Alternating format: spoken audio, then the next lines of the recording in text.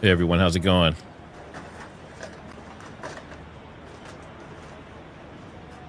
Sounds like we have a little bit of noise on that channel. There we go. Some of these live cams, some of these live cams are pretty crazy. They have random dog noises and birds and all kinds of stuff. Let me know how the levels sound. Everything sound good? Hello on Rumble. I see you on Rumble too.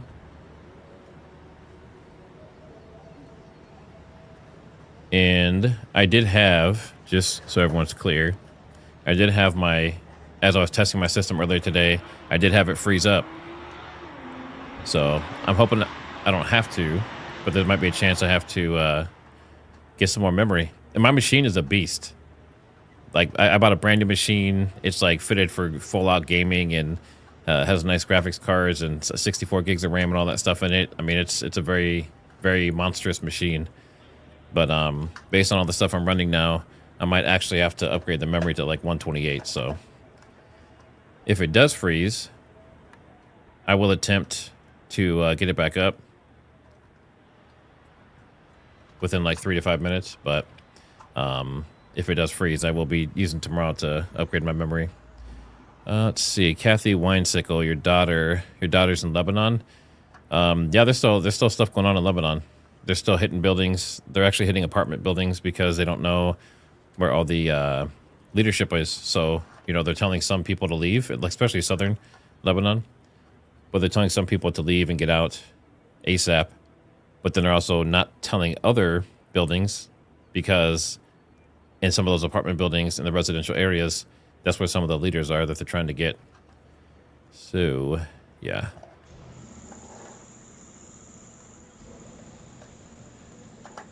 See, Junior says, I realized another inconsistency in the war narrative. We were told Operation Midnight Hammer destroyed their nuclear program. If that was truly the case, then why are we attacking them now? I think it's a case of, and I think they've said this semi-recently, but I think it's a case of they did hit some of the supplies and some of the, some other enriched uranium, but not all of it. So it was more like a setback than wiping them out. And I think Trump needed a win, right? Like he needed to come out and say, like, we wiped out the entire regime and set them back 20 years on nuclear development, but obviously that's not true. Someone says, good, very early morning. Yeah, we're about 9 Central here. So what we will do is, obviously, I always have all the clips and stuff loaded up. What's going on with that Beirut cam? Interesting. Did they just refresh? But yeah, so I have a lot of stuff. Hey, thanks, Latina. Yeah, I have a lot of stuff loaded up. Lots of clips, lots of information. So we have that, and then obviously we can monitor live. So I will probably start off with checking to make sure there's nothing right this second going on, and then we'll jump into the clips. And make sure you guys hit that like. It's the only thing that lets YouTube know you enjoy streams like this. It's the only thing that makes them push it out to other people. Let's see. They have their rocket warnings. Doesn't look like they have any incoming in Israel. Well, Darian, I see you said you left the storm chase for this. There's also going to be some more tomorrow and Friday. So, just so you know. And it actually might be hitting us in Nebraska, I've heard.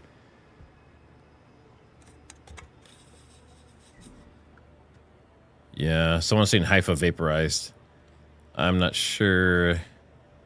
You're not a bot, are you? I've never seen the equal signs after something like that. We'll have to watch it pretty close. But,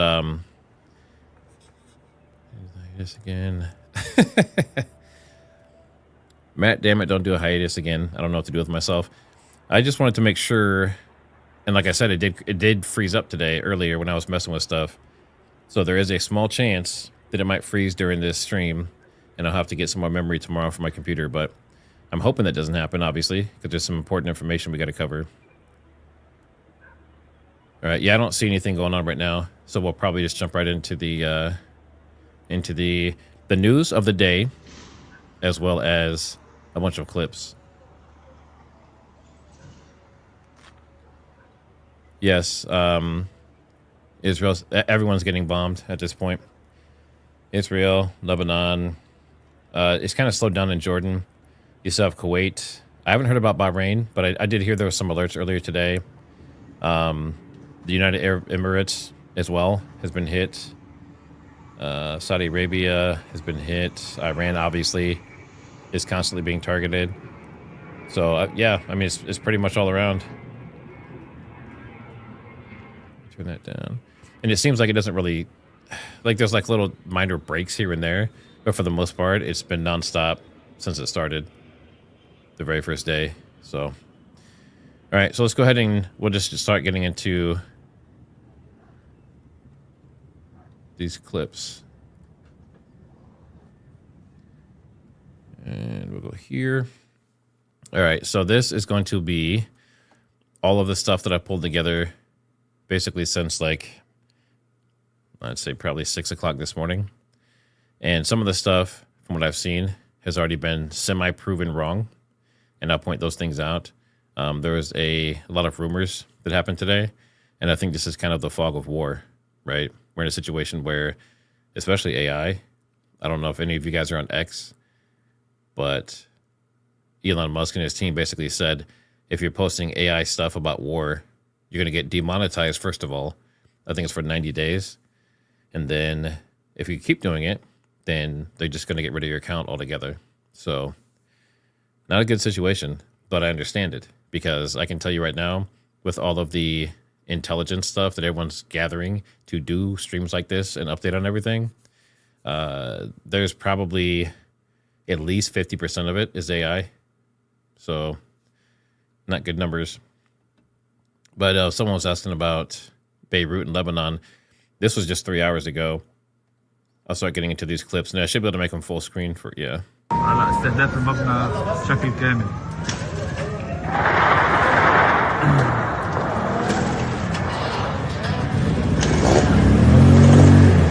استهداف المبنى بشكل كامل منطقة الخير.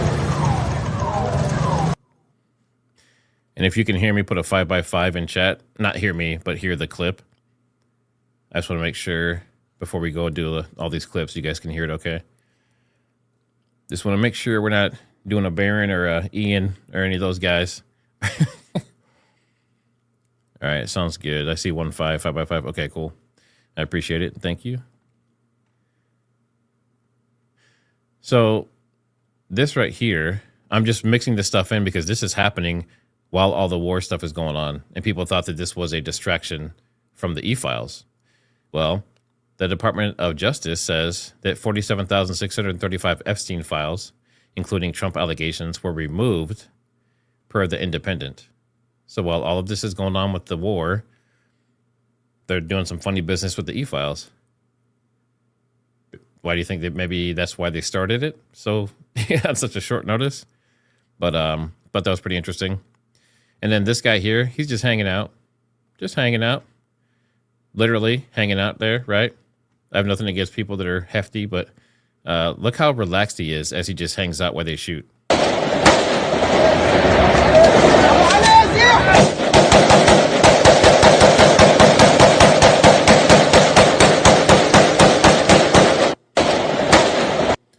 And I'm like 95% sure that guy wasn't aiming. I'll mute it so you don't have to hear the loudness again, but watch it when he's shooting. I'm pretty sure he's not using sights at all. Oh no, yeah. That's pretty interesting. So I wouldn't be too worried about those guys if you're fighting them. And then there's a lot of clips that are talking about Israel getting hit. And someone's saying, hey, Matt, am I frozen? I don't think so. Am I frozen, people?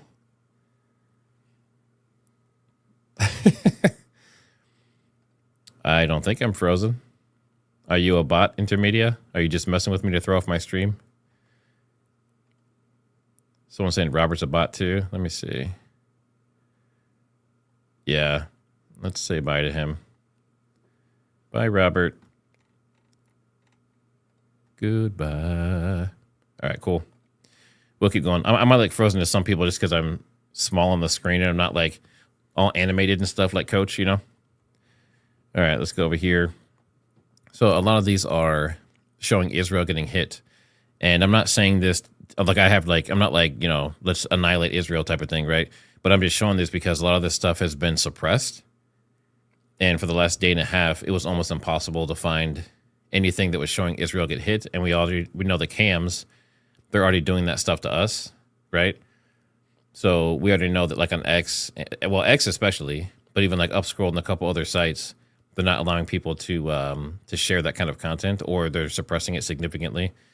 But stuff like this, this is just showing targeting and stuff coming into Israel from Iran.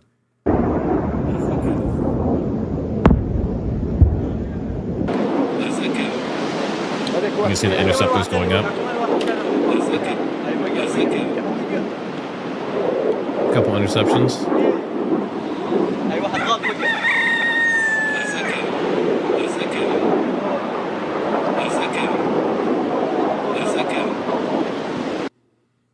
And I know you heard that rooster. That's couldn't have better timing. This isn't Beirut. Oh, no, this is Iran. Sorry. This is Iran getting hit from multiple angles.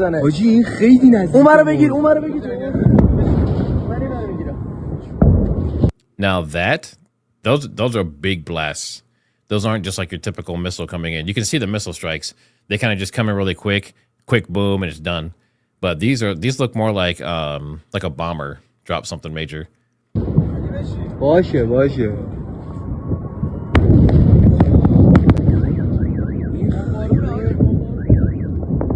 And it was enough.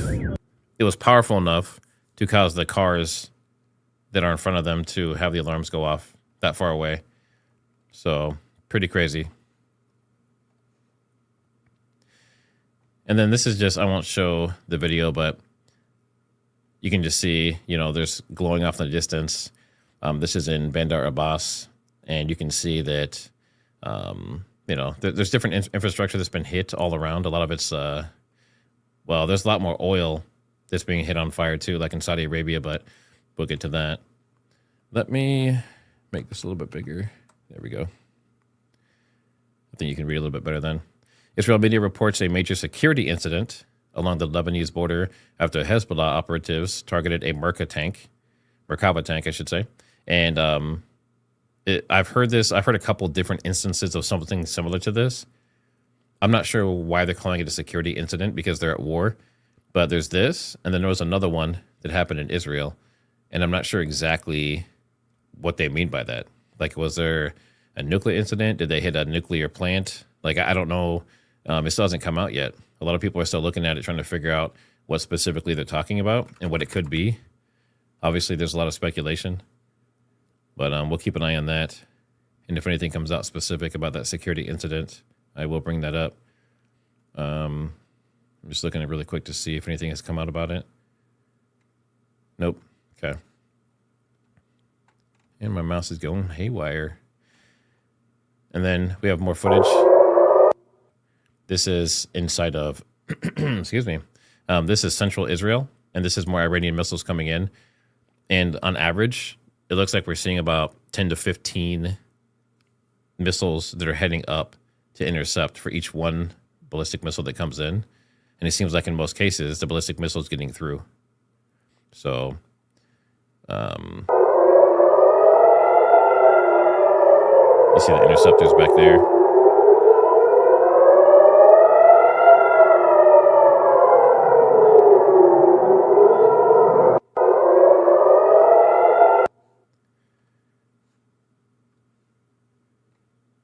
And this is a field.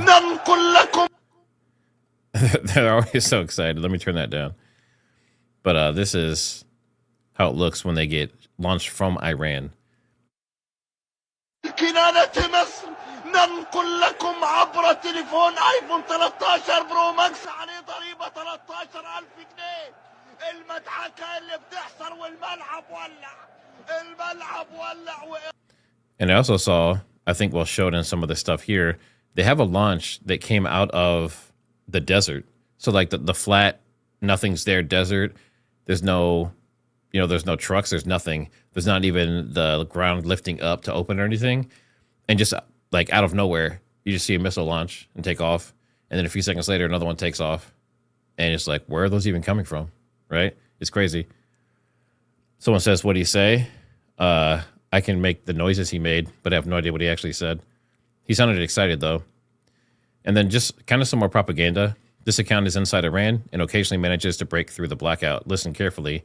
And if you go down here, it's a person from, this is kind of to confirm that they're in Iran. But it says, as an Iranian living inside my country during war, I will say this plainly.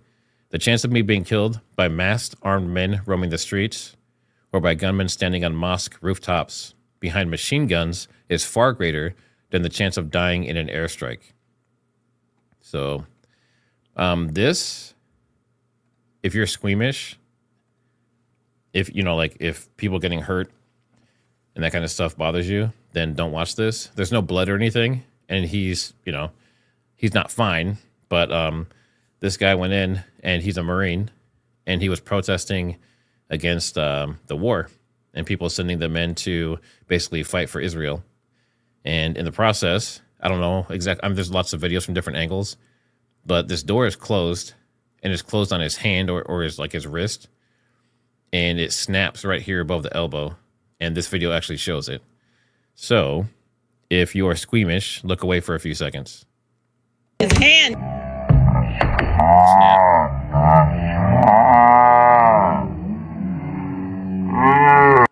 And his arm is still in the door. So pretty messed up situation. And the latest on it that I've heard is that he actually has gotten in trouble. He has like 3 counts of assaulting, police officers and all kinds of stuff because of this now. But he was just peacefully, but obviously very disruptive. He was peacefully protesting during this meeting, and it got a little heated, and they took him out, and he got hurt in the process. So that's pretty rough. Apparently, the U.S. tested a doomsday missile, and as far as I know, it was successful. But this kind of goes back to like prepping for nuclear war type of stuff, right? And there was a bunch of nuclear codes and stuff that went out for earlier today, and I think we have some of that here on the list. People were asking about Israel. So Iran media shares a video of destruction next to the Kiryat building, the headquarters in Israel. And you can see here, it's pretty bad.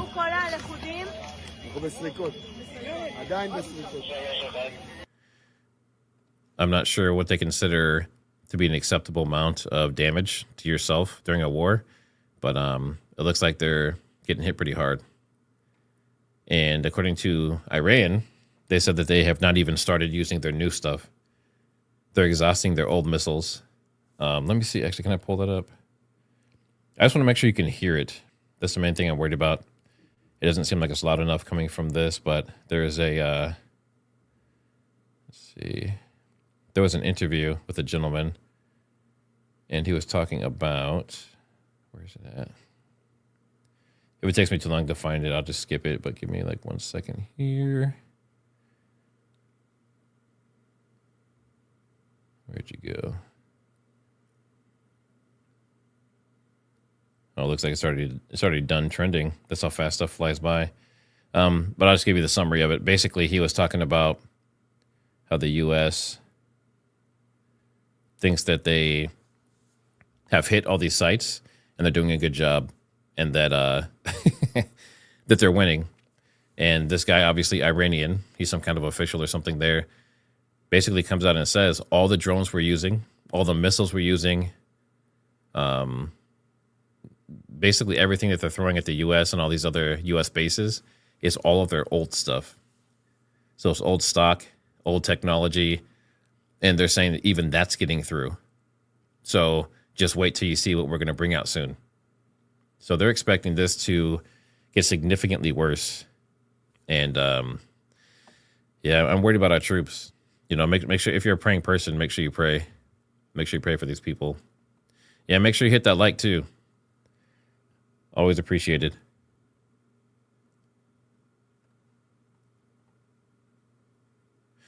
We just watched that. Yeah, Senator Sheeny, who I believe, correct me if I'm wrong, I think he was a Navy SEAL. He was in the Navy, I think.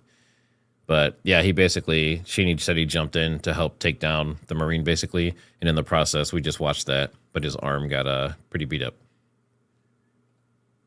All right, let's get back to this. So there was a story of 2 Su-24s, which I believe are, they're definitely fighter jets, but I think they might be Russian. Don't quote me on that.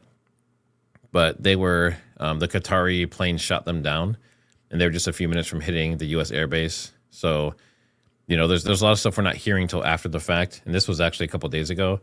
So the fact that we're just seeing this now tells you that there's probably a lot more stuff we're going to be hearing that's going to be bad. This is a CRAM, and if you've ever seen a CRAM, it's the little gun turret setup. It just shoots like, you know, hundreds of shots per second. So many shots with tracers that it looks like a laser going through the sky. Yeah, exactly. Be prepared, don't be scared. So I'm showing you this stuff because it's important to know what's going on. I'm not showing you this stuff to try to scare you. So if this is scaring you, then if you come back in like maybe 15 minutes or something, 10 minutes, then we'll be on to just live monitoring and talking about other stuff. But I think it's important to know this stuff. But let's look at this. So you can see a couple streams of it, but they're hitting missiles on the way in with machine gun fire. So pretty impressive, but you know, I'm not sure about cost and how long it can last. But I mean, they have lots of ways to hit these missiles. But Iran is saying, according to the same gentleman I was talking about earlier, that they have basically an endless supply of missiles underground that are significantly better and newer with more maneuvering capabilities than the ones they're using right now. This is some more footage in Israel. Interceptors going up. You hear the sirens.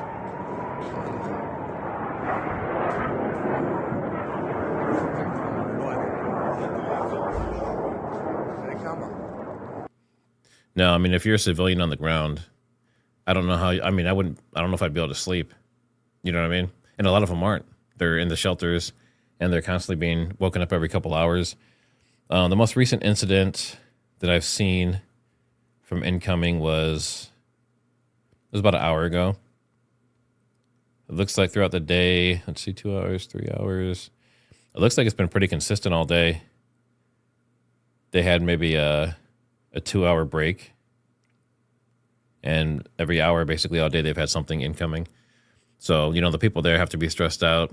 I can't even imagine, but I hope it's not something that is going to be long-term for them. Marco Rubio, we are well on our way to achieving the objectives of Epic Fury. Destroy the missile launchers, destroy their missile factories, destroy their navy, so they can never hide behind these things to develop a nuclear weapon. And this is them hitting a ship. So again, now it's going back to this nuclear weapon thing. And I think that they've gone back and forth. There's been a lot of, at least from what I've seen, especially in the news, there was a reporter that asked Marco Rubio, like the previous day, why are we going into Iran? And he gave an answer. And then the next day, she asked him again, and he gave a different answer. So it's interesting. Yeah, they're stressed out. Yeah, living PTSD. I mean, some people can do it all day long and they're fine. I know a couple. And then other people, you know, just the stress of it alone just ruins their life. So it's terrible.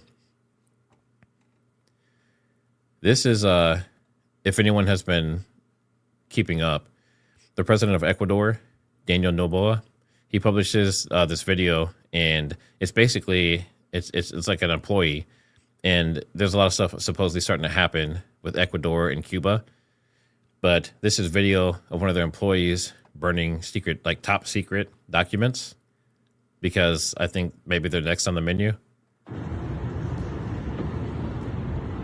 So they're hiding something. Maybe that's the E-files, the originals. And then I'll just play this instead of saying it. Partners in the Middle East. I think that's positive. And Iran was one of the key enablers of the Russia war effort against Ukraine through these weapons of destruction, these Shahid drones. And so I would have to agree. I would have to agree 100% with what he's saying there, because Russia's ability to keep up with Ukraine is because Iran was providing them with and showed them how to make and gave them the rights to reproduce the Shahed drones. I truly believe without those drones, I don't think that Russia would be able to keep up at all. Obviously, they have nukes, but that's like a last resort. But yeah, I think the and even the U.S. has copied the Shahed drone design and have created our own drone that looks almost identical. So whatever they made, it must be pretty amazing. the fact now that Iran is facing this full onslaught of Israel and the US will also degrade their capacity to export their chaos even to Russia and therefore to Ukraine. Partners.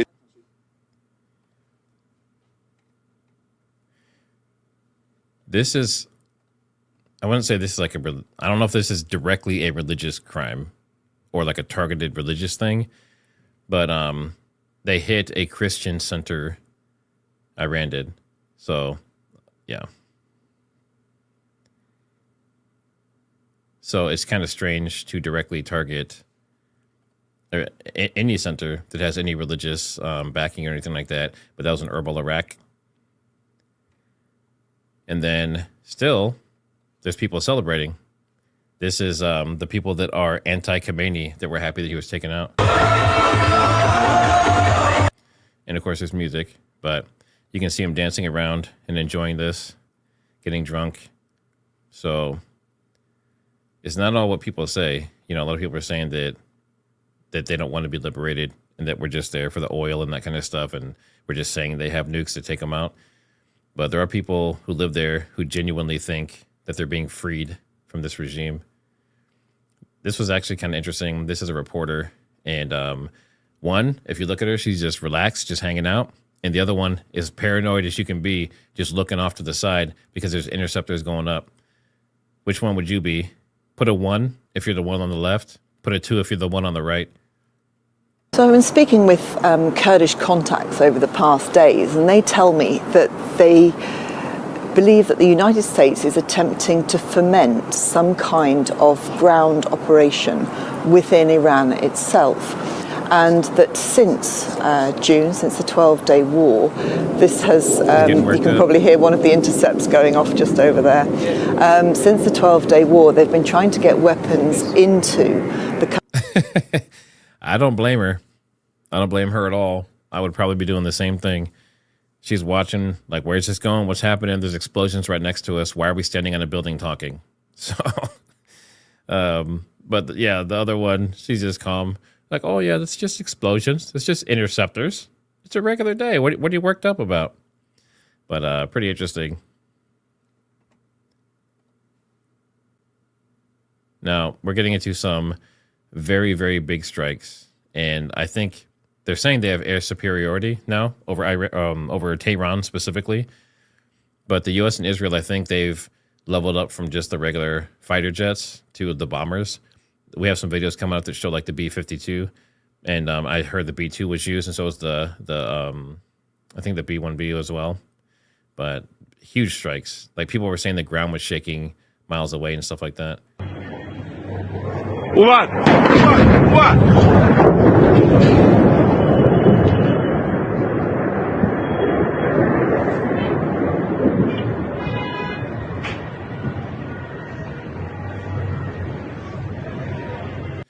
So I think most likely these are, you know, most people are saying they're like bunker busters. They're really trying to get to the underground stuff, but yeah, exactly. I'd be out of there quick. I'm pretty sure I wouldn't be standing on top of that building. I mean, I guess if they're off in the distance, it's not too bad.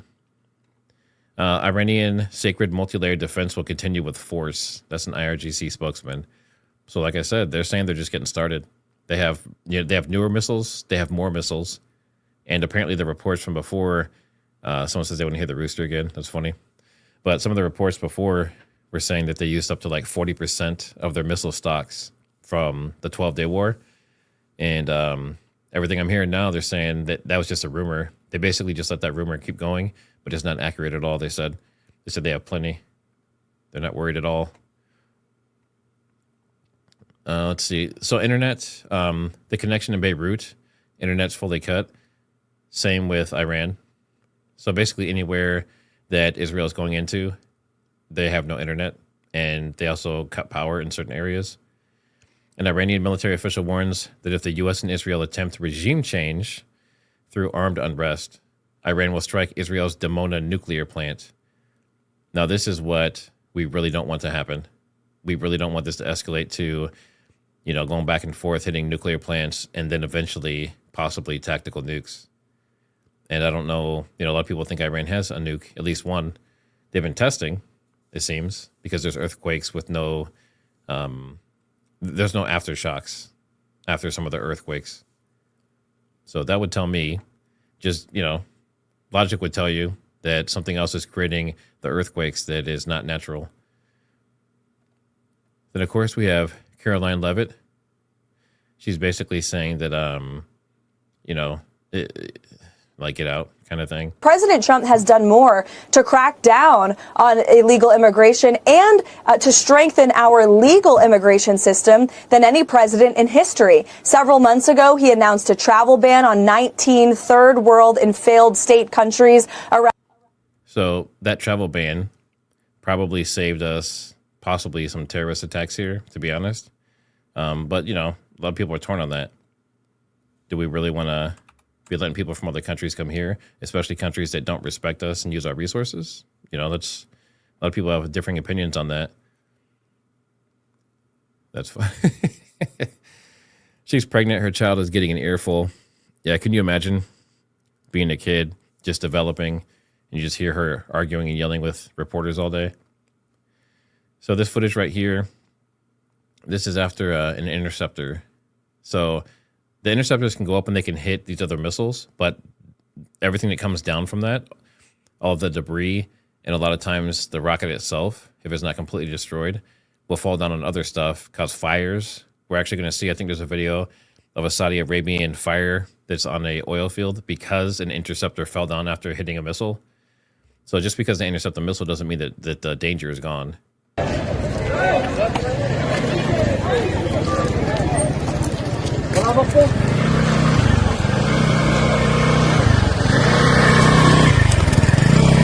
So if you were casually just sitting there waiting for a bus or something, you could have been hit by shrapnel, right? And the missile didn't even hit directly there. So it's kind of a touchy situation. And then NATO shot down an Iranian missile target that was targeting Turkey. And we have a video that has it gets intercepted in space. It's actually pretty cool. This is Shahed drones that are flying over Dubai. So if you remember, there were videos that were showing Andrew Tate and some other people. I think Andrew Tate was actually dancing, right? Like he's like just, it's like a lot of propaganda. He's just hanging out with a bunch of other creators that are doing the same thing. But this video shows Shaheds going over the top of Dubai. And the Shahed drones are obviously, the Russians use them, but so does Iran. So they're not just hanging out, like they're not fine. There's stuff going on. There's explosions happening. There's attacks. I don't know how much it is in comparison to like Israel in those places. I don't think it's as bad, but it's definitely there. अबे drone है बे अबे live drone है गया इधर क्या drone था अरे वो And we know drones are basically the most terrifying thing that can happen in war nowadays. I mean, obviously they're loud, but they can come in certain areas and they can hit things that missiles can't hit as easily. And they can also be semi-avoided on radar depending on what's going on with it. So, yeah, I would fear drones before a missile just about any day. So what they did is this is kind of some of their tricky techniques. So Israel said in Beirut that certain buildings were going to get hit, and they put out this warning, this red area. They're saying we're going to strike this. And a lot of times I think they send it to people's phones and they'll like hijack apps But what happened in this case is they said, we're targeting this area, and then they hit that area and another one near it, because the one near it was an apartment building that one of the leaders was in. So I would assume, I can't confirm, but I would assume that some civilians died in the strike that was not warned, the one where they hit the actual, where they assassinated one of the leaders. U.S. Embassy issues a level 4 alert for Iraq and urges Americans to evacuate the country immediately. So I know there's some videos going around that people are not able to get out. One woman said she had 3 different flights get canceled. So it's not a good situation. It kind of reminds me of the, the El Mencho. Let's see. Hold on. Let's see. Miss Elkins wasn't notified YouTube is so shady. Yeah, they're doing some shady business. I mean, I think even today I noticed that some other regular YouTubers that you guys watch, their live streams had maybe a third or half as many people as usual. So I'm not sure if it's, because of the war or whatever's going on, but yeah, not good. We're just doing the best that we can with what we have. This is multiple different strikes going into Israel.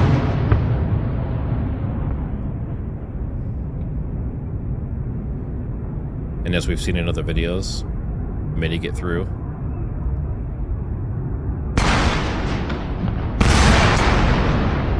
That one got intercepted.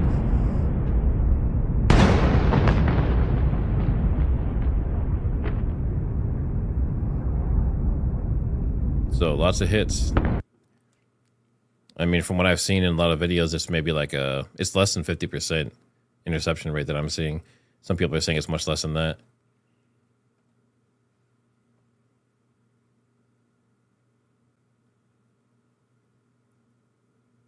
I mean, they're just lighting them up, and it seems like they're saying that it slowed down.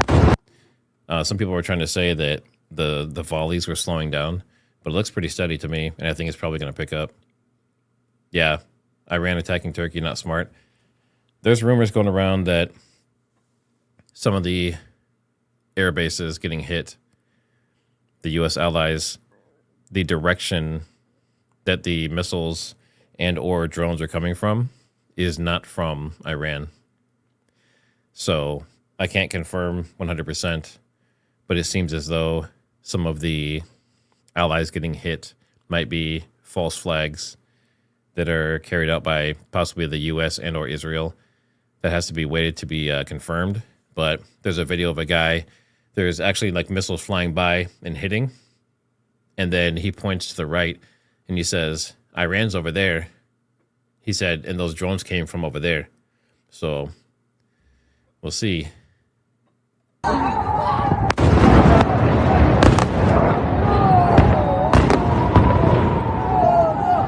Insane. Yeah, boy.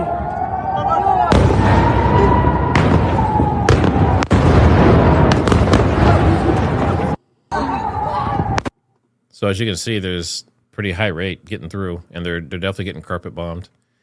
And that's just some IRGC propaganda showing a missile take off. But I mean, their missile capabilities have been very impressive so far. Someone said, let me guess, they were all YouTubers that were against Israel. Let me think. Yeah, actually. Maybe not all of them, but probably like 90%. I've never spoken out against, I've never done what they do or anywhere even near to that extent. And it's still happening to me. So I would say that's probably not the only thing. Let's see. Someone says Cyprus was a false flag confirmed in UK today. I mean, that's what I've heard. I don't know. I've heard of a lot of like confirmations, but it's just people's opinions. It's not like, they don't have like maps and the radar and satellite showing that it launched from Israel into Cyprus, for example. But I've heard it. I've heard it a lot. It's not necessarily confirmed though yet, as far as I know. More strikes in Haifa, Israel.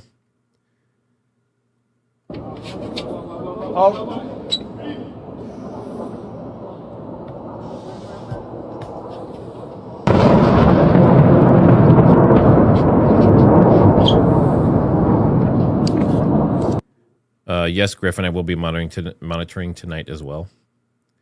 That's the plan. As long as the stream holds up and the new setup holds up without freezing and all that stuff, I will be monitoring. Yes, and hopefully soon I'll have my EAM set up, listening to military radio and that kind of stuff as well. Maybe tomorrow I'll have that set up. Let me go back in here. So, and then we have just the kind of damage we're seeing, and I think most of these buildings, especially in Israel, they're empty, or at least the people are underneath it in a bunker by the time it hits. But I mean, just the destruction. Even if the U.S. and Israel win this war, and the allies, I guess too, even if they win, there's going to be so much destruction. They're going to have to rebuild for years. I mean, this is crazy. That's a suggestive-looking explosion. Major explosions hit military sites in Javan-Rud, Kermanshah province, a Kurdish city near the Iraq border with a strategic position along mountain routes and border crossings. And these are pretty beefy. I mean, look at the size of that in comparison to the homes and stuff below.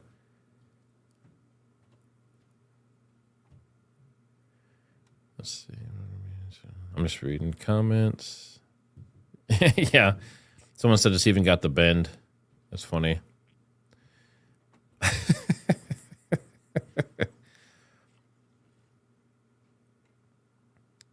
This is interesting, and this might anger some of you. I don't travel a lot, but apparently there is some TikTokers who are aboard a private jet that apparently the White House Trump advisor evacuated these people because they're kind of like celebrity-ish, kind of famous. Yet other people can't get basic flights out. And this pissed off a lot of people. So it looks like there's more than 1 million Americans there. Only 9,000 have gotten out so far. Yet these famous people got a special White House trip out of there. I mean, what kind of message does that send to the people? And I don't know if these are like, pro current regime type of thing or whatever, but yeah, some people are saying it's disgusting. These, again, I think these are the large bombers.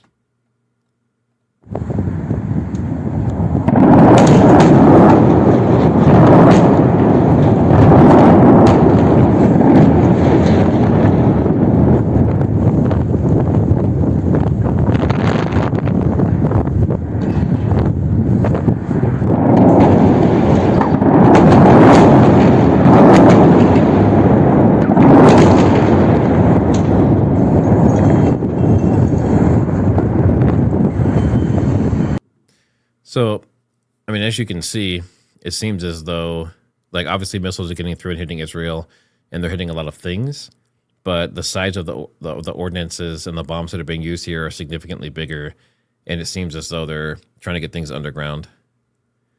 So, I mean, we'll see what comes out of it in the coming days, or weeks or months or however long it takes. This is something that I think they're trying to downplay Iran's capability, but they're saying Iran can continue firing missiles at countries across the Middle East at its current rate for several more days. According to Iran, they can do it for months, right? And they'll be making more while that's happening, and maybe getting shipments from, China and Russia, who knows? This is a Shahed. Again, this is the drone that everyone's afraid of and that everyone's trying to copy. This is the one the U.S. has made basically a carbon copy of, and the one that Russia is using as well.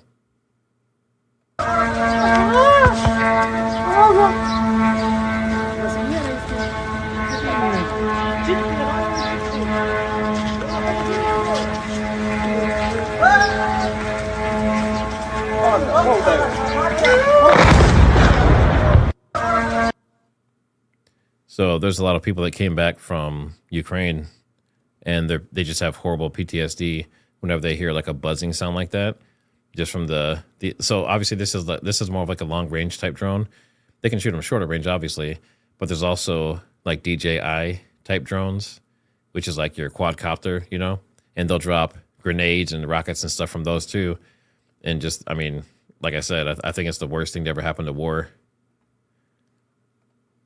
Let's see. Someone says Iran's more technologically advanced than the West. Obviously, they're hackers. Their hackers are insane. They hack us all the time. They play with us. I think I wouldn't be surprised if they could somehow hack our military setup, right? Like thinking about all the intelligence and everything happening around all of our warships and everything in the Middle East, I wouldn't be surprised if they can actually hear or see a lot of what's coming. This is something everyone's fearing and hopefully don't want, but it's been talked about. I just want to say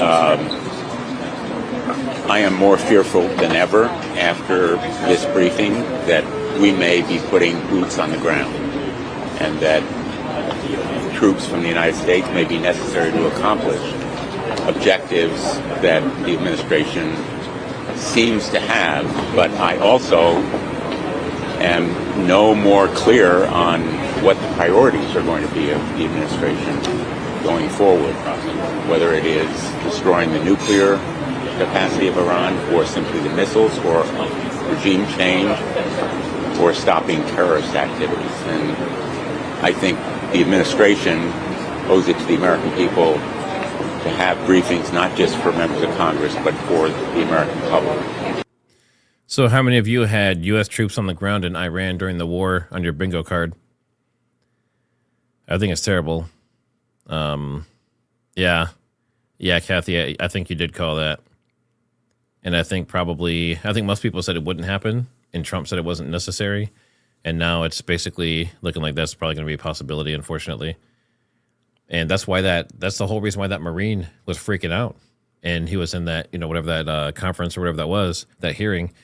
But when he was in there and he got his arm broken, that's what he's fighting against. And it says Israel is holding talks on possibly helping defend U.S. interest in the Gulf. An Israeli official says Israel may assist the U.S. defense effort, just as it assists ours. A regional coalition is weighing steps to protect Gulf states facing large-scale Iranian attacks. So Israel is supposed to be pairing with the U.S. to protect the Gulf states, apparently.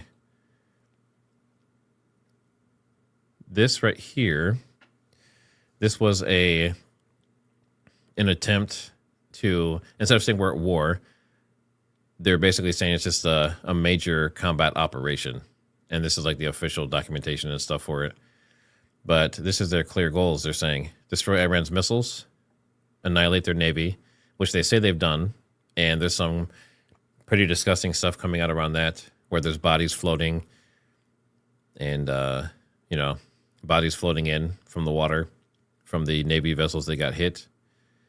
There's one senator, I believe he's a senator, that basically says, it's a war crime to bomb a nuclear vessel and then just take off. I guess according to the rules of engagement or something, you're supposed to try and at least save the sailors that are in the water, maybe jail them, or they become prisoners of war. You return them back to Iran. I'm not sure how that works. And then obviously make sure they never have nuclear weapons, which is what everyone's saying this is all about, supposedly. A U.S. official said the U.S. is preparing for a major escalation of attacks within the next 24 hours. We've heard that a few times. I think personally, I think they're as elevated as they're going to get, short of, nukes. And I don't think we're going to get to nukes. Hopefully, we saw that. So this is the EXO. Let's see. Is there sound? I don't know if there's sound. This is the exo-atmospheric interception of a missile up in space. So it looks pretty cool. It looks like, someone says it looks like a big jellyfish or something.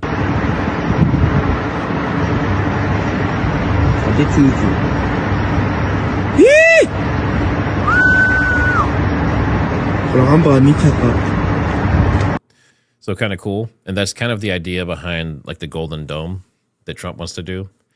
You would intercept these missiles in space before they got anywhere near anything. And you'd probably have layers, right? You'd have the layer that would be up in space to intercept them up there. And if they got past that, then you would have your THAAD system and your next level down. And then obviously if it gets closer to the ground, you would have your Patriot defense. But I mean, some of these missiles, these hypersonics and stuff, they're going so fast, you're not going to intercept them. And we've seen that when the hypersonics come in, that last second right before the interceptors hit them, they just boom, and just like double their speed right past them. This is some more strikes in Iran.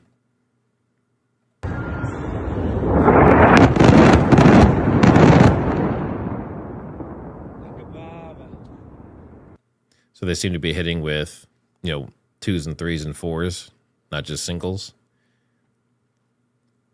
Let's see. I'm just looking at chat here.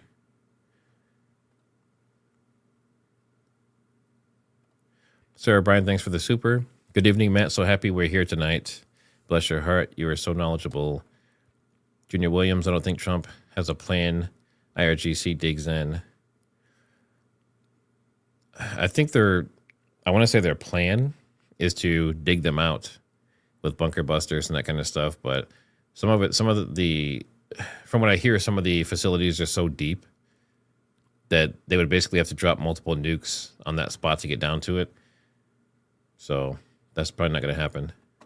Me and the boss, thanks for becoming a member. Yeah, Tucker's been putting out a lot of videos about this. He's not a fan. This is just more news about Turkey. So their air defense shot down a missile. And this is technically, like, if it was a specific attack, it could be accidental, right? That's always a possibility. But this looks like the first NATO member to be targeted. We also had 2/3 of Cuba. Their power's out. I looked more into this, and it seems as though they're saying that it was just due to some kind of malfunction, like with coal and that kind of stuff. So, my first thought was like Venezuela. Like, did they black them out? Are they taking them out the same way they did with Maduro? This is Mr. Hegseth, and some people hate him, some people love him. Let's hear what he has to say. Thank you. Come back to the BBC. Can you give us an update on what the administration knows, what you know now about the reported strike on a girls' school in southern Iran on Saturday? All I can say is that we're investigating that. We, of course, never target civilian targets, but we're taking a look and investigating that. Red tie in front. Just on the basis that with the information you would have, your reconnaissance abilities, ability to gather information, I mean, it's several days on now. So is there any clarity on whose munition this was? We're investigating it. Thank you. Now, pair that with something, I need to find out where it is. I think we're coming up to it, but there's some evidence that school was in the same path as the map of their attacks. So there's no guarantee that they did it yet, but it doesn't look good. And then we have cyber attacks happening, and they're expecting a lot more. So Homeland Security is saying that we're preparing for some major cybersecurity incidents, and Iran is good at it and is probably going to do it, but also China. And we already know that China's already hacked into our systems quite a while ago, and it could probably shut us down with a push of a button, to be honest. This is more Tel Aviv strikes.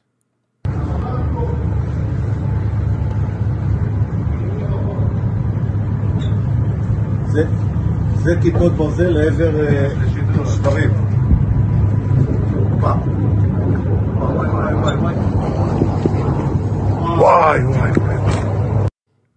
Now, to me, that one looked like the two missiles. I think the interceptors blow up to try to hit it. Yeah. And you see they both blow up just behind it. So that he goes past the first one. First one blows up behind him. Boom. And then just past the second one, just misses it, blows up right behind him, and he flies past. So it seems like their interceptors are not doing too well. Not doing too well. We have apparently nighttime footage of a B-2 bomber. I'm not sure. I guess if you had some night vision goggles or something, maybe you could catch one, but there's some interesting stuff coming out. like I said, there's a lot of AI, and you have to be careful. We know the airport got hit. Trying to see. We saw that. I wanted to see if I could find the information on the girls' school. This is the F-16I fighters. They're heading out to do some strikes, and you know, these videos to me are always pretty awesome. There's nothing really cooler than a fighter jet, to be honest. And obviously they paint them for their area and customize them. But there was some, if you don't follow NY Prepper, he's big on the like ham radio and the military frequencies and that kind of stuff. And he's always tuning in, dropping like little interesting nuggets. And I think I'm gonna have to turn the volume down on this. But there's these like over the horizon radars is what they're called. And it's basically a radar that's looking for incoming nukes and stuff like that. Right? So if you had like a intercontinental ballistic missile coming across the horizon over the planet, this radar is supposed to be able to see that.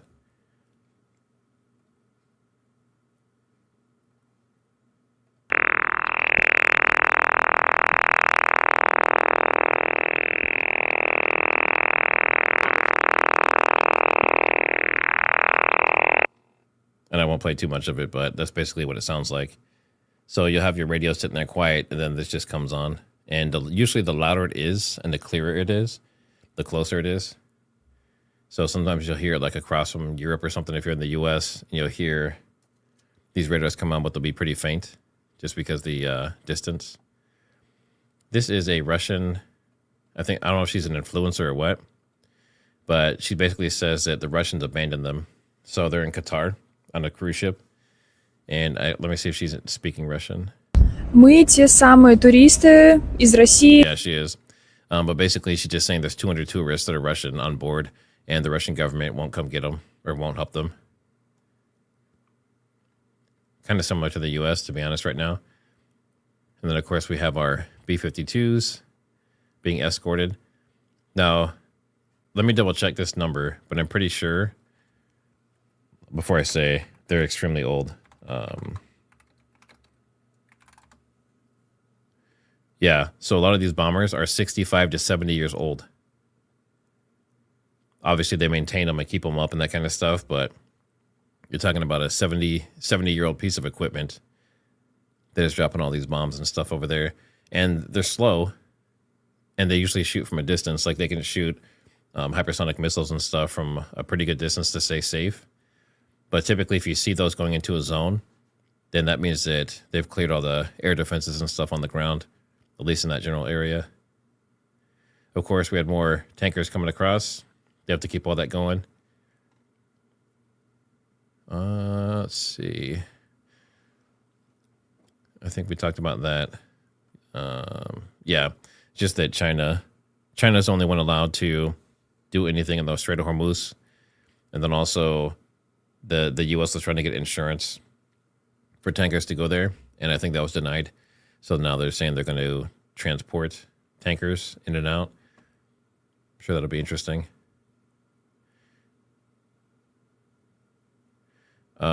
Pakistan and Saudi Arabia have a mutual agreement, and it's basically like a security pact, which means that Saudi Arabia supposedly can use nuclear weapons of Pakistan's. So the Pakistan foreign minister says, we informed Iran to take into account the mutual defense agreement between us and Saudi Arabia. So I don't know. That sounds like a warning to me. It sounds like Pakistan is warning Iran. This is that, the testing that looks like it's possibly a nuclear test based on the way that the signature looks for the earthquake, right? But I want to find, there's more strikes here, but I really want to find the information about the girls' school and that map. I might search for that separate here while I play another clip.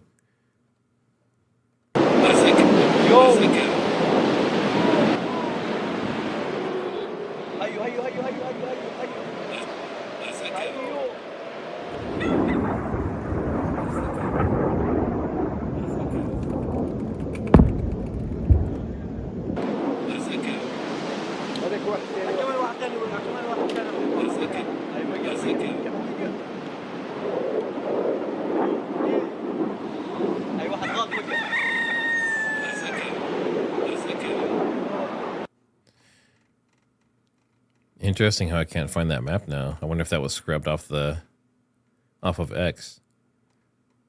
That's interesting. Huh. Well,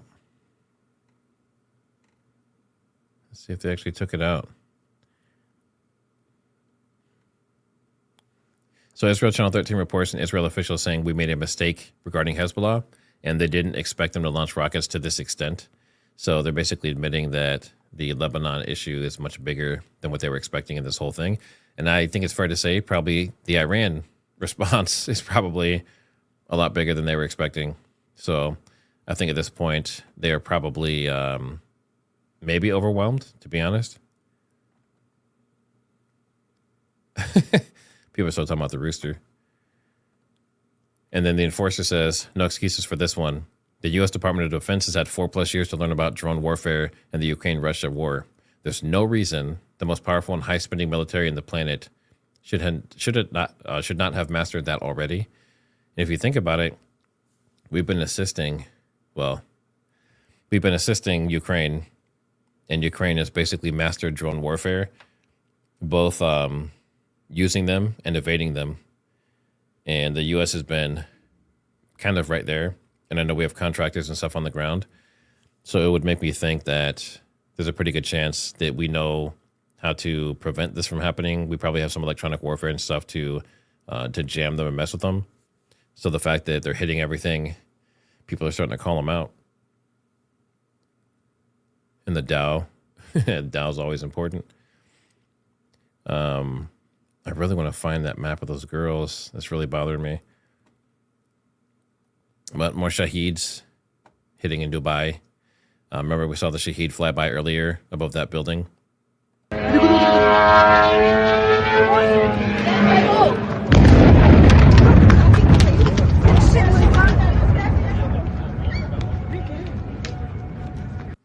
So despite what Dubai influencers are telling you, they are getting hit.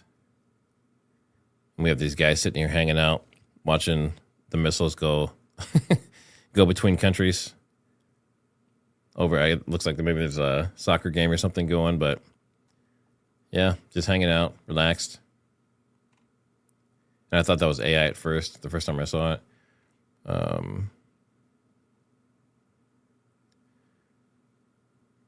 This is supposedly the proof that they were going to make a nuke or have what they need to make a nuke. 90% materials, Sean, can be brought to 90%. That's weapons grade, in roughly 1 week, maybe 10 days at the outside.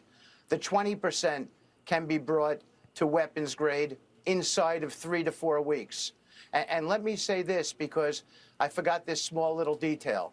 In that first meeting, both the Iranian negotiators said to us directly, with no shame, that they controlled 460 kilograms of 60%, and they're aware that that could make 11 nuclear bombs, and that was the beginning of their negotiating stance. So they were proud of it. They were proud that they had evaded all sorts of oversight protocols to get to a place where they could deliver 11 nuclear bombs. So if that's true, that means just in the space of this war starting, they could have technically started making some nukes. And it seems like they've tested pieces of nukes. And maybe that's what some of the explosions were before, is they were testing like the detonators and that kind of thing. But not good either way. We have a lot of footage going on with explosions and stuff. I won't show all of them just because, you get the idea. This is the stabbing. So there's a primary school stabbing in England, and it looks like it might be a terrorist attack. And the timing obviously coincides with everything going on. So people say that, guns are bad. If you take away guns, then it'll be safer. Well, in this place, in England, in the UK, they have stabbing issues, and people get stabbed a lot. And I think it's actually increased significantly. And, people don't have guns. They're going to use knives. If you ban knives, they're going to use a hammer. Like, there's always going to be something.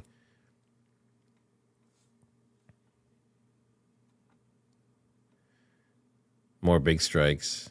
Then we can watch that one.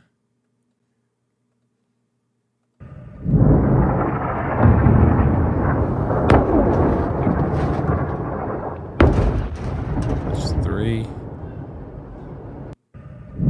That's interesting. So it seems like a lot of them are coming in 3s. Someone says the U.S. ship got hit. Let me see if there's any proof of that.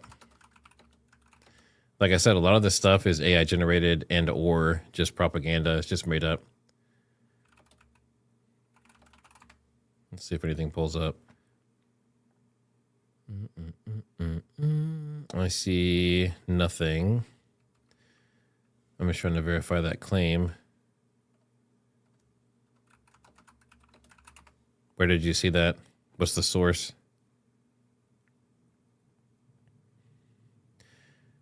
It says also China just supplied Iran with hypersonic anti-ship missiles that could successfully hit U.S. aircraft carriers this week.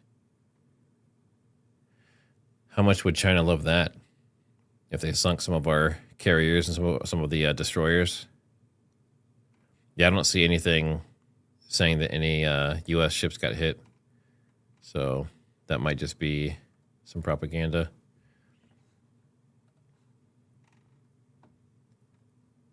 Britain, allies of the Gulf and Cyprus have accused Starmer of failing to do enough to protect the region and UK citizens from Iranian missiles. So I think they're starting to step it up. Same with France. This is like the most beautiful thing on the planet. Again, these are like 70 years old, but this is a B-52 coming in.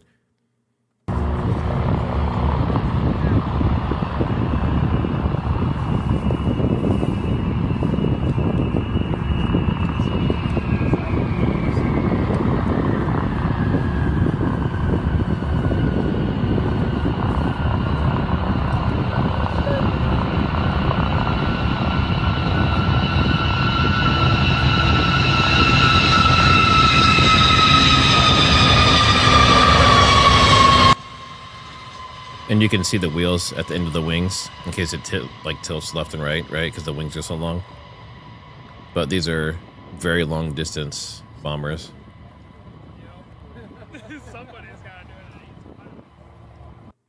But yeah, basically a perfect landing. And give me 1 second. I really want to see. Why can't I find that one? I think what happens is when I add these in, it doesn't add them in order. Hopefully we'll see that girl map that I was telling about for the school. This is the girl that was trapped there, and she's basically asking Trump to bring her home, and she had 3 different flights canceled. Hey, y'all. As you know, I'm the girl that decided to spend her 30th birthday in Dubai. And I'm coming on here very humbly, asking my president to just seize it. I'm an American taxpaying citizen. And I've now been stuck over here since the 24th. I've been blessed to be able to buy 3 different flights from 3 different airlines, and they've all been canceled. I don't know who this will reach. I don't know if it'll reach anyone. But I am not the person who gets on here like this. But I am desperate to get home to my family. So Tate will find you. That's funny. Yeah, just find Tate. He's probably out there dancing in the street somewhere. But, you know, you have to feel for him. I know a lot of people who live in those areas or are visiting right now, they're pretty scared. You know, they're not sure if they're going to make it home. This is, of course, Lindsey Graham. Withdrew and never did anything about it. So I'm calling on President Trump today. Join Israel to attack Hezbollah. Avenge the Marines. America never forgets. Those 220 Marines and 18 sailors' families, we want to go after the infrastructure that killed your loved ones. They're IRGC assets in Beirut as I speak. President Trump come up with a new operation called Simplify. Fly with Israel and go after Hezbollah, who has American blood on its hands. Not only take the mothership of Iran down, also take the proxy of Hezbollah, settle the score. No, he's probably one of the biggest proponents of going to war, but I found that pretty interesting. Now he wants us to go after Hezbollah. I don't know if the U.S. is involved or not in Beirut. I think it might just be the IDF at this point, but I guess we'll find out some more details later. And there was a guy with munitions for different weapons, and he was pulled over in Texas. So I don't know if this was going to be like a planned terror attack type of situation, but there's some more stuff like that that's kind of floating up. And then this is Stefan Burns, and he's actually made, I think he's been like featured in the last like 3 or 4 streams now, but a magnitude 4 earthquake struck Nevada, and it's close to the site of extensive nuclear testing from the past. So I think he did follow this one up and say that there were some like swarms and, some post quakes and aftershocks. So that would probably most likely not be a quake or a nuke, I should say, unless the nuke triggered quakes. I don't know if that's possible. Stefan, if you watch this, I'd love to know. But very interesting stuff. And then this is talking about U.S. citizens that are there. Greetings to all U.S. citizens who might be in Israel right now. This is Mike Huckabee, U.S. Ambassador to Israel. And I know that there's a lot of anxiety from a lot of people about wanting to leave the country. Right now, the options are fairly limited. The airport is closed, of course, and we don't know when it will be open or how many flights. What we are recommending to all of our American citizens, including our own embassy staff, is follow the directions of Home Front Command, which are right now to shelter in place and to be close to a shelter at all times. Follow the alerts. If you hear the siren, make sure you take cover. What do you guys think about that? You know, they're kind of just saying, good luck, shelter with everybody else. Other people saying they can't get flights home, having problems booking. But then we have famous TikTokers getting White House flights out of there. It's pretty interesting. Let's see. Greco says, Matt, stop on for the propaganda, dude. I know you're smarter than that. Take off the Trump hat and look at things properly. I don't wear a Trump hat. I don't wear a hat for any party. I think they're all full of shit, and I think they're all corrupt. So anything I say is my opinion. It's not based on being tied to a party, especially not Trump. Let's see. What else do we have? Yeah, it could be underground test. I'm actually really curious. I'm just going to check that really quick. Can a nuke strike underground cause an earthquake? I would think it could, because fracking can cause an earthquake. Interesting. It says a nuclear explosion can cause an earthquake and even aftershocks. However, earthquakes caused by explosions have been much smaller than the explosion. Interesting. These are some of the suicide drones that are being used, and they're terrifying. It's like the perfect design. Fuck yeah.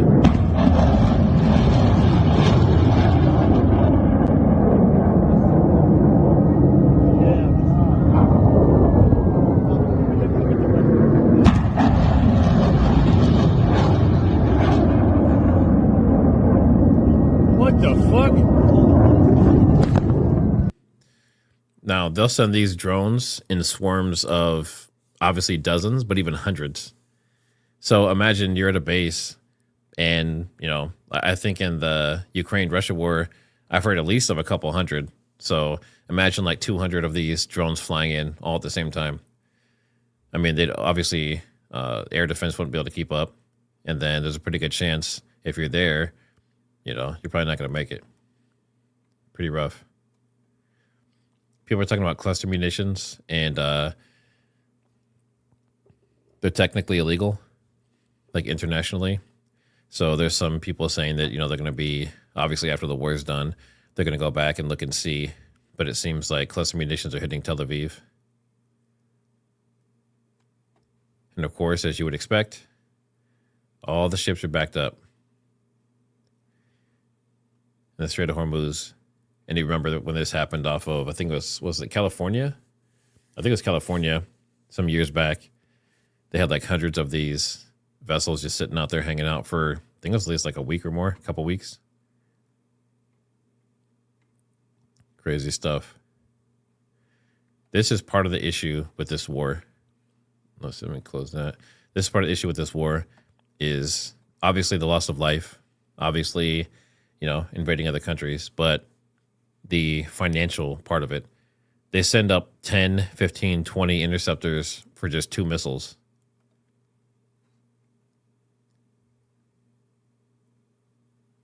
Watch, they just keep coming from the bottom. See that? Coming from the skyline. All these are going up for 2 missiles. I mean, we're talking about billions and billions of dollars. Let me see. Am I talking about the map that you tagged me in earlier today? The classified one, to see if you can find it. Yes, that is the one I'm talking about. That is the map I'm talking about. Let me see if I can find it based on your username. Where is it? This might be it. Let me see. I'm just looking for that map. Where the heck is it? I know you tagged me in it earlier. I don't remember what time it was though. And for anyone else, if you have any, any good footage, any good news, or you just want to chat or whatever on X, then you can hit me up in my email or TriggerSmart HQ. That's the best way to get a hold of me. I don't see it. Maybe they took it down. Yeah, if you can look and see if you can still find it and see if it's still in your account, I'd be very interested to know if it was taken down. But basically what it was, for anyone that's not familiar, is there's a map. And, there's this map, and it shows this route. It shows the whole path of everywhere that the U.S. and Israel have hit in Iran. And it looks like a big, like sickle shape. But then someone on that map where there's all those explosions, there's one point where there's a blue dot. And that blue dot just happened to be where that girls' school is. So, like I said, it's not necessarily like proven that they did it, but it doesn't look good.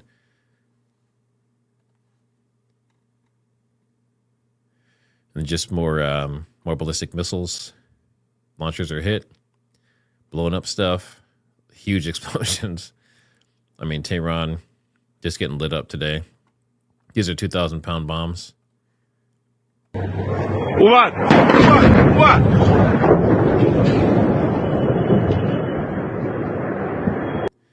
So they're not playing around. I don't know. Oh, here it is. I found it. You can stop looking for it. I found it. Okay. So this is the Menab school. It's the green dot. And this is the map that was shared by the U.S.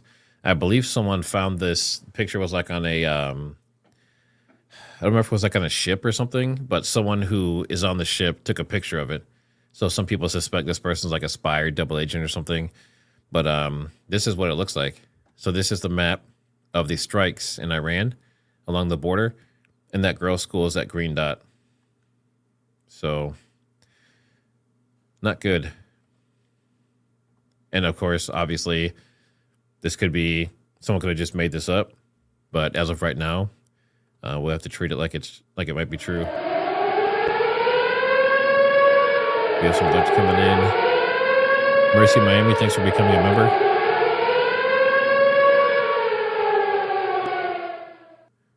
Let me just check really quick if we have any alarms going off in any of the cams.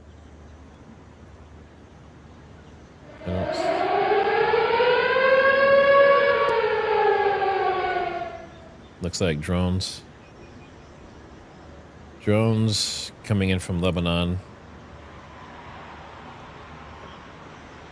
Yeah, it's more rockets and drones from Lebanon coming into northern Israel.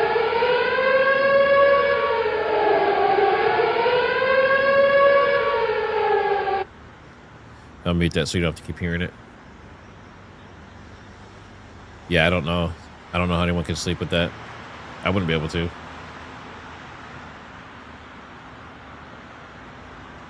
All right, so I think they'll let us know when it's clear, but I don't see... I think with where it's at, I'm not sure if the camps cover that. Even the northern Israel one, I'm pretty sure that doesn't cover it. That would be this one here.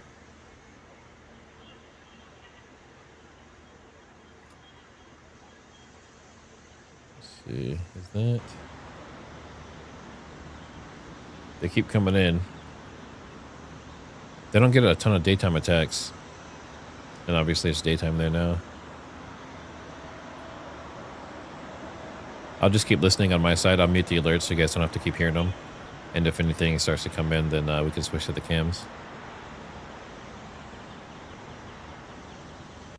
All right.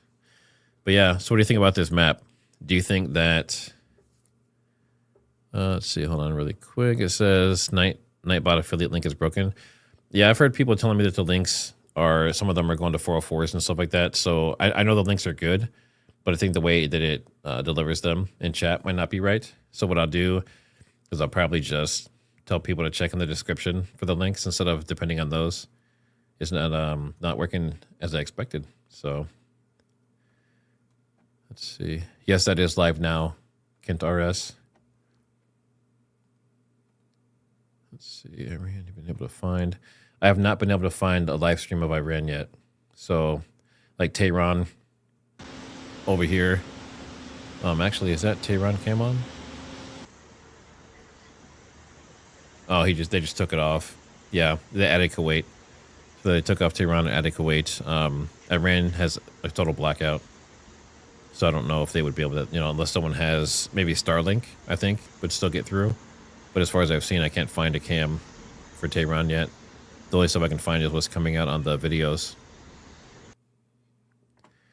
So in chat, if you think that the U.S., based on this map, if this is true, if you think the U.S. hit that girl's school because it's along this path, put a 1. And if you think this is just coincidental, or if you think it's fake, put a 2.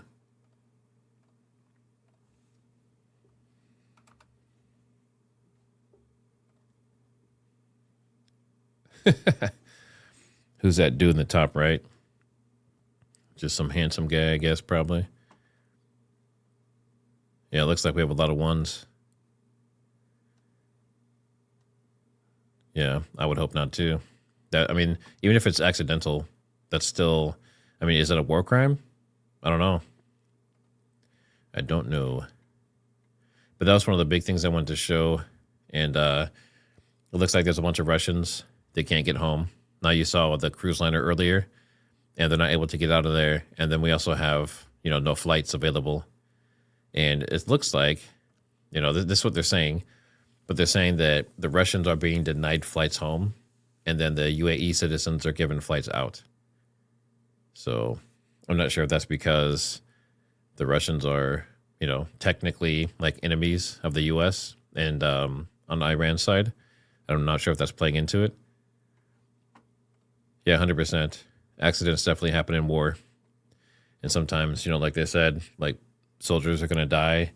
There's going to be terrible things. But let's see. Okay. Let's see. I'm just looking through these to make sure. Because like I said, some of the earlier stuff, because this is getting back into like earlier this morning. I don't want to make sure some of these are like proven wrong already. So I don't want to say something if it's the wrong thing. Yeah, this one's good. So U.S. defense executives are scheduled to meet, and they want to increase production.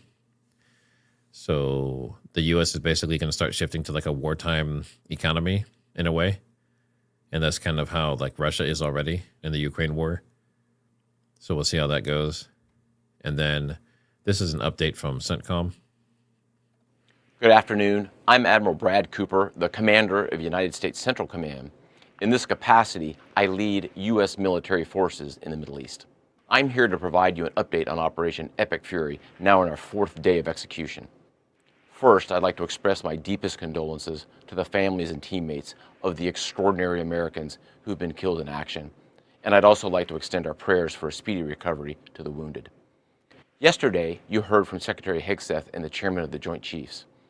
Today, I'd like to give you an operational update on where we are and provide you with some key facts. By order of the President of the United States and the Secretary of War, our military in the Middle East is undertaking an unprecedented operation to eliminate Iran's ability to threaten Americans, as they've been doing for nearly half a century. Having spent more than 36 years in the military, I could not be prouder of America's sons and daughters in uniform who are answering the call. More than 50,000 troops, 200 fighters, 2 aircraft carriers, and bombers from the United States are participating in this operation, and more capability is on the way. These forces bring a massive amount of firepower, representing the largest buildup by the U.S. in the Middle East in a generation. In the opening hours of Operation Epic Fury, U.S. Central Command forces, together with Israel, delivered. We don't have to watch this whole thing, but you get the idea. Basically, we're badasses. Thanks for serving us, and we're going to keep going. Someone asked if double taps are illegal. So a double tap is, say, for example, they hit their target, maybe an apartment building with an assassination attempt or something. If they hit it with one and it blows up, and then say maybe a couple minutes later, sometimes faster, they hit it a second time, yes, they are technically considered illegal by international law. Sometimes they'll say that they are necessary to destroy the target. But when you're hitting something like a civilian residential area, you don't typically need more than one, right? But there's been a lot of cases, and I think it's happened in the Middle East, where they'll hit the initial target, like an apartment building, and then all the medics and civilians go in to help, and then that second missile comes in and kills them all. So yes, it is usually considered illegal. Let's see. Supposedly a nuclear site was hit, but this is not the security incident that I was talking about earlier. But supposedly they hit some more underground stuff, and there's all this propaganda coming out from Iran, and they're showing these missiles. And again, they say they have all this new technology, these much more dangerous missiles that they're supposed to be coming out with. And I'm interested to see what they have, but obviously I don't want our soldiers and stuff to get hurt. But make sure you're getting your coffee. Get your coffee going. Get comfortable. When we start monitoring, I'm not sure how crazy it's going to get tonight for me, today for daytime, obviously, in the Middle East, but we will be monitoring for a little while. If it gets crazy, we'll stay on longer. Let's see. Chat's good. All right. We heard that earlier. I think that's most of what to catch up from yesterday. I think that's most of it. I'm just looking for any last minute stuff, and then we'll go back to monitoring. Israel emptied out its United Arab Emirates embassy. They also, again, there's that major security incident along the Lebanese border. We still don't know exactly what's going on with that yet. And let me actually double check to see if anything's come out on that. Let's see.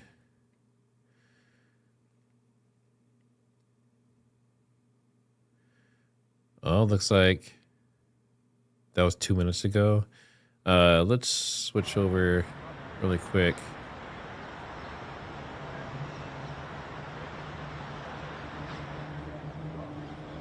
Let me turn these cams down a little bit so we can still hear if there's an explosion or something. Apparently, there is... Where are you at? Apparently there's a sub hunter out here. There it is. Okay, so obviously this is off the coast of Israel right here. And this plane, these Poseidons, P-8A, they're designed to sniff for nuclear radiation that comes from subs. And this one, and they drop an antenna down and that kind of stuff to look. And this one is, you can see it's just circling around. So they must think something's there, or they've found something there. And if that's the case, then that means there could be an enemy sub right there off the coast of Israel. And for everyone that's familiar with it, obviously, let me stop this. for anyone that's familiar with that. Not good, right? Like a Russian attack sub, for example, they could wipe out Israel with nukes from that location. So very interesting. Where did that come from? Oh, wait, did it just turn off its... I think it just went dark. Uh-oh. Did it just go? I think it did. Yeah. So, we saw it anyway. But a sub-hunter is not good. You don't want sub-hunters on your coast. And a lot of times in the U.S., we'll have sub-hunters actually quite often off of the East Coast. We'll have Poseidons that are going up and down the East Coast all the time. And a lot of times they'll circle down around Tampa and stuff too. So I'm sure, I wouldn't be surprised if we had some Russian subs just hanging out around us, just like we do around them. But I thought that was kind of cool.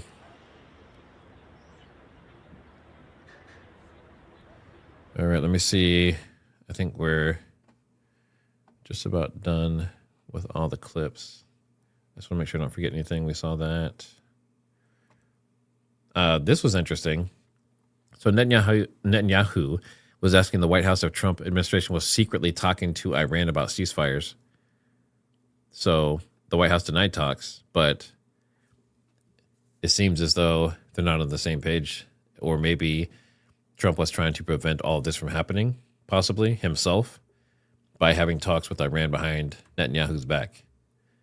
Thought that was really interesting. And, this is air superiority. They're flying freely because of the defense systems are down. And apparently they were not working that well in the first place.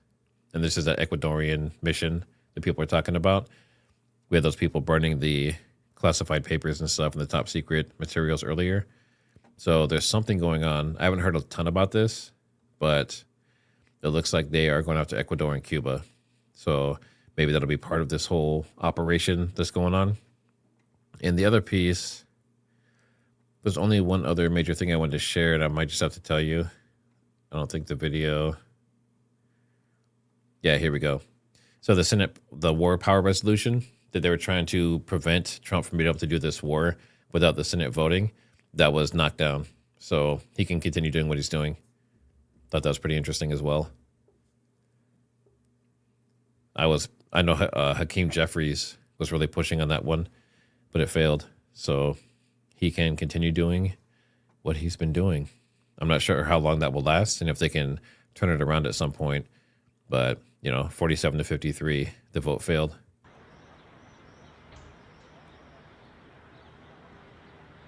So I will go back. So basically we'll go into monitoring mode.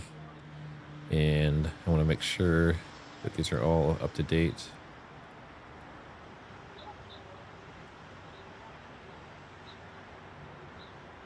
All right, so Beirut is good. Israel is good. If you guys can in chat too, can you put where you're watching from? Waiting on Fox's commercial break. And let me know too, do you want to watch Al Jazeera? Or do you want to watch Fox Live now? That seems to be the main two, with footage being semi-recent.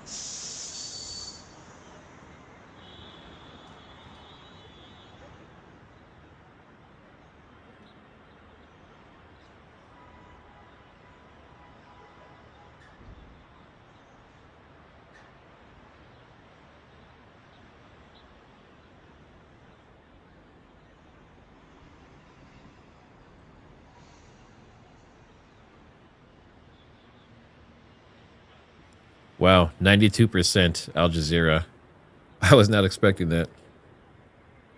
Awesome. All right. I will pull that up. Give me just a second. We have got to the point.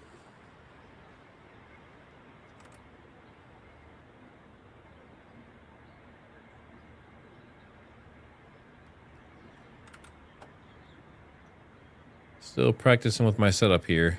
Getting used to moving stuff around and changing things around, but it's working pretty well so far.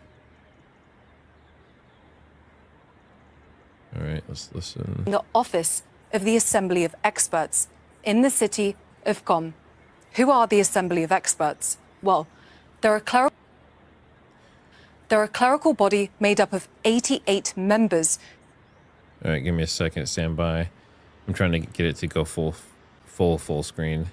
There we go. And then I should better close that down. There. All right, that's better. Most of those attacks have taken place here, across the Strait of Hormuz and the Gulf of Oman. And again, satellite images have captured some of those strikes. This is an image clearly showing an Iranian vessel that's been hit off the coast of Bandar Abbas. But the strikes aren't isolated to military targets or government buildings. We've also reported attacks in the vicinity of hospitals. In the capital, Tehran, at least 2, and also in the city of Bushehr. But Iran's heritage has also been affected. This is a picture of Golestan Palace, and the images speak for themselves. The 16th century site that's crucial to Iran's royal heritage has been affected. The conflict has throttled global oil and gas supplies. Cargo vessels are avoiding the Strait of Hormuz after Iran announced its total closure on Monday. That has caused energy prices to spike and sparked fears of worse to come. On Tuesday, President Trump said the U.S. Navy can escort cargo vessels and provide shipping insurance as companies drop war risk cover.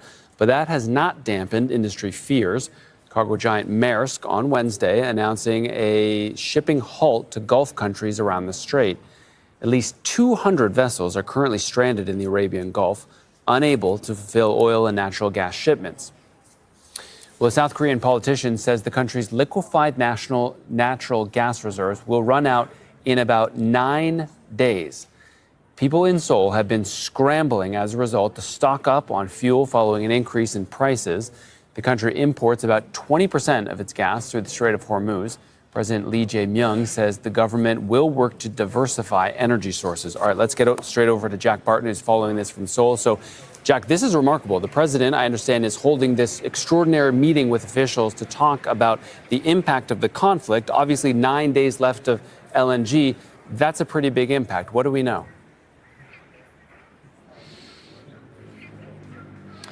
Yeah, well, the government says it has stockpiles that will last longer than that. They're talking sort of 3 to 4 months of holding out. That is if it can be supplemented from the stockpiles with the existing supply in the private market, which they say is still substantial. But as you mentioned, it's around 20% of LNG coming in, mostly from Qatar. For the government's perspective, it's actually oil is the biggest issue because more than 70% of the oil for South Korea is coming through the Strait of Hormuz. Currently, under that threat from Iran that any tanker will be set on fire that passes through there. That is a big concern because this is an industrial export nation. That industry and those exports depend on shipping and fuel for power. It's really at the heart of the economy here. And so he announced a raft of measures, ordering officials to immediately accelerate efforts for diversification, and it might be potential to get more gas coming in from Australia, but also for oil. And that's going to be difficult because everyone in the region is doing the same thing at the moment, and it's going to be a lot more expensive, not just because the cost of fuel is rising, but of course shipping costs are skyrocketing at the moment. He also said there would be sort of penalties for anyone caught hoarding or for fuel companies hiking the price of fuel, even down to the level of petrol stations. They're raising the cost of the pump while there is still fuel supplies. And a number of other measures, including a huge fund worth $69 billion to prop up the stock market, which has been hit across so many sectors. It has rebounded, but over those fears of fuel shortages.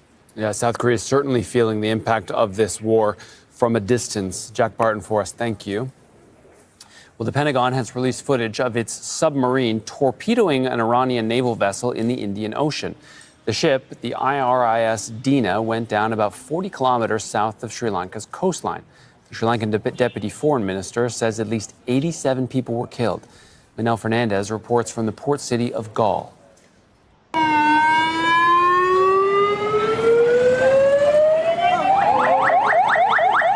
Ambulances screeched through Galle, Sri Lanka's coastal tourist hub, bringing survivors from the Iranian naval frigate Iris Dina to hospital. 32 sailors were rescued by the Sri Lanka Navy and Air Force after a distress call was received from the frigate around 40 kilometers off the coast. We saved a group who were floating in the water. After investigation and questioning, it became clear they were a crew belonging to an Iranian vessel, and they needed medical attention. Rescue crews scoured the waters for survivors, but sources said there were no visible signs of the frigate or debris. Early reports of a torpedo or submarine strike could not be confirmed for several hours. Until this. In fact, yesterday, in the Indian Ocean, and we'll play it on the screen there, an American submarine sunk an Iranian warship that thought it was safe in international waters. Instead, it was sunk by a torpedo. The frigate and two other Iranian ships were returning from the International Fleet Review 2026, a multinational naval gathering attended by 54 countries in Visakhapatnam in India. The United States says this is the first sinking of an enemy ship by torpedo since World War II. Back at the hospital in Galle, the arrival of more than 80 bodies recovered from the water. Nearby facilities were cleared to accommodate the dead. Iran's ambassador to Sri Lanka told Al Jazeera the remains of the sailors will be repatriated. The grim task of dealing with the dead. But for many of those involved in this incident, lots of questions remain to be answered. Mina Fernandez, Al Jazeera, Galle, southern Sri Lanka. White House Press Secretary Caroline Leavitt has told the press conference that Spain had changed its mind on refusing to allow the U.S. to use its naval and air bases for attacks on Iran. With respect to Spain, I think they heard the president's message yesterday loud and clear. And it's my understanding over the past several hours they've agreed to cooperate with the U.S. military. And so I know that the U.S. military is coordinating with their counterparts in Spain. But the president expects all of our European allies, of course, to cooperate in this long sought after mission, not just for the United States, but also for Europe, to crush the rogue Iranian regime that, again, not only threatens America, but also threatens our European allies as well. Now, Spain's foreign minister, though, has dismissed Leavitt's claim, and its prime minister has doubled down on his criticism of the attacks on Iran. Pedro Sanchez was responding to President Trump's threats to cut trade with Madrid over its position on the conflict. He's warning that the conflict risks playing, in his words, Russian roulette with the lives of millions. Listen. Debemos aprender de la historia. We should learn from history, and we can't play Russian roulette with the destiny of millions of people. The powers involved in this conflict should immediately stop the hostilities and rely on dialogue and diplomacy. And the rest of us should act in a coherent way, defending the same values that we defend when we talk about Ukraine, Gaza, Venezuela, and Greenland. Our correspondent Osama bin Javed spoke to Belgian Foreign Minister Maxime Prevot. He told us about the European position and the importance of de-escalating this conflict.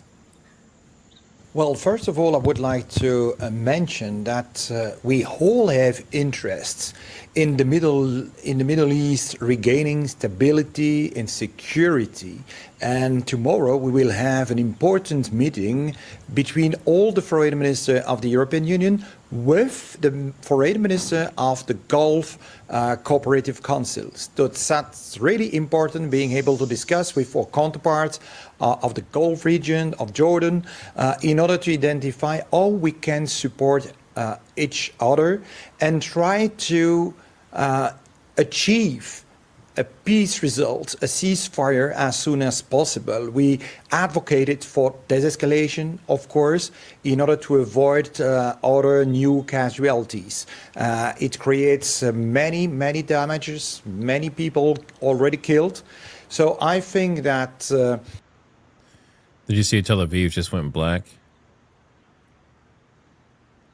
I wonder if that is a camera issue or if they're being attacked and they just shut it down, basically. Oh, it's back up now. Okay, interesting. Usually when it goes dark, that means something just happened.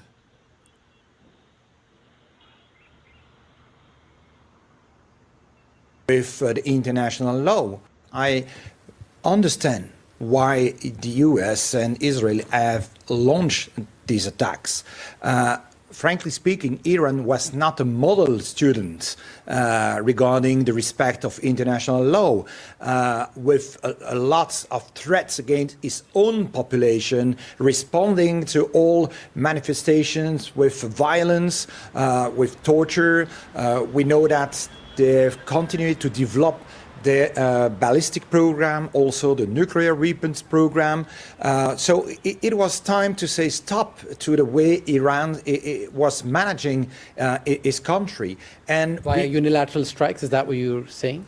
But by action, because the diplomacy has demonstrated also its limits in this situation. And of course, we are for a long time a long-standing defender of the international law and multilateralism. And it is really important to pay attention to the UN Charter and to de-escalate in order to let the diplomacy take the lead again. But at the same point, it was not possible to achieve the result expected.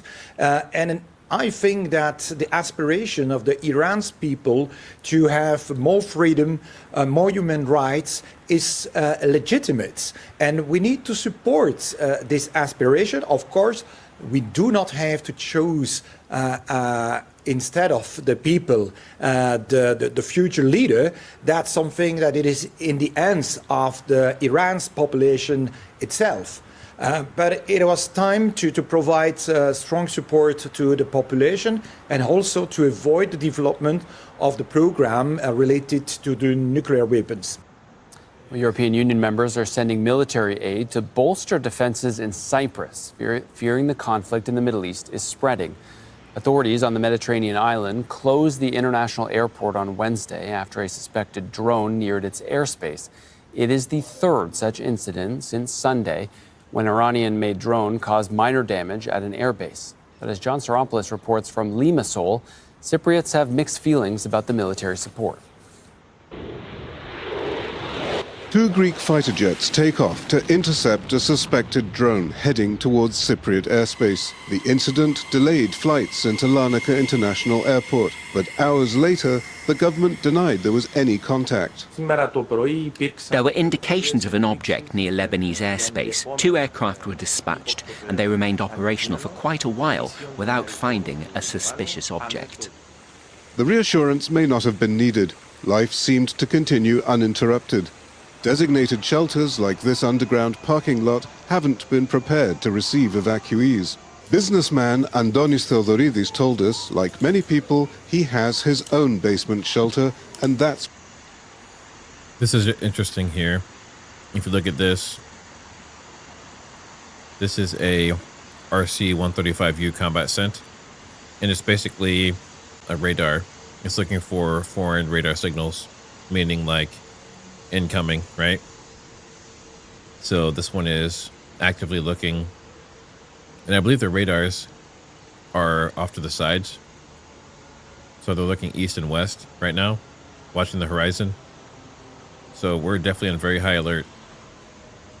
I don't think that means we're gonna have like an attack imminent any second, but it's definitely just a sign of our military and how they're setting things up right now. Poseidon's out here with a couple Globe Masters now. Still looking in the water. Still circling around looking for a sub or something in the water.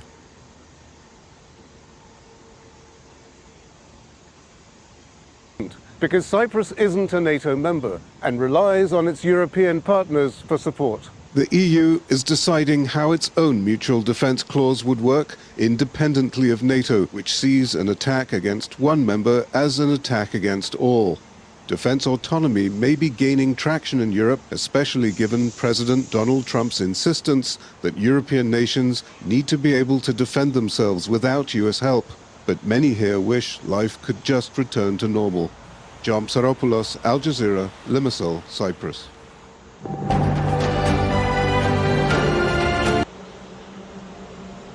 Yeah, we don't do the music. Actually had a video like 2 or 3 days ago. They got dinged during Fox News when they put like a little 2-minute music break. They let me cut that out and still monetize it, but I thought that was pretty interesting. Is facing a slowing economy, a trade war with the U.S., and a prolonged crisis in the property market.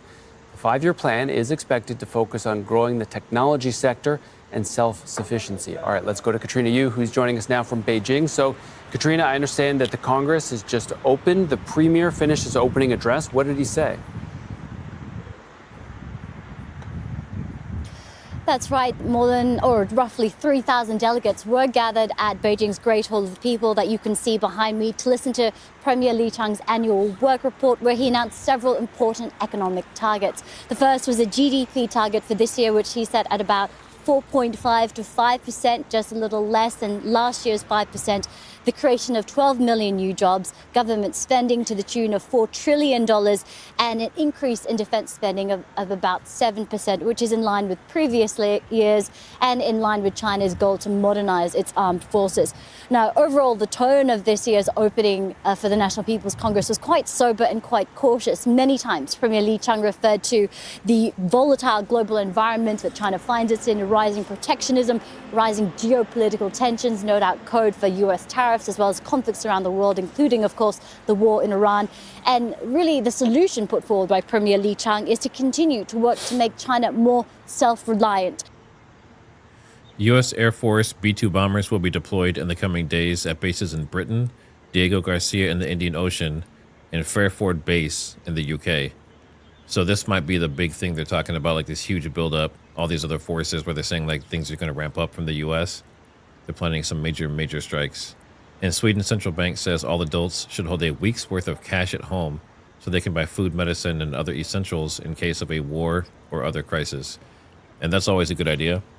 I don't know how many of you are preppers. I'm not technically a prepper, but you try and have at least 3 months of food and water, medicine, obviously a way to protect yourself, but always a good idea. But it looks like we're planning some pretty big strikes.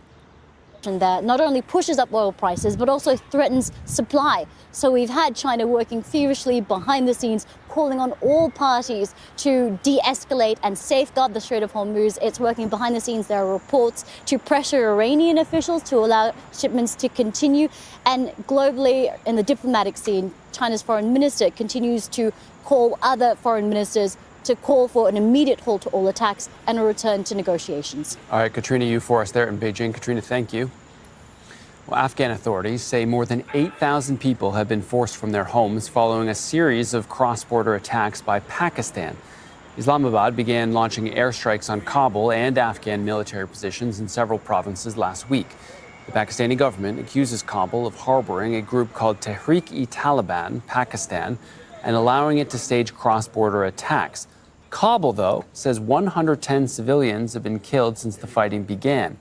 Residents on the Pakistani side of the border have also been fleeing due to the heavy shelling. Well, in Nepal, millions of voters are casting their ballots in the first election since historic protests toppled the government last year. An F-15E Strike Eagle assigned to the U.S. Air Force crashed early Wednesday this morning during a strike over southwestern Iran. The exact cause remains under investigation. Some reports suggest the aircraft was downed by Iranians. So we don't know anything about if he made it through. We don't know if he's in captivity, if he got a chance to actually parachute out. But it says immediately following the crash, the combat search and rescue units from the U.S. and Israel Air Forces, which have been staged in a neighboring country, were mobilized. So they are in the process of trying to extract. And let's see if they actually got him. Yeah, here we go. The rescue operation was a success. Both crew members were located and extracted without further confrontation. After an initial transit to Prince Sultan Air Base in Saudi Arabia, the airmen were reported to be in good condition despite minor injuries. So that's good to hear. New parties have emerged and new political characters, particularly Balendra Shah, a former rapper and former mayor of Kathmandu. He's rather an enigmatic figure, but he certainly captured the public imagination. Now, Nepal's election commission keep polling information very tightly controlled, so we don't know who's ahead. But the word that we're getting from the people on the streets is they feel it's time for a change in Nepal. Tony Chang, Al Jazeera, Kathmandu. Well, American and Ecuadorian forces have launched a joint operation against the country's powerful drug cartels. Ecuador has been struggling to contain cartel violence for the last 5 years. The operation comes ahead of a meeting between President Donald Trump and several Latin American leaders in the White House. John Holman reports now from Washington. The US has opened a campaign on another front against Ecuadorian drug cartels. The country's become a hub for moving cocaine to the US and Europe. In video released from the US Southern Command, this helicopter appears to be picking up soldiers during this long-running operation. US authorities didn't confirm to us if the country's troops actively participated or just advised Ecuadorian special forces. These joint operations really mark the expansion of the US's efforts to stop drug trafficking from South America. This administration has spent the past 6 months blowing up boats in the Caribbean, alleging that they carry drugs from Venezuela. Now it's in Ecuador too. The US says it worked with Europol and Ecuadorian forces to dismantle a network linked to the powerful Los Lobos cartel. The head of the US Southern Command even traveled to Ecuador himself, meeting with the president and Ecuadorian military officials. The country is in trouble. The murder rate linked to drug violence is very high. President Daniel Noboa, a strong regional ally of US President Donald Trump, said operations will continue. The next phase in our fighting against the criminal organizations starts now. We will finish with all those who want anarchy and a failed state. This weekend, Noboa will be in Florida with other Latin American leaders for a summit with President Trump. Security is a top priority. The president will be speaking with the leaders of this country who have really formed a historic coalition to work together to address criminal narco-terrorist gangs and cartels and counter illegal and mass migration into not only the United States but the Western Hemisphere. But drug cartels are notoriously slippery organizations to eradicate, even with the blunt power of the US on your side. John Holman, Al Jazeera, Washington, D.C. Well, it is 5 o'clock GMT. If you're just joining us, welcome to Al Jazeera's extensive live coverage of the conflict between the U.S., Israel, and Iran. I'm Scott McLean. U.S. and Israeli strikes have been hitting cities across Iran. In the last few hours, a radio and television station in Sanandaj, a Kurdish city in northwestern Iran, was targeted. Iran's health ministry says more than 900 people have been killed since Saturday in the ongoing campaign by U.S. and Israeli forces, a toll that continues to rise after 5 days of fighting. Iran has responded with another wave of strikes across Israel on Thursday. Israel's military says it's triggered alerts in several areas, including Tel Aviv. At least 11 people have been killed across Israel since the conflict began. Israel has carried out more strikes targeting Hezbollah in Beirut's southern suburbs. The army had issued an immediate evacuation order for residents in the area. Israeli forces have also launched a series of airstrikes into southern Lebanon. Earlier, Israel had ordered tens of thousands of residents in dozens of villages there to leave. Hezbollah struck Israel in response to the assassination of Ayatollah Ali Khamenei on Saturday. All right, we are live in Tehran, Amman, Beirut, and Washington, D.C. But first, let's go to Tauhid Asadi, who's standing by for us in the Iranian capital. So, Tauhid, the U.S. has talked a lot about its control of the Iranian skies. They say soon they will have total control. What are you seeing there in terms of strikes today? This is now day 6 to which Iranians are waking up that we have been witnessing the continuation of the American and Israeli strikes over the past few hours. So it looks like Anthropic, who makes Claude AI, they have reconvened negotiations with the Pentagon on artificial intelligence partnerships. And that's interesting because the early reports are saying that Central Command is using Claude AI to assist in military operations against Iran right now, specifically for intelligence analysis. So, and I guess they're doing battle simulations as well. So AI is officially on the battlefield. Across the country about the continuation of these strikes, and of course as they go on, we also heard statements from IRGC, Iran's Revolutionary Guards, about the retaliatory strikes, the 19th wave of which, according to the statement that they published, was underway, and also saying that they have targeted the U.S. military bases in the region, the Israeli territories, and in particular they are giving a reference to targeting the Ben Gurion airport alongside other Israeli targets.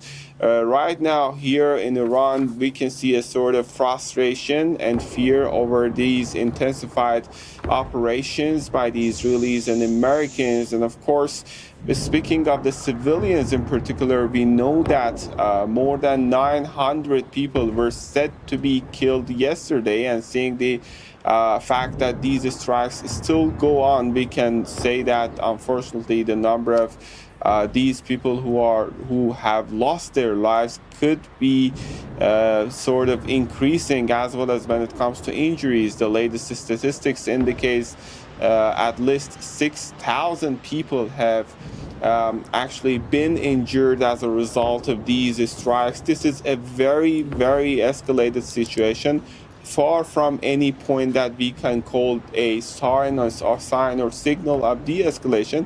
Meanwhile, we know that diplomatic engagements by Iran's Foreign Minister Abbas Araghchi with some counterparts in the region, specifically Iraqi diplomats, is underway, but still the situation looks to be that of escalation at the time being.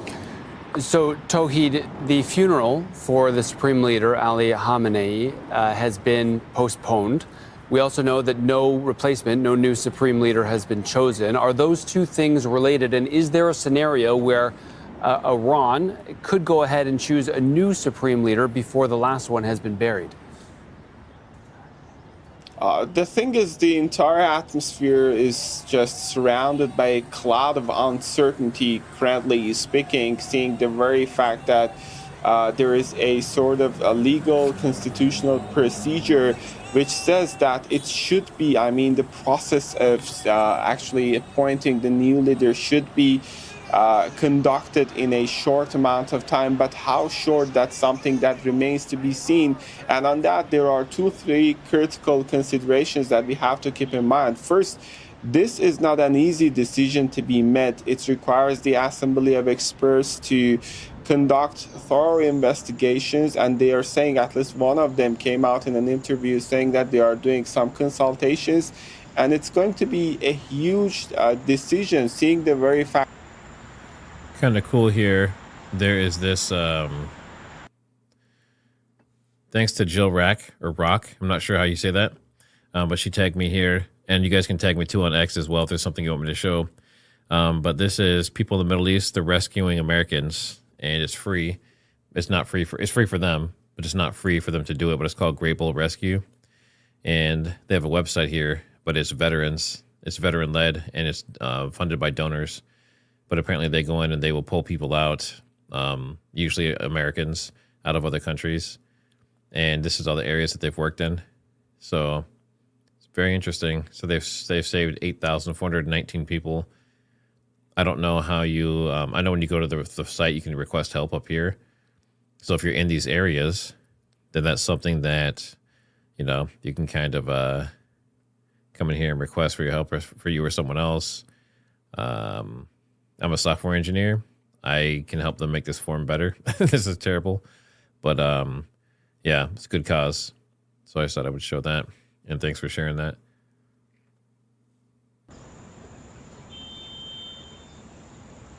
It's creating a lot of concern for many Iranians living in the city. Certainly. Tawhid, thank you. Let's go over to Rory Challens, who is in the Jordanian capital of Amman. He's following the situation in Israel. Rory, more than 900 people, according to the Iranian health ministry, have been killed so far. A much smaller death toll in Israel. I wonder, how is the Iron Dome holding up, and have there been missiles that have managed to get through in the last 24 hours? Well, as we know, the Israeli air defense system is pretty competent and does stop the vast majority of Iranian missiles from getting through. So much so over recent days that I think the Israelis have decided that the situation has been easing somewhat. They've actually decided that they are going to lessen some of the restrictions that have been placed on public life. There's been basically a 5-day blanket shutdown of events and gatherings and things like that. But now from noon local time on Thursday, gatherings of up to 50 people are going to be allowed, providing people can get to shelters. Workplaces are going to reopen. Those schools and educational facilities are staying shut. But we do know that it has been a pretty rocky night in Israel, with at least 3 waves of Iranian missiles coming in.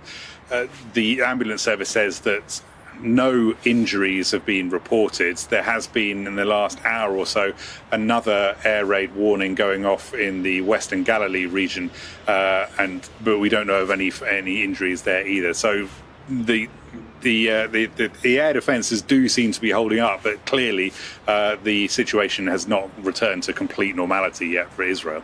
All right, Roy, I just want to bring up a live shot right now that we have of Beirut, and you can see there on the screen there is some dark smoke rising above one of the southern suburbs of Beirut, which has been repeatedly targeted by the Israelis. So, Rory, do we know more about the scope of what Israel hopes to achieve in Lebanon? They are not only bombing the southern suburbs, but they are also have boots on the ground in the south. How far are they likely to? Someone was asking about the radiation map. So the way it's set up is anything that's green is as normal, as expected. As you start getting towards yellow and then orange and red, that's just more levels of radiation. It does appear at any given time that there is some level, like this is 3,000 CPM compared to one that's normal is like 12, right? So big difference. And it's not unusual to see a couple of them here and there. But during a major incident, I'm sure the numbers would be significantly higher. But you can see there's one on the West Coast, one in Texas, 2 in Texas. You got one over here in Ohio and Columbus. And I think some of these are in weird places too. I mean, this one's like, you know, in the middle of this like rural area. That doesn't mean that the radiation is coming from that spot. That just means that that counter is getting that radiation from somewhere. So it could be downwind from a nuclear plant or something else. But typically, there's nothing to worry about. And obviously, we want to look and see, just in general, if any happened on this side in the Middle East, or obviously during the Russia-Ukraine situation. So, but that's an explanation of that for the person that asked. Any Lebanese in that area is how long are they going to be there for? Previous experience has shown that when Israelis come, they can stay for quite some time. Okay, I want to, if we can, bring back those live pictures of Beirut that we are seeing in this smoke billowing above the southern suburbs there. And let's go to Heidi Pett, who's monitoring the situation. So, Heidi, it looks like there is dark smoke rising from one of those neighborhoods. From your vantage point, is that a new strike or something else that we're seeing there?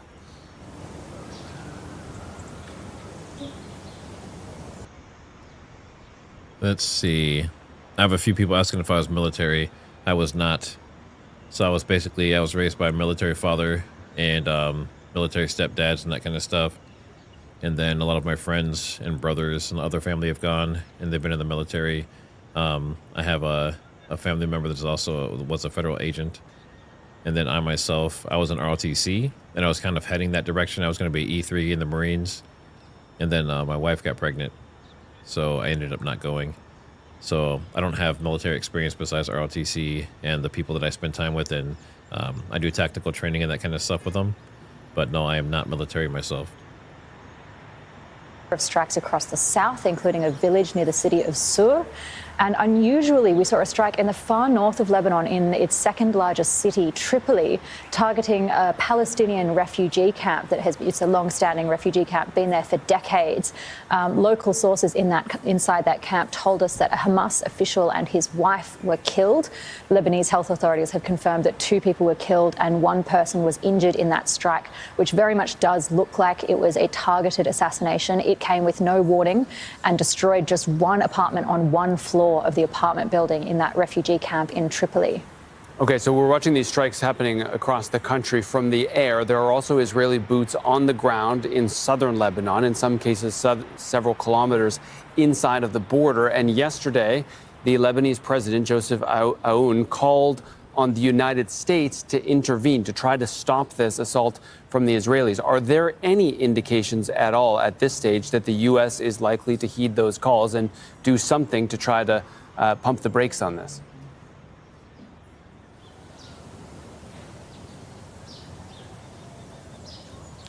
I mean, nothing here on the ground that would confirm that the US is putting pressure on the Israelis to cease these ground invasions or this incursion into southern Lebanon. We do understand, yes, that the Israelis have further advanced. So since the ceasefire in November of 2024, the Israelis actually continued to hold 5 positions inside Lebanon in contravention of that agreement. But we know that in the last 24 hours, they have further advanced into several locations. Hezbollah has issued a number of statements this morning saying that they had directly engaged Israeli troops on the ground. They're saying that they confirmed casualties. We haven't had confirmation of that from the Israeli side just yet. But the question here in Lebanon is, what role will the Lebanese army actually play? Yesterday, they withdrew from a number of positions. They said that, they're not withdrawing from the south. They wanted to make that very clear. They were just repositioning some troops for safety. They've been moving a few things around. But the Lebanese army themselves has admitted that they have limited capacity to counter Israel. And that is the sort of raison d'etre of Hezbollah, which is one of the armed factions in the Lebanese civil war. And it was the only one that was allowed to maintain its weapons at the end of that war. And that was for the exact objective of countering Israel. And so we're now seeing this tension between the Lebanese government, the Lebanese state, and its prime minister, who has outlawed the military and security activities of Hezbollah. A number of people were arrested yesterday for trying to take weapons down towards the south. And so the question remains exactly whether there'll be a confrontation or further tension between the Lebanese government and Hezbollah. All right, Heidi Petforce there in Beirut. Right, please keep us posted. In the meantime, let's head over to Rosalind. Do you guys want to watch an interview from Professor Jiang? He does a lot of predictions, and yeah, he's a pretty smart guy. But it's interesting. He explains how the U.S. is going to lose this war against Iran. So is that something you guys are interested in? Put a 1 in chat if you want to watch it. No, the alarms are not going off currently. We're hearing every sound. So we're hearing dogs barking, roosters, people passing gas, vehicles backing up. So let me turn them down. I want to make sure they're loud enough so we can hear sirens and explosions, but not too loud to where the ambience gets annoying. It looks like everyone wants to watch it. All right, let's do that.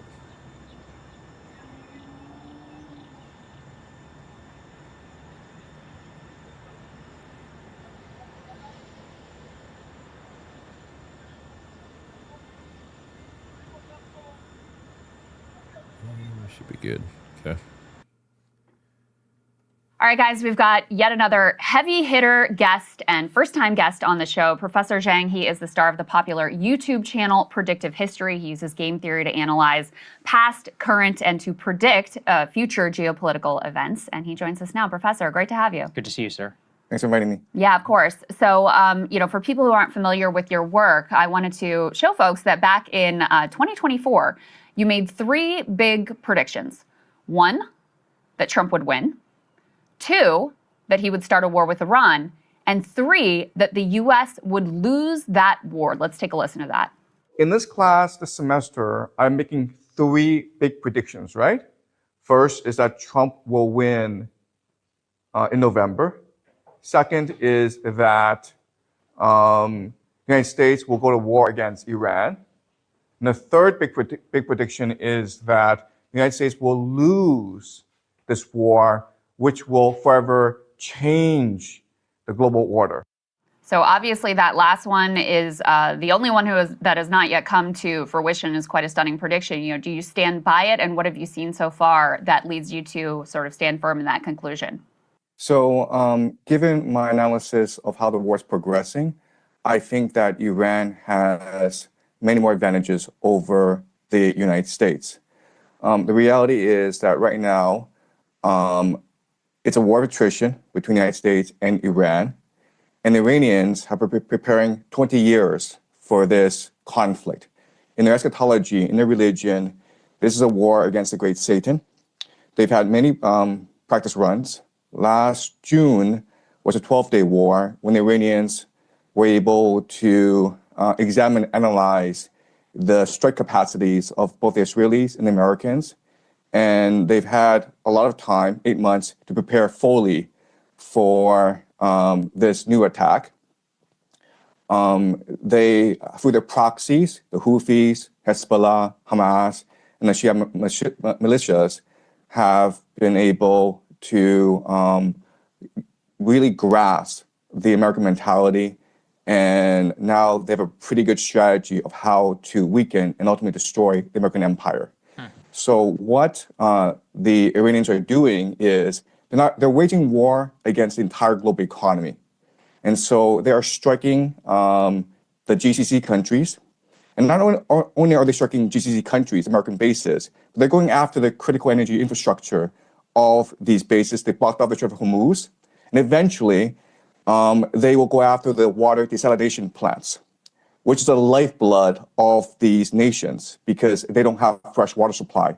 In fact, the water desalination plants provides 60% of the GCC's water supply.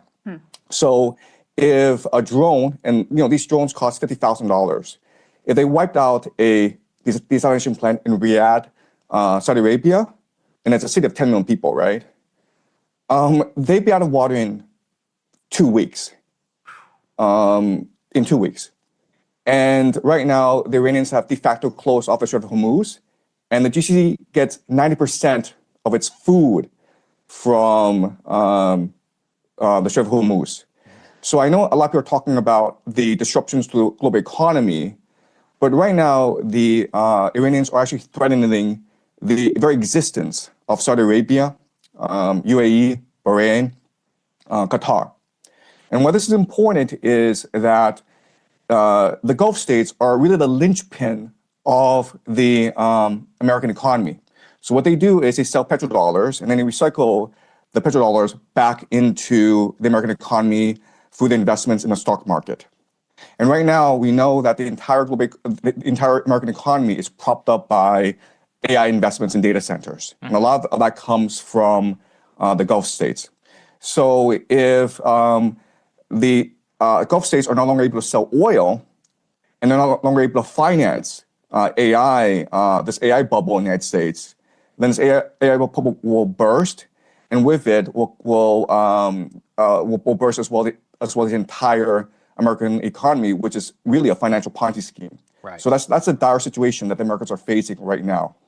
Yeah, I mean, to your point, sir, an Amazon data center was literally hit in the UAE. And now, of course, big tech companies, which were looking at the UAE as a major potential data center investment hub with cheap and abundant energy, probably going to be rethinking that. We also wanted to talk to you about munitions. We can put this next one up here on the screen. The United States is racing to accomplish Iran mission before munitions run out. This is specifically around interceptor math. There's a famous video just from yesterday in Israel, which shows a single Iranian ballistic missile, which is being targeted by some 11 different interceptors, all of which miss. Most of those come from the United States, not to mention all of the different bases, the GCC countries that you just talked about, and the asymmetry of the cost. It's $1 million for a missile, tens of millions per interceptor in some of these cases. With these munitions running out, how does that change the global picture? So you're in China, obviously, much of the stocks in Asia of the United States are likely to have to be cannibalized if this were to go on. How is that going to affect the global picture here?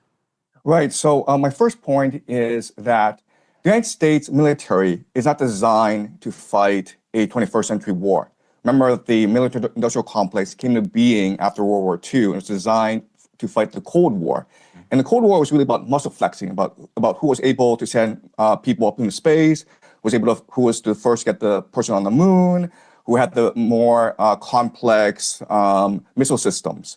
And so the entire American military strategy revolves around very sophisticated technology that costs a lot of money to build, and that's what the American air defense system is basically, and that's why we're seeing this asymmetry, as you point out, in this war, where you have these $1 million missiles trying to take out these $50,000 drones, and it's not sustainable in the long term. And so what we're seeing is really the puncturing of the aura of invincibility and inevitability that sustained American hegemony for the past 20 years, especially after the collapse of the Soviet Union. And this is really a reordering of not just the global economy, because this signals the collapse of the petrodollar, and with it, the entire US dollar-based reserve currency system, but also the global hegemony of the United States. We're moving towards a multipolar world. Professor, this morning, Secretary of War Pete Hegseth was asked a question about potential ground troops in Iran. He refused to rule out that possibility. And he said, oh, well, we're not going to project to you what we will or will not do, but we don't want to, rule anything out. We will do what it takes. Do you think that America will end up invading Iran from the ground, since it's already becoming relatively clear they won't be able to accomplish the goal of regime change or even regime collapse using just air power alone? Right. So everyone says that the worst calamity that could happen in the United States is if it were to send ground troops into Iran. At the same time, the United States are committed to regime change in Iran. We've never had a precedent in history where you were able to regime change from the air alone. You need ground troops. And so unfortunately, what's going to happen over the next few months. So it's interesting that he just said that, because the White House just said ground troops are not part of the plan for the operation at this time. They didn't say they're not planning on putting ground troops. They said just not right now. So that's very interesting. I think there's a pretty good chance, a high likelihood, that we may end up having to do that, and something people think we already have because of these strange blackouts that have been happening, like in Iraq and Lebanon and Iran. It's kind of very similar to the Venezuela situation, where they sent in the special forces. The power went out. They used some kind of high-tech weapons, did what they needed to do, and got out. So some people speculate they're already on the ground there. Is that pressure will build on America to send ground troops, especially from the GCC countries and from Israel, which are being touted right now by the Iranians. So remember that if the GCC countries, Saudi Arabia, Qatar, UAE, Bahrain, if they go, then the petrodollar goes with them. So the Americans need to protect these countries, and these countries are going to demand that either the Americans bribe the Iranians to cease, and this is like $5 trillion in indemnity, okay? Mm-hmm. Or send ground troops to wipe out the Iranian threat once and for all. And I know that there's no political will for ground troops to be used against Iran among the American people. But remember that 78% of American people was against initial strikes against Iran in the first place. Right. And one of the things that really comes into question, I think, with all of this, sir, when we're looking at the geopolitical picture and the sacrificing in much of this from the United States on behalf of Israel, is kind of a question as to who and what wanted this. We were actually curious for your view on a disputed report here from the Washington Post. We can put it up here on the screen, F3. A push from the Saudis. Israel helped move Trump to attack Iran. Now, this has been internally disputed by Saudi Arabia, saying that they did not push the Trump administration to attack Iran. However, this is clearly an authorized leak from our own government, trying to at least lay some of the blame on behalf of the GCC. What do you make of this analysis and of this narrative that Saudi Arabia was also trying to be behind this push to bomb Iran? So I've always argued that both Saudi Arabia and Israel are heavily invested in regime change in Iran. In fact, Saudi Arabia sees Iran as much more of an existential crisis than Israel. Because remember, Israel still has nuclear weapons, and Israel is a very diverse, very sophisticated economy, whereas Saudi Arabia is completely reliant on oil.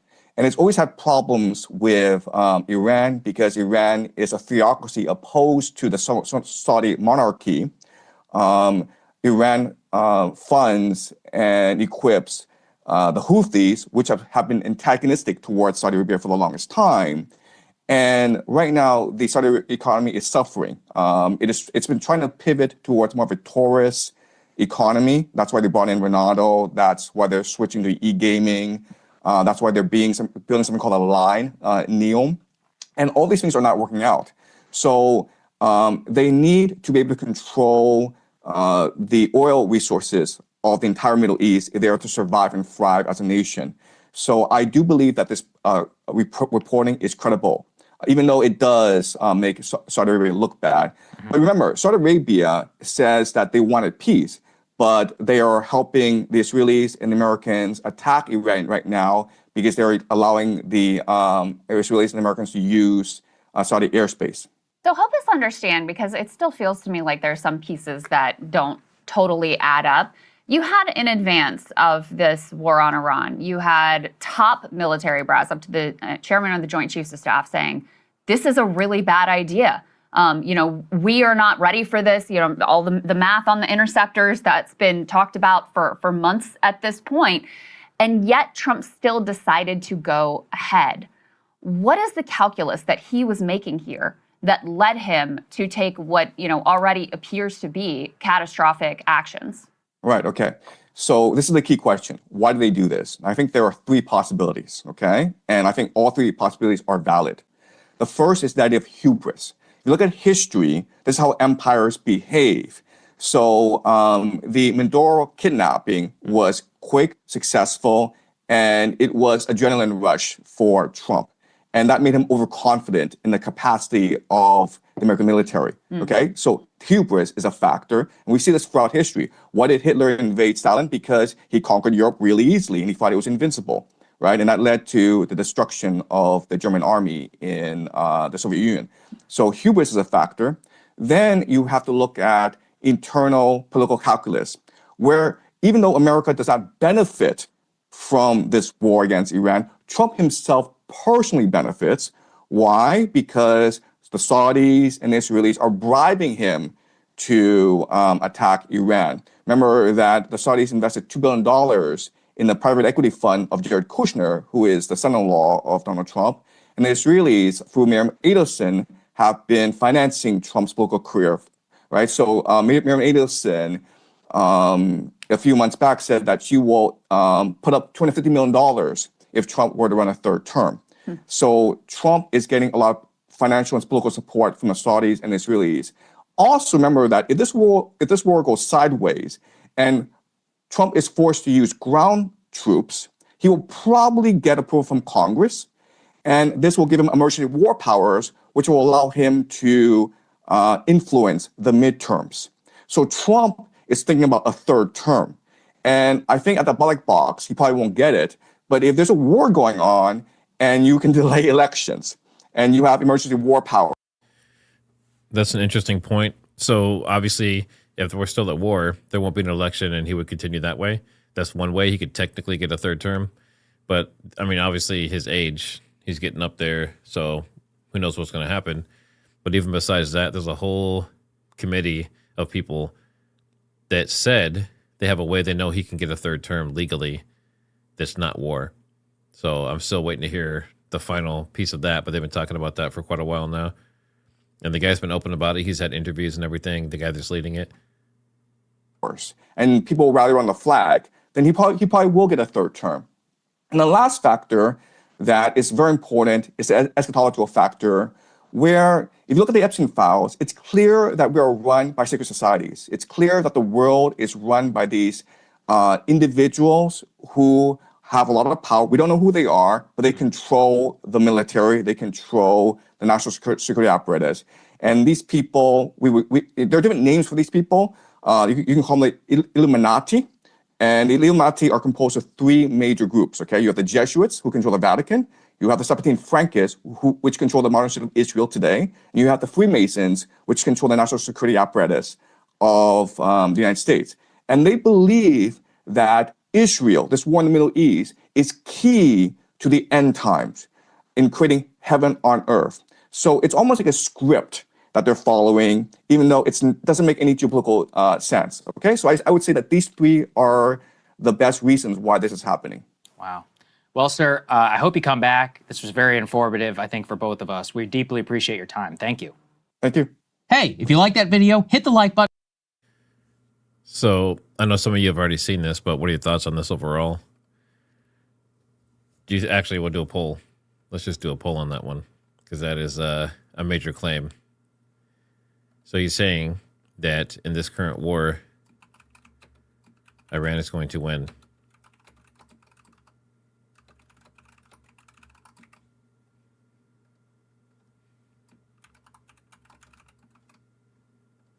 All right, let me know what you think on that.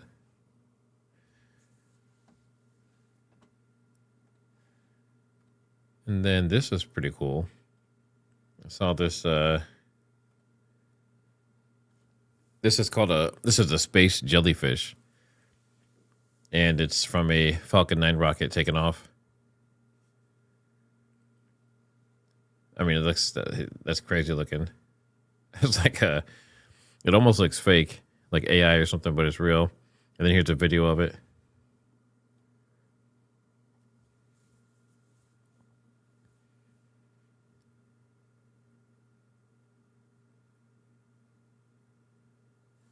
So, pretty cool stuff. Now, if you didn't know what that was, that's when you start getting rumors like, you know, there's aliens and all this crazy stuff. I'm not saying there's not aliens. And actually, I'm going to do a whole stream going through all the declassified UFO footage, or UAP, I guess is what it's technically. But, let's see. I'm just trying to get to all the super chats. Roosevelt, thanks for the super, and all the previous supers, thank you as well. Would you say we're already in World War III? Well, World War III technically would be what it would be. I would say, you know, I think we've been in it already. I think these proxy wars, they're basically using other countries that are poorer, that have less power to fight their fight for them, trying to avoid direct conflict with each other, but they're still battling each other. So I would say World War III has been going on, also including hacking and like financial battles and that kind of stuff. So trade wars. So I think it's been going on for a long time. And we've been hacked by China and Iran for decades. So, I mean, technically we're always in a war, but most people don't count it as being a war until there's missiles flying directly from us. Let's see. Got SMS fuel up to $4 plus in Australia, Queensland. $4 plus a liter. Is that high? I'm not familiar with Australia. Let's see. Australia average cost per liter. What do we have?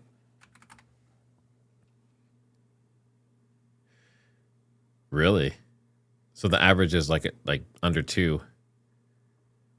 So you're double right now. That's crazy. Smarty Pants Dance, thanks for the super. Setup is 10 out of 10. Do you have military analyst background? Like professional? No.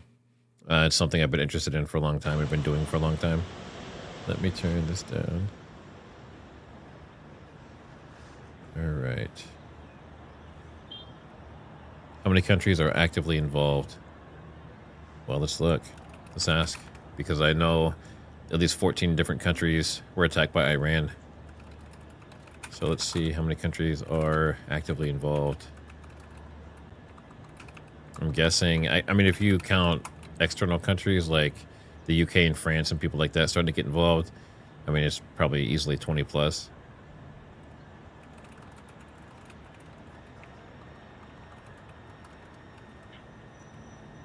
All right, we'll see what that says.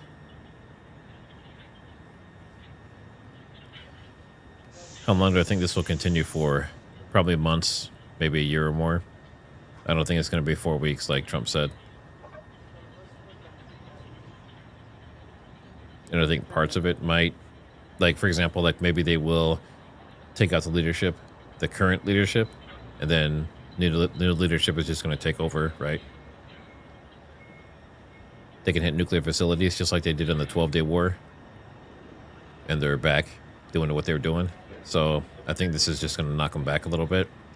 I don't think it's going to be like a permanent end to what they're saying is the issue. It's just a temporary band-aid.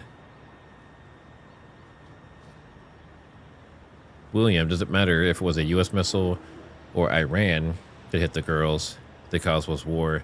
Iran was eventually going to hit people everywhere, as they are proving now. There's some truth to that, but the difference would be if Iran hit them. Well, I guess it depends on if it's on purpose or not, right? But if Iran hit them on purpose to do like a false flag, obviously that's terrible. Same with the U.S., same with Israel. But if it was Iran accidentally hitting them, like one of their interceptors or something, that went astray, that's a whole different story. But you're right. I mean, either way, it's a consequence of this war, or as they call it, it's like a military operation. It's a combat operation.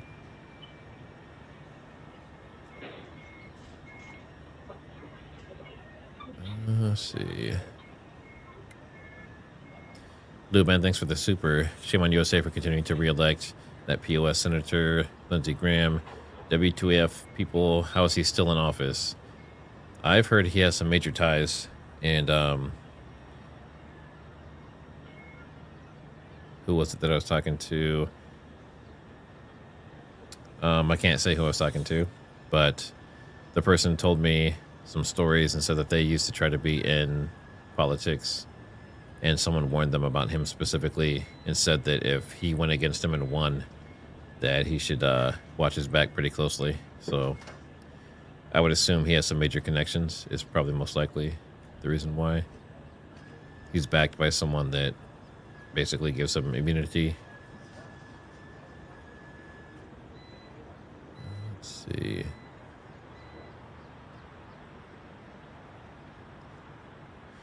Is this confirmed, MG? Thanks for the super. BB evacuated days, if not weeks ago, went to Cyprus. They denied him. Then he went to Germany. I've heard Germany multiple times, but he was also on the ground, supposedly doing like a press conference outside in some of the wreckage. That was that yesterday? It was either yesterday or the day before. So even if he did leave, it seems like he's been back, at least according to the stuff that I've seen so far. All right. We can go ahead and get back to... Let me see where this is at. Are we at a commercial break? No, looks like we're good. Full cooperation and unity. So that is the way during the Iran-Iraq war, which lasted for 8 years, with the whole world behind Saddam Hussein, Iranians could resist. Maha, let me turn to you now. The Trump administration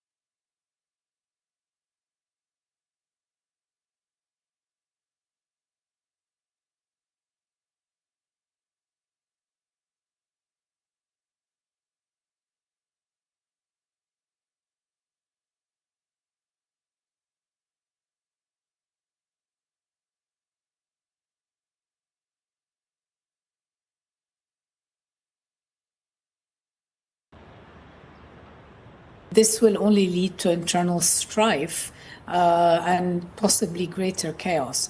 What we're hearing is not just about the... Oh yeah, I guess I was muted. Still getting used to this. Yeah, everyone, you're all deaf. I wasn't muted. It was you guys. All right, so get your hearing checked. That's funny. Yeah, let's try that again. I could hear myself. That's the problem, is with this setup. I can always hear myself no matter what, even if I mute. So if I don't make sure I'm actually unmuted, then that happens. Good times. All right, so let me do this here really quick, and we'll try this again. So going in on this. So what I was saying is this sub hunter here, I don't know if it also does reconnaissance. I think that's kind of part of what it does automatically, but it mostly looks for subs. And with this location, if there's a sub there, it can freely hit anywhere along the entire Israel country.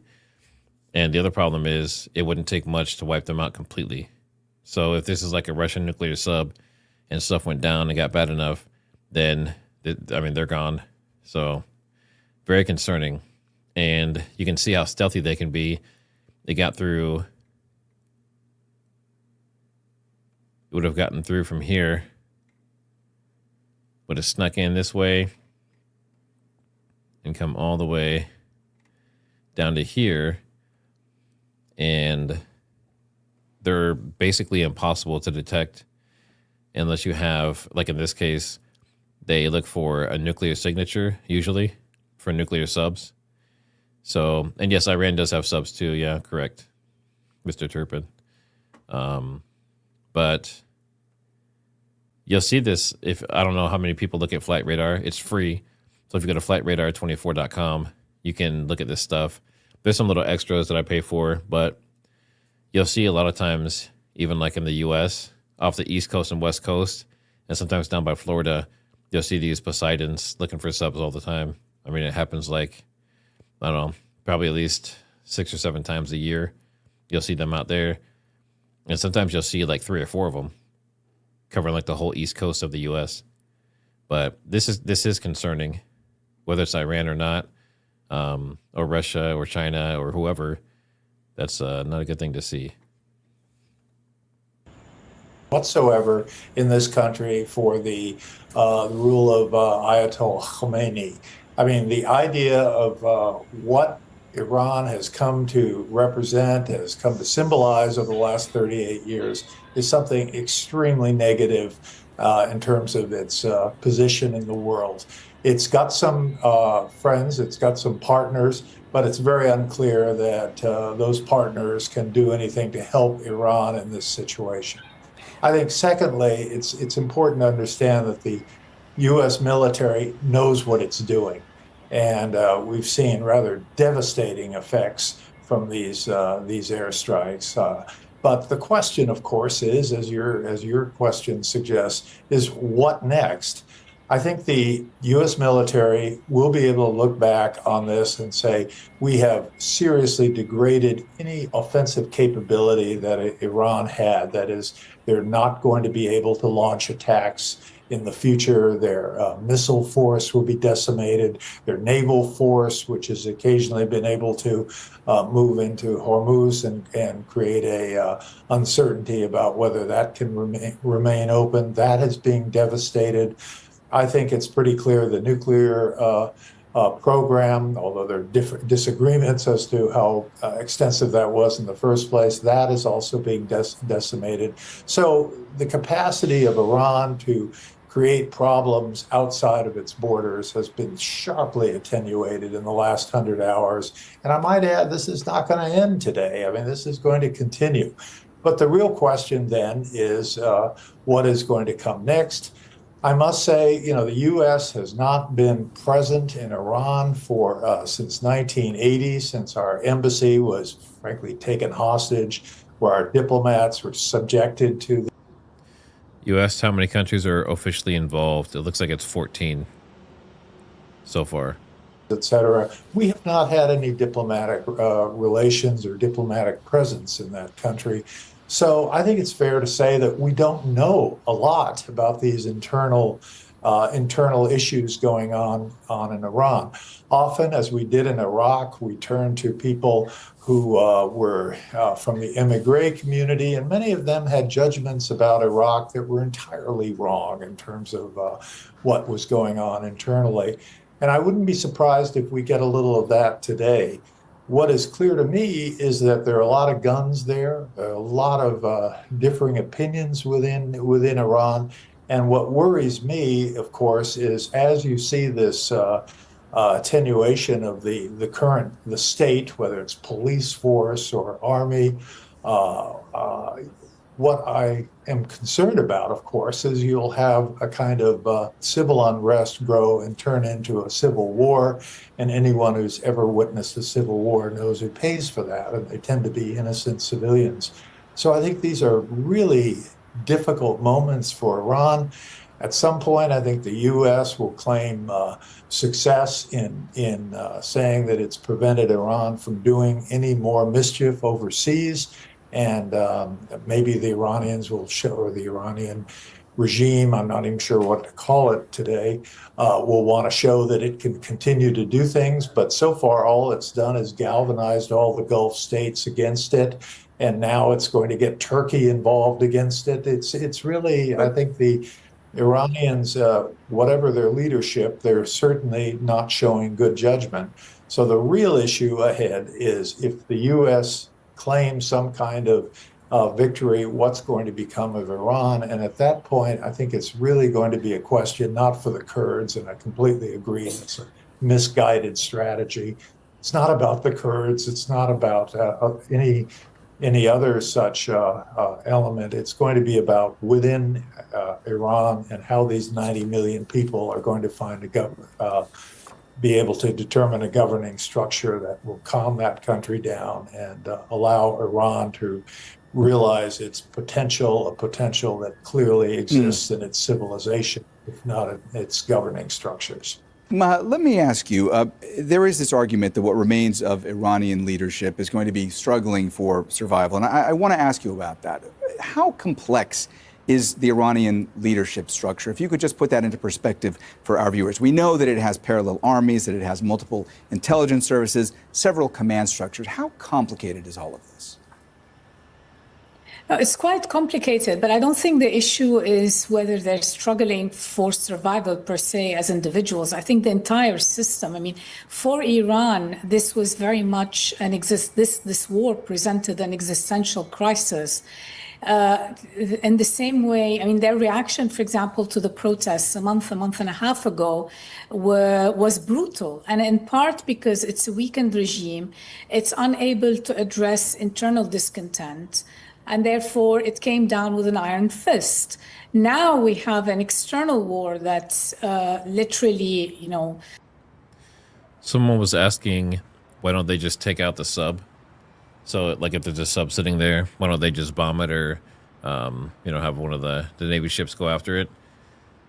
So, the average depth of the Mediterranean Sea is about 4,900 feet.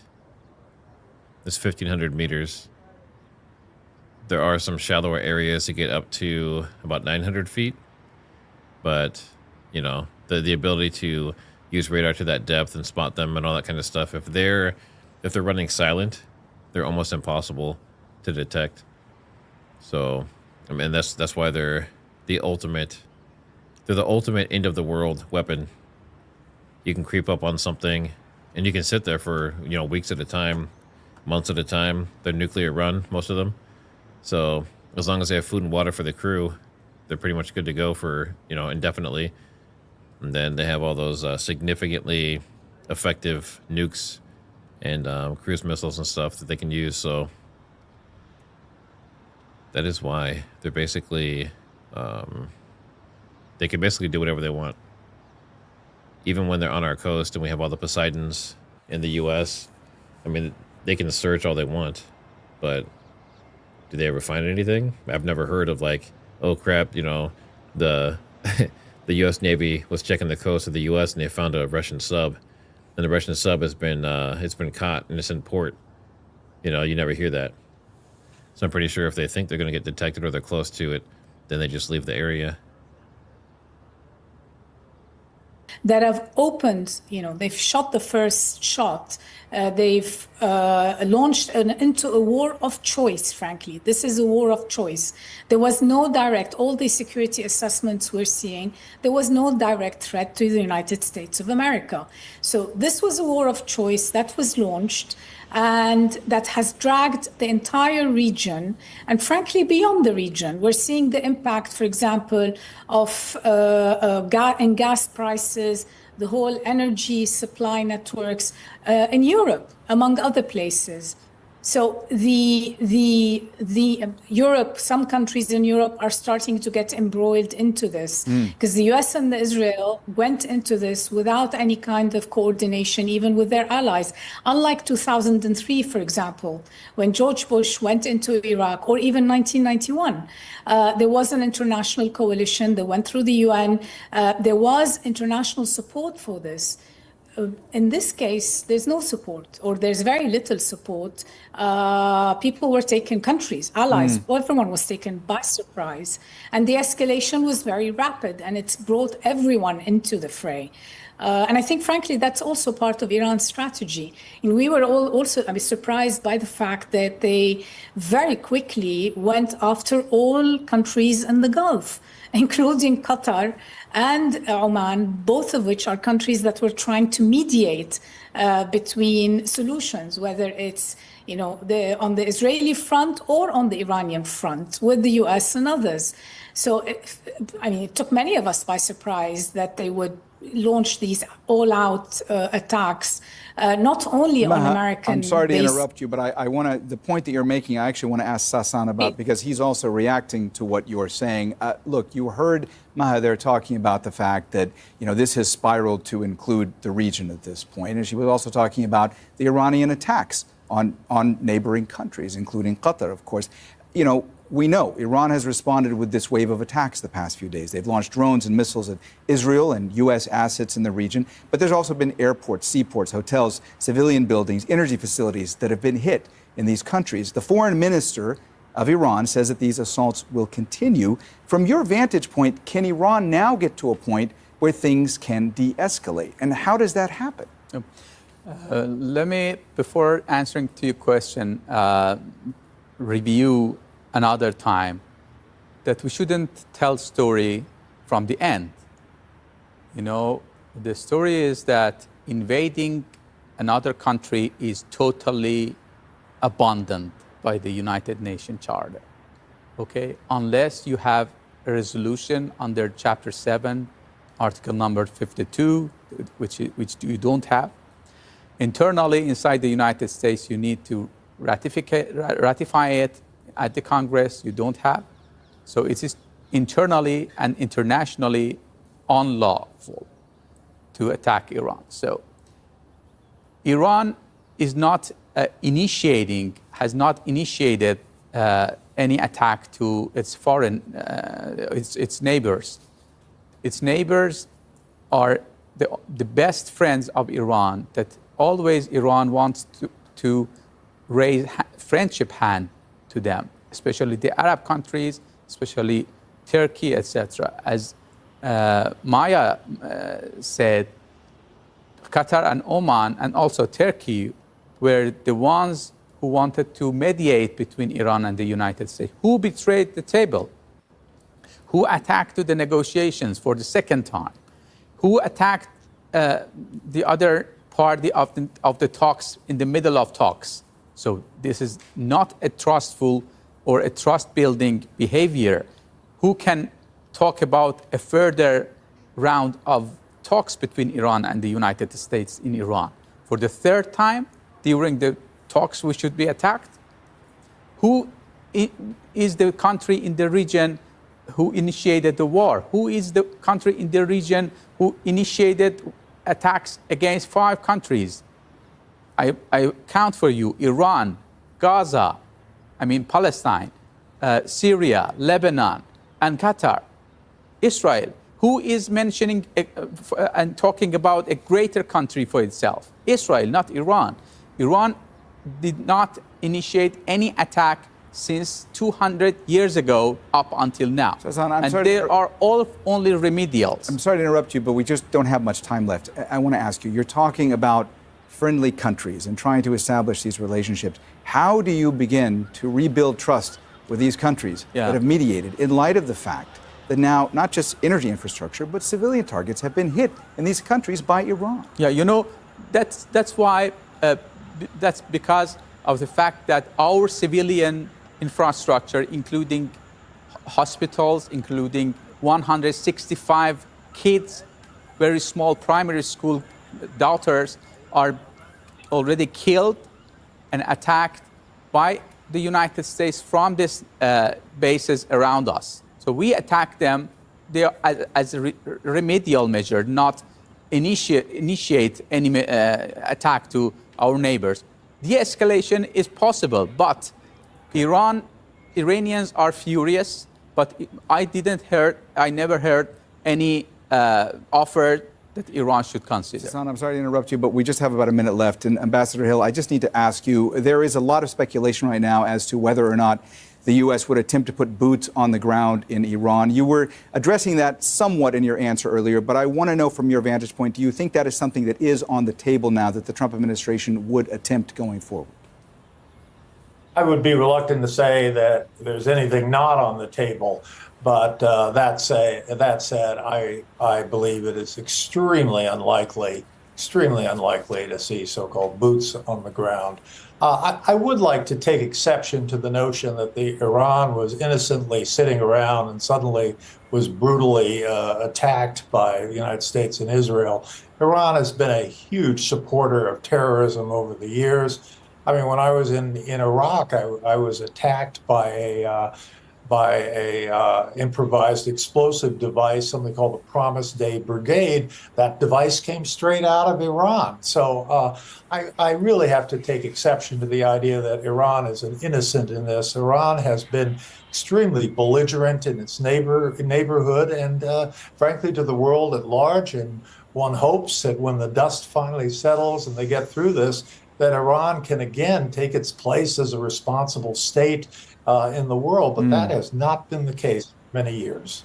All right, well, we have run out of time, so we're going to have to leave the conversation. And thanks so much to all of our guests, Hassan Karimi, Maha Yahya, and Christopher Hill. And thank you, too, for watching. You can see the program again anytime by visiting our website. That's aljazeera.com. And for further discussion, go to our Facebook page. That's facebook.com/AJ Inside Story. You can also join the conversation on X. Our handle is @AJ Inside Story. From me, Mohammed Jamjoom, and the whole team here, bye for now.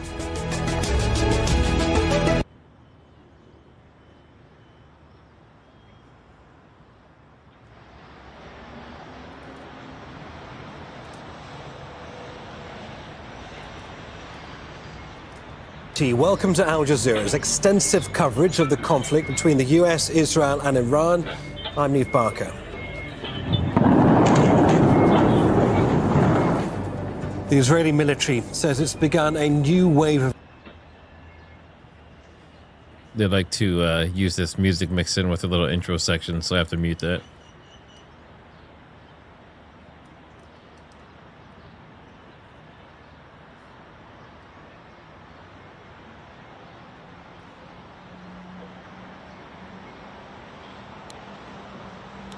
Hit that like, doesn't cost you anything. Do we want to keep watching Al Jazeera, or do you want to check out what's on Fox Live now as well? I'll do it as a poll.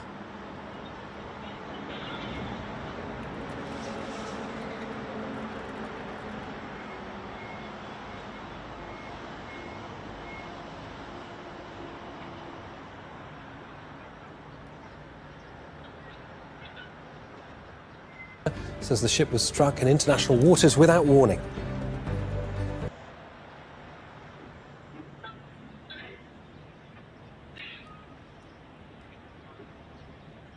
All right, let's see how that poll's looking.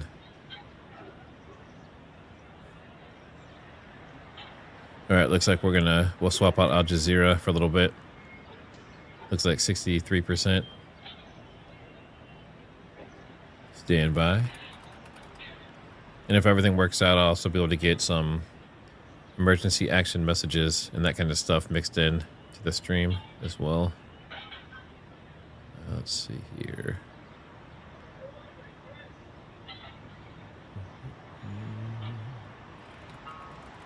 I've been surprised how there's not many like live CNN, CBS, and NBC streams.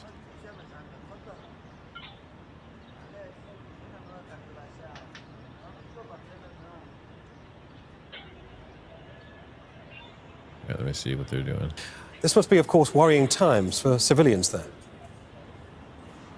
Well, actually, Iranians now are waking up to the sixth day since the initiation of the American and Israeli strikes, and the impact is quite tangible when it comes to very ordinary citizens who are witnessing this continuous waves of strikes. And according to the latest statistics at... I don't care what fancy acronym or... What you're really talking about is sort of a version of the V1 of yesteryear. It's really a cruise missile. All right, very good. I just wanted to get into that a little bit because it's so fascinating talking about drones and potentially the challenges the United States, even the might of the United States has with some of these drones. Another component I do want to talk about is an interesting one, talking about a U.S. submarine taking down several ships of the Iranian Navy. And I want to talk about this as we're getting some video. As Defense Secretary Hegseth said, the U.S. was behind overnight of a sinking of an Iranian Navy ship in the Indian Ocean. He said the ship, which was hit by a U.S. submarine, the first to be downed by a torpedo since World War II. And that is just fascinating to talk about. Obviously, the depletion, the decimation of the Iranian Navy. What do we make of that, and how are the United States using submarines as an asset in this conflict? Yeah, so that is a video that should be played and replayed over and over again. People talk about the cost curve of the cost of interceptors versus the cost of the missile being targeted. Let's talk about the cost curve of that torpedo relative to that Iranian ship. So look, one of the principal military objectives of the conflict of the United States that was articulated, and it is a very good one, is the absolute destruction of the Iranian Navy, in addition to their missile and nuclear programs. And that's all for the good. The interesting thing is this ship wasn't close by. It was way over there. And the fact that it's coming from a torpedo also, that means that it's coming from a submarine. That has a completely different angle. And this is the other twist here, is that video should be played over and over again for the audience in China. Undersea warfare is something that the United States has a particular asymmetric advantage in, and we want to make sure and be communicating over and over again that we own the undersea domain, and it would be very bad for the Chinese Navy to get some good ideas, especially in the context of us being tied up in the Middle East at the moment, that the undersea capabilities are something the United States has, that they should be, that should frankly help deter them from their adventurism. Yeah, potentially around Taiwan. Obviously not hard to make that jump there. I do want to ask, because we talk about drones so much and not being a dumb bomb and smart bombs anymore. This is the first time the U.S. sub has downed a ship since World War II, and that is certainly decades. How has the progress of the kind of military might, some of those assets by submarines, how has that progressed? Is it a similar kind of timeline, how it's gone with missiles and drones and that kind of that length? Well, that's interesting because there is a whole category of basically unmanned systems. We talk about unmanned aerial systems. Well, there's also unmanned surface systems. There's also unmanned undersea systems, and that's sort of a new cottage industry that's cropping up. Of course, our torpedoes are a lot better now, a lot more capable than they were many decades ago. But I would say that there is this broader trend to this ubiquitous unmanned, and with unmanned comes perhaps some autonomy, or at least remote piloting, but potentially autonomy, and the fact that you're able to do it, you're able to project power, but also have a more distributed force. The utility of having a more distributed force is as they say, broadening the attack surface. So it's harder. It's creating more targets for an enemy to have to worry about and have to contend with. So there's lots of utility to that. It's one of the reasons why drones are so useful for our enemies as well as for us. But so too, the proliferation of these many unmanned systems in all the domains is all for the good. How maneuverable are those torpedoes, similar to what we talk about with drones? How much agile are they? Well, they don't necessarily need to be all that agile in as much as ships don't go super fast. It's probably more about range and the warheads being sufficient to penetrate modern hulls, for instance. So there's certainly progress on the torpedo front, but speed is actually probably not the most important factor as other things. All right, very good. And obviously you took a lot away from what we heard with Hegseth and Kane. Do you hear that really weird sound with his voice? Just the guy on the left. Every time he talks, it sounds like he's possessed by a demon or something. Yeah, so I would say I'm cautiously optimistic based on what they said about this transfer to stand-in weapons is essentially we and the Israelis, and by the way, it would appear to be some of our European friends kind of coming in and joining, which is, again, all for the good. So, but I'm going to be listening for not merely that we're hopefully beginning to use fewer Tomahawks so that we can steward those long-range missiles for deterring China.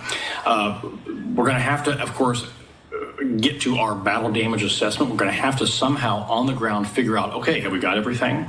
You know, if we get everything, how would we know? And you're probably going to have at least some kind of intel from the Israelis or whatever to figure out, have we gotten everything? And the one thing I would be looking for, the one thing that worries me, is that we won't stay the course to finish the job.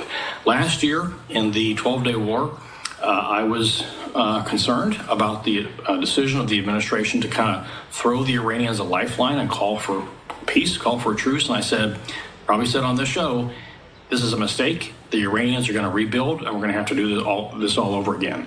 And that's where we are right now. And I'm hopeful that we will see the job through this time, not merely removing and neutralizing the regime leadership, but no kidding, destroying the Navy, destroying the missile forces, and yes, destroying the nuclear stuff for good. Yeah, and that's what kind of the sentiment of President Trump.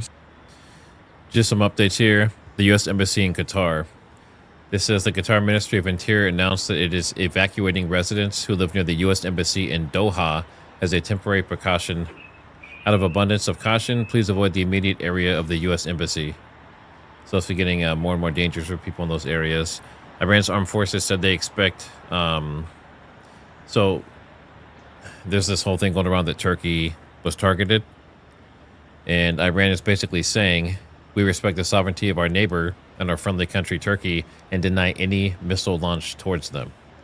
So they are not taking responsibility for that.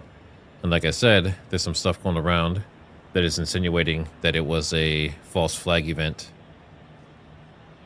Also, the North American Aerospace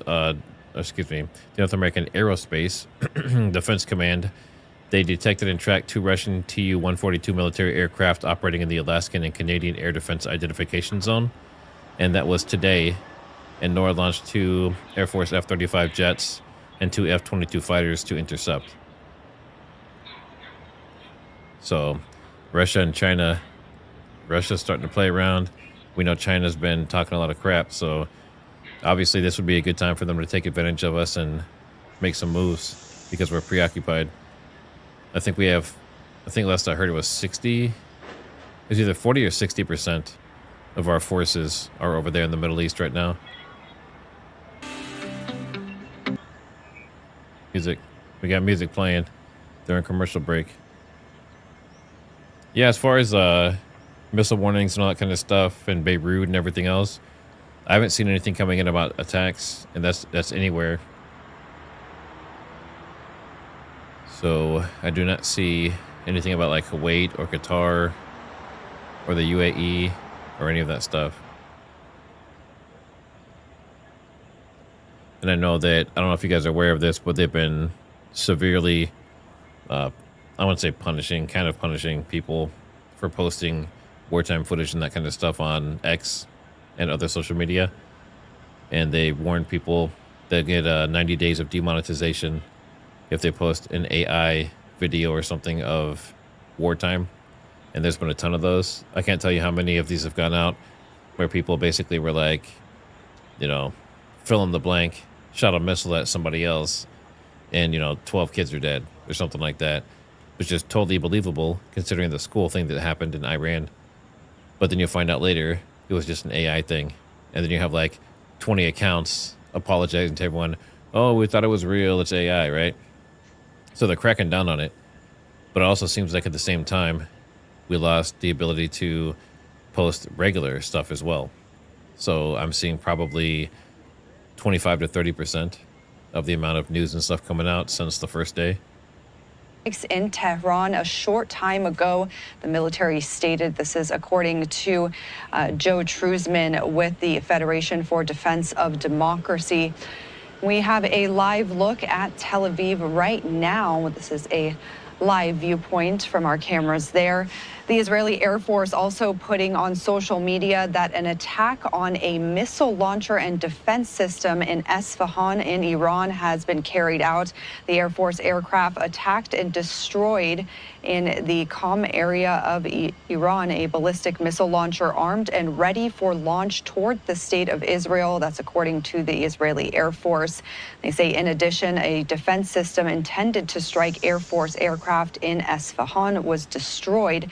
These strikes join the effort to strike the fire arrays of the Iranian terror regime and deepen the IDF's air superiority in the area.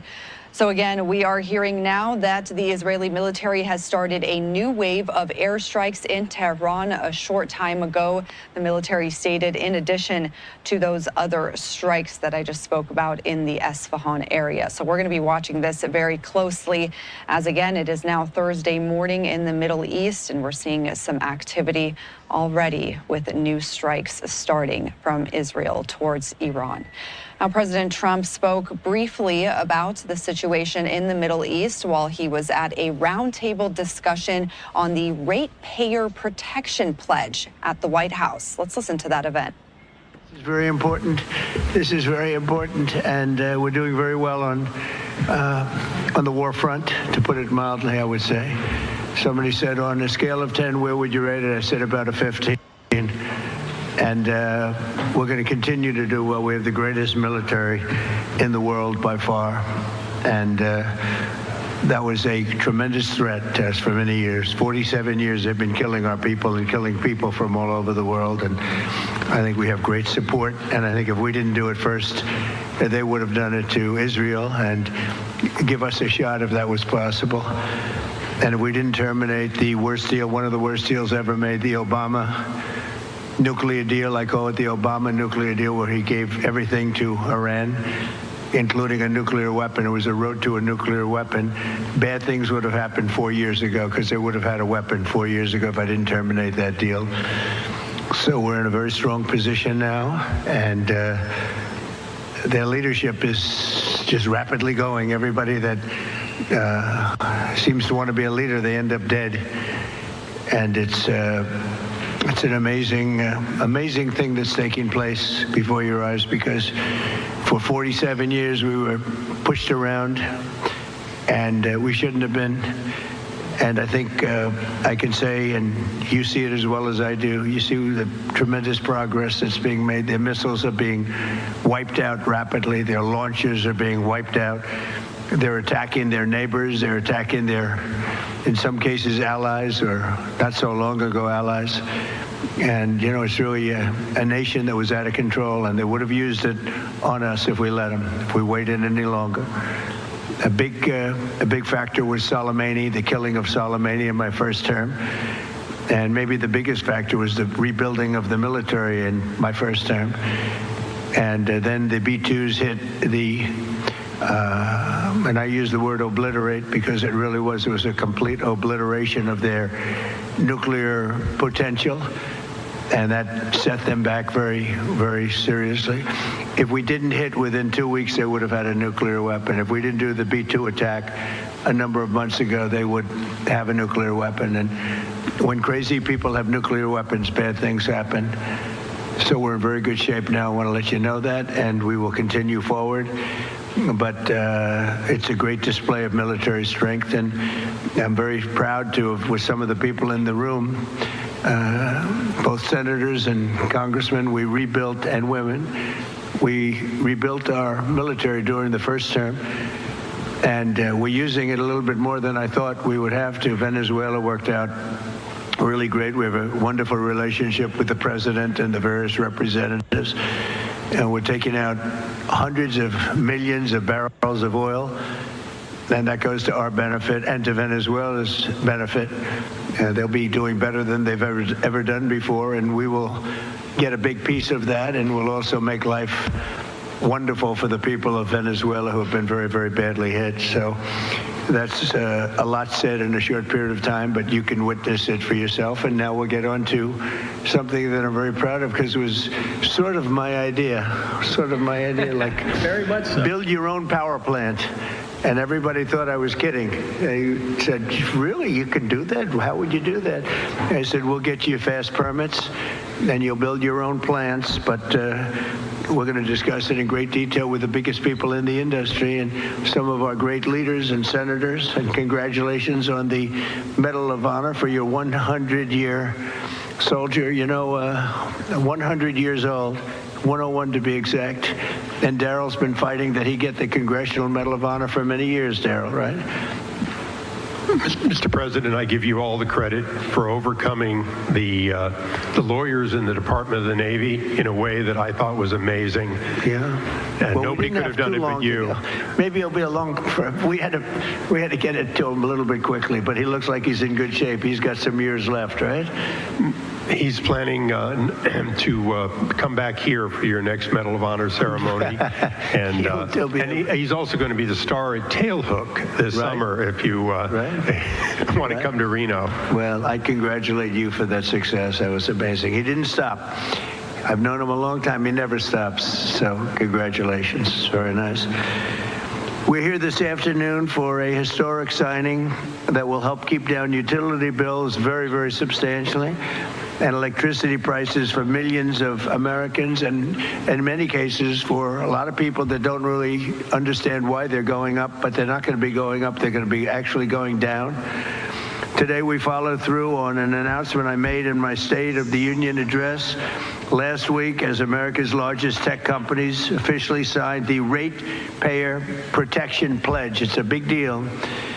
We're going to have a tremendous impact on electricity costs. We're bringing down all of the costs. We have this little interlude to do what we have to do, because we had it going, but these interludes are very important, especially this one. But the economy has never been like this. We broke 50,000 on the Dow. People thought we wouldn't do that within the first 4 years. We did it in the first year. And we brought 7 on the S&P, 7,000 on the S&P. They said that's even less likely to happen.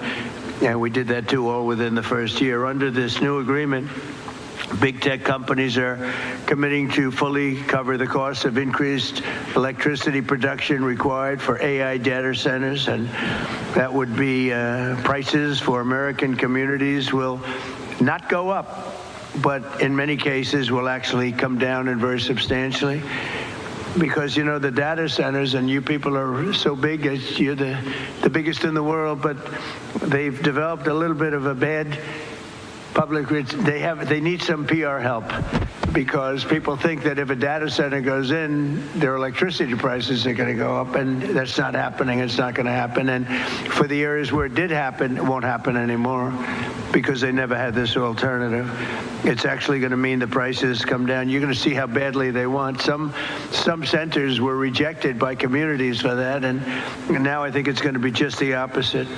This means that the tech companies and the data centers will be able to get the electricity they need, all without driving up electricity costs for consumers. This is a historic win for countless American families, and will also make our electricity grid stronger and more resilient than ever before. So that's part of it. It's going to be strengthened up, and they're going to be getting a lot of excess electricity from the data centers where they build their own plants. They're going to be creating their own electricity. We're pleased to be joined today by Speaker Mike Johnson, who's got a difficult job, but he does it as easy as anybody I've ever seen do that job. It's never easy when you have a majority of 2, or sometimes less. Yeah, I was going to say.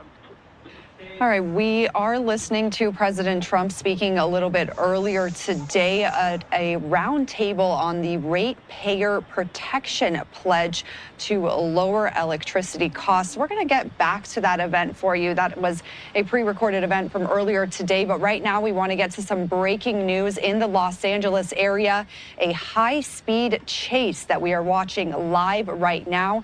This is Fox 11 in LA with their live coverage over this high-speed police pursuit in Los Angeles. Let's listen in. So we're not sure right now who will stay with this. I'm guessing CHP will continue to handle this because we don't know if this vehicle will stay on those surface streets there or try to get back onto a freeway. Whittier is a very big area. Obviously, at this hour, the streets are wide open, not a lot of traffic, but still 75 miles per hour, 80, 90 miles per hour on surface streets. Oftentimes, you'll have police back off a pursuit when it's that dangerous, when a car is going that fast, when a car is willing to endanger other motorists. But again, it's a late hour, and these streets are wide open, not a lot of traffic. All right, you see that night sun overhead, that helicopter with that light shining down, able to track that vehicle at those high rates of speeds. We are now in the Pico Rivera area, from Whittier to Pico Rivera, slowing down there due to a little bit of traffic. Let's just watch this pursuit here for a minute. Okay, wrong lanes now. A reminder of how dangerous this pursuit is. This driver does not care. Encountered just a little bit of traffic there, decides to go in the wrong direction. Very scary coming up on that intersection there. Let's bring in our police specialist, Dennis Zine. As you watch this one, it gets more and more dangerous, Dennis. Well, that's what happens in these high-speed pursuits through the areas that we cover throughout this region. Fortunately, now we're coming to a red light. Fortunately, traffic is light, so that means hopefully not a lot of pedestrians, not a lot of hazards as we see when it's commuter hour. But what this does give is the opportunity for excessive speed and to drive at that speed and endanger those people who are out, either in a car, bicycle, motorcycle, pedestrian, etc. So the hazard for those folks increases, but at least after the commuter hours, we have less traffic, so obviously less hazard to the general public. But the speeds will increase. There's still a hazard to the public, a hazard to the officers. And as we see this driving pattern, driving the way they want, red light, doesn't matter, cars coming, cars going, just total disregard for the safety rules and common sense on driving on a highway. Dennis, forgive me if I interrupt. We are a little bit ahead with our coverage here from what you're seeing there on your TV. So if I jump in, please understand. I got some breaking news for you here. So again, we're on these surface streets. Yeah, so we're going 60, 70, 80, up to 90 miles per hour. CHP was on this one. Will CHP stay with it now the driver's on surface streets again?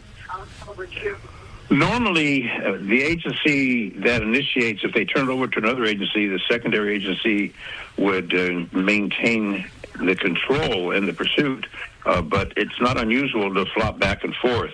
It depends on how many units are available within that particular area, whether it's CHP, LAPD, LASO. It just depends on a lot of factors. But anywhere in the state of California, CHP obviously has the jurisdiction on if they surrender it to the locals. But normally the local agency, including LAPD, will turn over the CHP when it gets on a state highway, freeway, et cetera.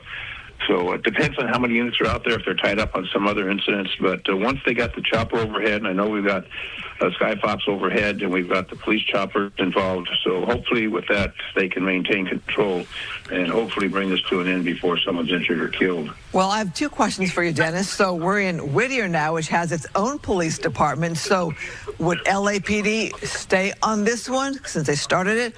Or would Whittier possibly pick it up? Or is this one moving so fast, CHP stays with it? Well, the watch commander that's in charge from the LAPD jurisdiction will decide and say, okay, turn it over to the other agency. They'll make communication with the other agency and let them know, come into their jurisdiction if they have sufficient units. Maybe they don't have sufficient units. Maybe they'll say, no, go ahead and stay with it since it started in your jurisdiction. It's very fluid, and they make the decision. The watch commanders make those changes at appropriate times.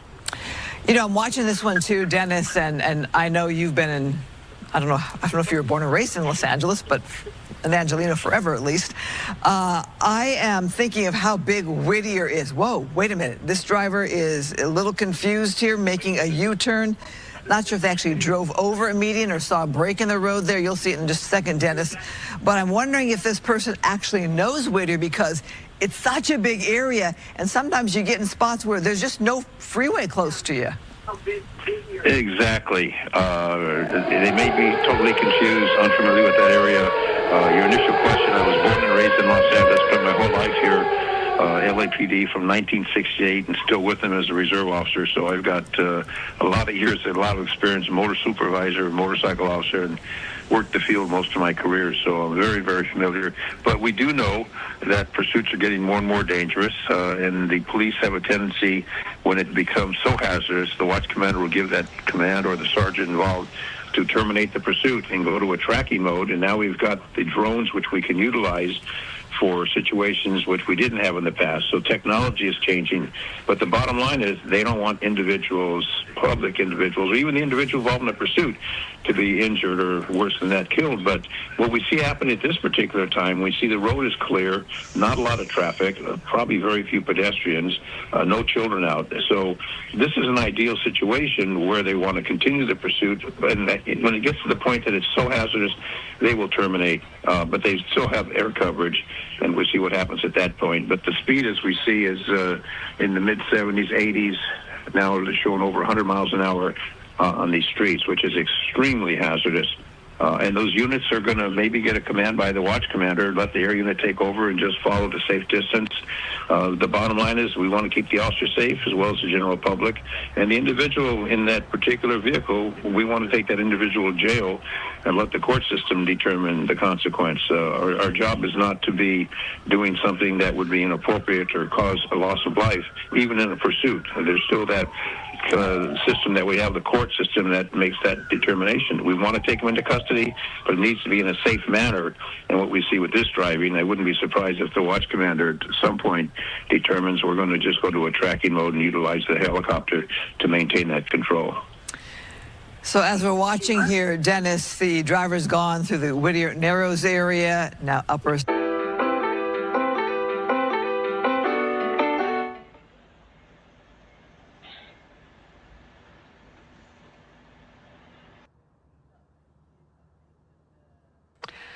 So it looks like we lost our feed from Fox 11 in Los Angeles, but this is the view from Skyfox still following that high-speed police chase in the Los Angeles area, just leaving the Whittier area there. We've seen speeds above 100 miles per hour, even on these side streets, as that truck continues to flee from police. We don't have much information about the driver. I'm not going to lie, doing 100 in a tall truck, a top-heavy truck, would make me nervous. But, I mean, if you're going in a straight line, it's not too bad. Looks like everyone's wanting to go back to Al Jazeera. We can do that.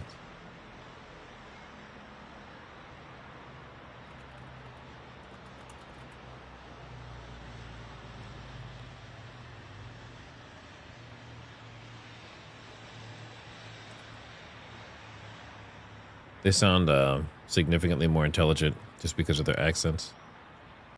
They got that going for them.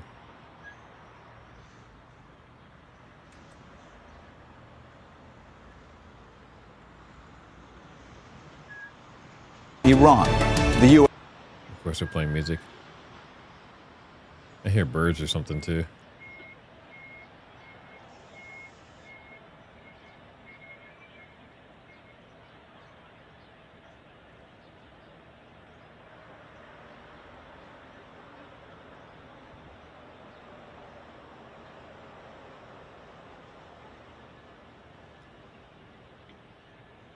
assassination of Ayatollah Ali. They're still doing music. I'll give them a minute.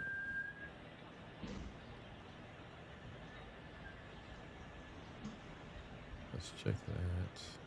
Let's check the poll.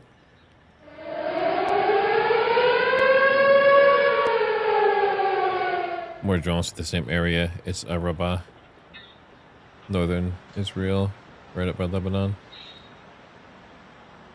Oh wait, no, these are...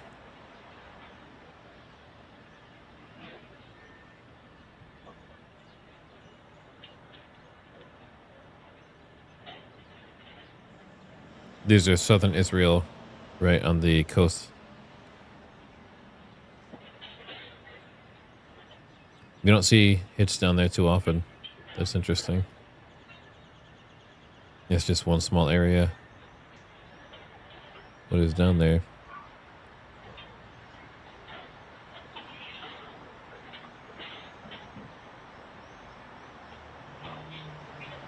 It just says drones, not how many.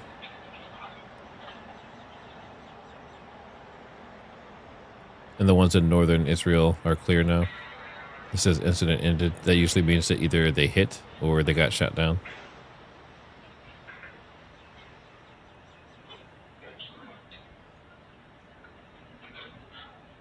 Let's see. Are you saying you want to know about the Fox truck?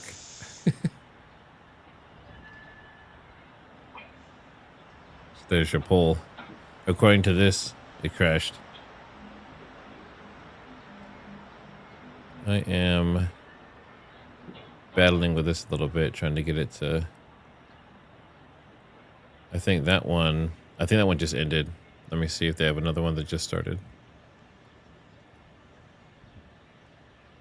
Yeah, they have a new one. That is why it's acting up.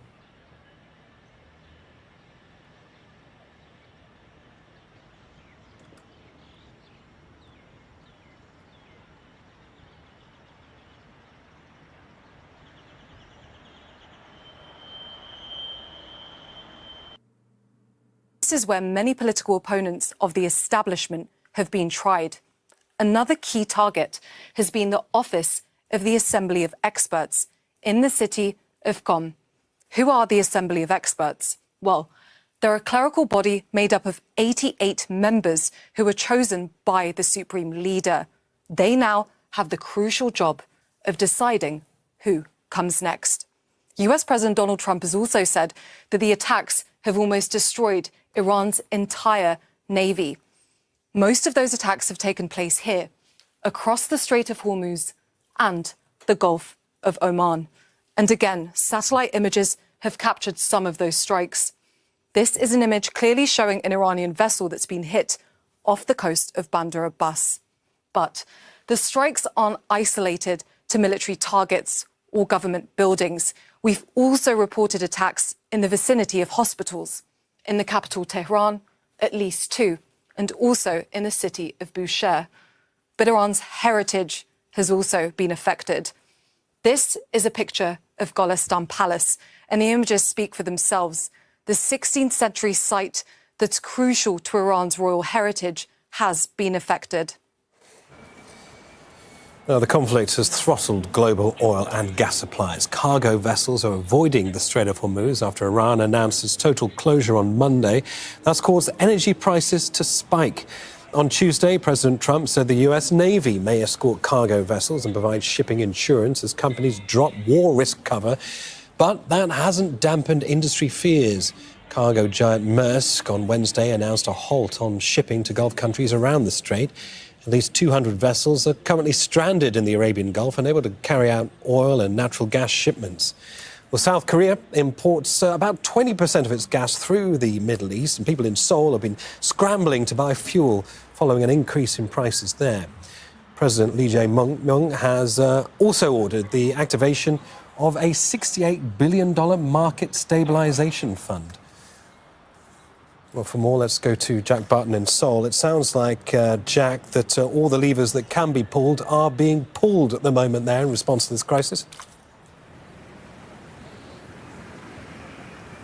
Yeah, that's right. President Lee Jae-myung held that special meeting this morning with the Finance Ministry as well as the Ministry of Foreign Affairs. You can see just behind me to discuss a raft of emergency measures aimed with coping with potential shortages of oil and gas, given the dependency that this country has on supplies from the Middle East for transport, for industry, for its export-focused economy. Really at the heart of the economy here.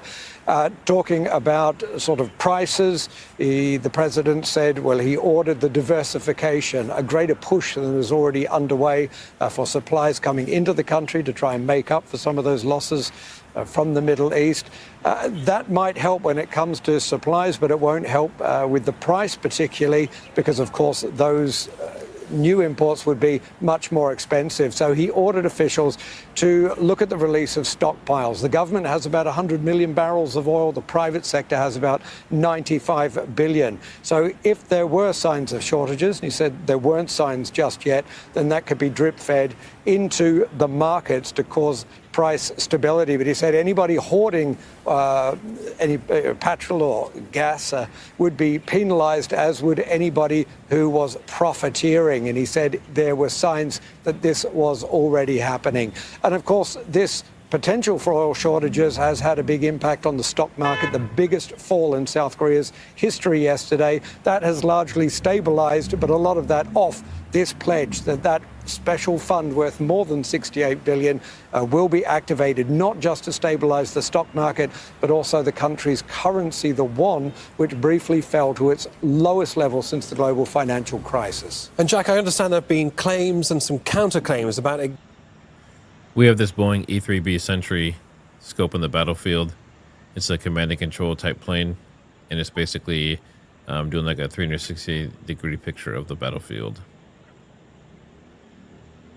I'm actually really curious. I mean, obviously, they're doing a really good job of suppressing all video and everything coming out, and they have the internet and it's blacked out. But I'm really curious how it looks in Iran, like what's going on there. Obviously, they're getting hit, but I'm curious like where all these missile launches are coming from. And actually, let me grab. I'm gonna try and find that video I was telling you about, where the missiles come out of the desert. They look like they just come out of the desert out of nowhere. You don't see anything open. They're just like up, and it's actually pretty impressive. So let me see if I can find that. In from Australia, which is a big exporter of LNG and, of course, is a regional ally, a country that South Korea has a close partnership with. So that's a logical outreach. Oil is perhaps the biggest concern because more than 70% of the oil here comes from the Middle East, most of that through the Strait of Hormuz, which, of course, is under threat from Iran now, and impossible for vessels to go through. So that is really the big concern. That is harder to replace. Some of that can come from the US. South Korea already imports millions of barrels annually. There are other places like Norway, the United Kingdom, Nigeria, Guyana, but all of this would come really at a premium, and it's not just the cost of the rising fuel, but that additional shipping and the fact that the shipping costs are skyrocketing. So there are options out there, but other Asian nations also scrambling for that same fuel, and it might deal with the supply issue, but it's not going to deal with the cost issue and the rising costs here affecting the economy. Percolating down to consumers as well, no doubt. Jack, thanks for that. Jack Barton in Seoul. Now, one of the nations that may benefit from higher energy prices in Russia, Europe and others had stopped buying Russian oil and gas because of the Ukraine war. But now a lot of countries, including those in Asia who depend on the Middle East for their energy supplies, may lean on Moscow. This should be it right here. All right, so this is Iranian missiles firing from seemingly out of nowhere, and we see two of them come out.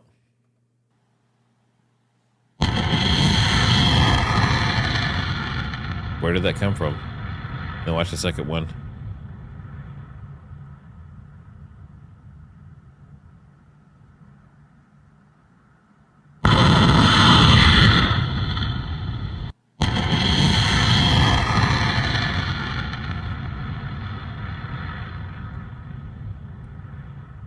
So you have them underground, you have these huge underground warehouses, these bunkers, and they're firing them.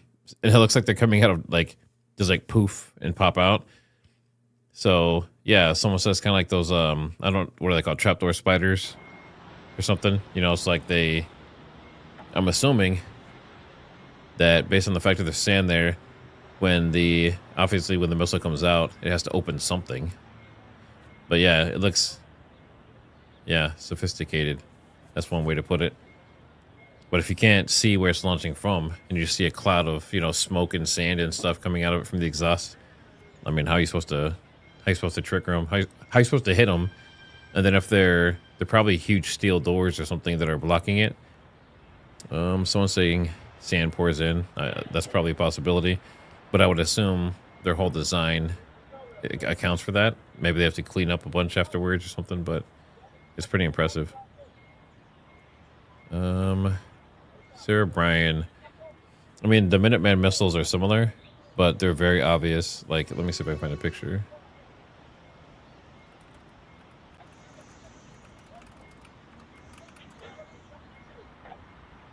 Yeah, so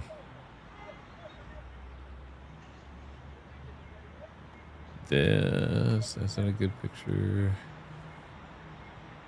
Let's see if we can find a better one.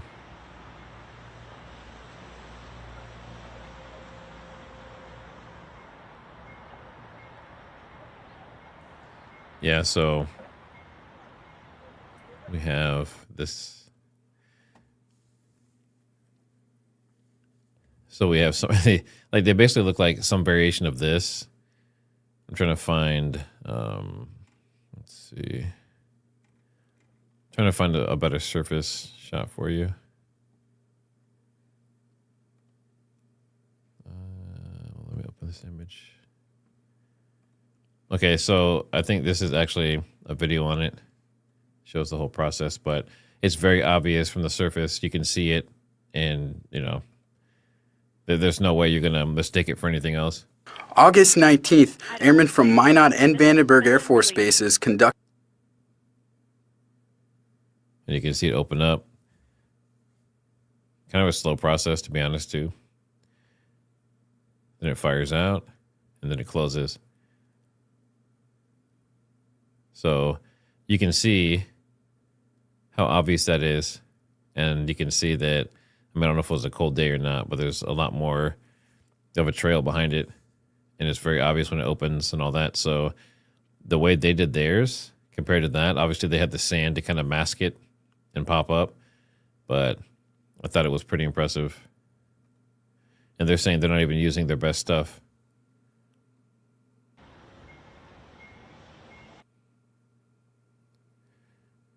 Yep, that should be good. Countries in Vishakhapatnam in India. The United States says this is the first sinking of an enemy ship by torpedo since World War II. Back at the hospital in Gaul, the arrival of more than 80 bodies recovered from the water. Nearby facilities were cleared to accommodate the dead. Iran's ambassador to Sri Lanka told Al Jazeera the remains of the sailors will be repatriated. The grim task of dealing with the dead. But for many of those involved in this incident, lots of questions remain to be answered. Mina Fernandez, Al Jazeera, Gaul, southern Sri Lanka. US Secretary of State Marco Rubio has pledged Washington's full support for Turkey after NATO air defenses destroyed a missile in Turkish airspace. The ballistic missile was fired from Iran towards Turkey's Hatay region. It was brought down in the eastern Mediterranean. The strike caused no damage. Rubio spoke to Turkish Foreign Minister Hakan Fidan after the interception. The Pentagon says it doesn't anticipate the incident will bring NATO into the war. Sinem Kosciuszko met people at the border between Iran and Turkey on how the conflict across the border is affecting their lives. Here we are at the Kapaköy crossing between Iran and Turkey across Iran's Hoy. This is one of the busiest crossings between the two countries.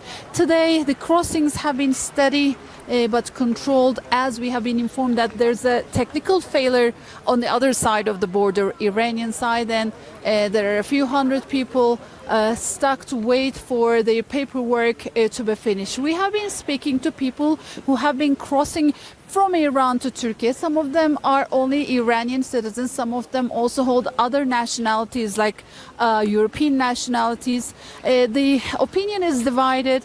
Some of them believe there might be a regime change in Iran, but most of them blame the United States and the Israeli strikes, saying that they are risking civilian lives in their country. We were only hearing sounds, but we haven't seen anything in the city. They say military targets are being struck, but we haven't seen it ourselves. There are intense attacks. They have devastated Iran. I hope Turkey, Pakistan and Saudi Arabia unite and give a strong response to these Jews and Christians. Unfortunately, they've come to our doorstep in the Middle East. Our airspace is in their hands. I am calling on all Muslims, focus on technology and unite. We have no other choice. When I heard Iranian in a war and I have to back to my country to help my people and army. Turkish authorities say there is no abnormality in the numbers of the people crossing from Iran into Turkey. The figures seem to be in parallel with the previous seasonal numbers, but still they say they prepare themselves to any possible scenario for a possible mass refugee influx from Iranian side into Turkey, taking their experience from the Syrian conflict. But of course they underline that what's going on in Iran today is different than what happened in Syria. They're drawing attention to this, but they are preparing themselves and also Europe for any possible refugee influx. Sinem Köseoğlu, Al Jazeera, Van Kapıköy crossing by Iran border. Now, European Union members are sending military aid to bolster defences in Cyprus. Authorities on the Mediterranean island closed the international airport on Wednesday after a suspected drone neared its airspace. Well, it's the third such incident since Sunday, when an Iranian-made drone caused minor damage at an airbase there. But as John Soropoulos reports from Limassol, Cypriots have mixed feelings about the military support. Two Greek fighter jets take off to intercept a suspected drone heading towards Cypriot airspace. The incident delayed flights into Larnaca International Airport, but hours later, the government denied there was any contact. There were indications of an object near Lebanese airspace. 2 aircraft were dispatched, and they remained operational for quite a while without finding a suspicious object. The reassurance may not have been needed. Life seemed to continue uninterrupted. Designated shelters like this underground parking lot haven't been prepared to receive evacuees. Businessman Andonis Theodoridis told us, like many people, he has his own basement shelter, and that's where he'd go during an attack. He charters aircraft for a living and says insurance prices haven't gone up, despite increased tension and intercepted drones earlier this week. He says the military assistance is a double-edged sword. Having those troops or those aircrafts and ships coming over, it gives me a certain degree of security, but at the same time, I'm questioning myself the reason why. The drone wasn't focusing the Cyprus territory. It was the British base, which is the jurisdiction belongs to the UK. But that's not how Greece appears to see it.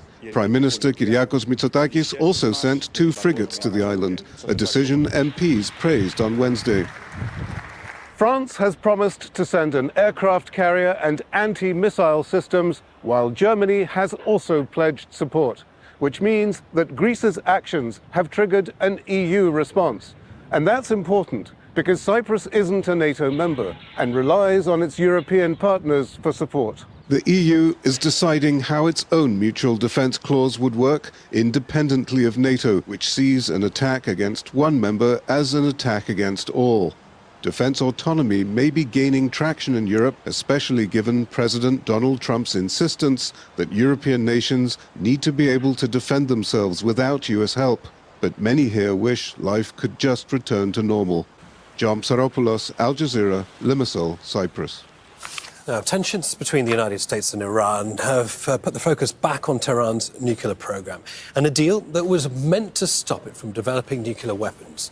In 2015, Iran and 6 world powers reached an agreement known as the Joint Comprehensive Plan of Action. Iran agreed to scale back its nuclear activities and allow in international inspectors. In return, international sanctions on Iran were lifted, giving it access to global trade and finance.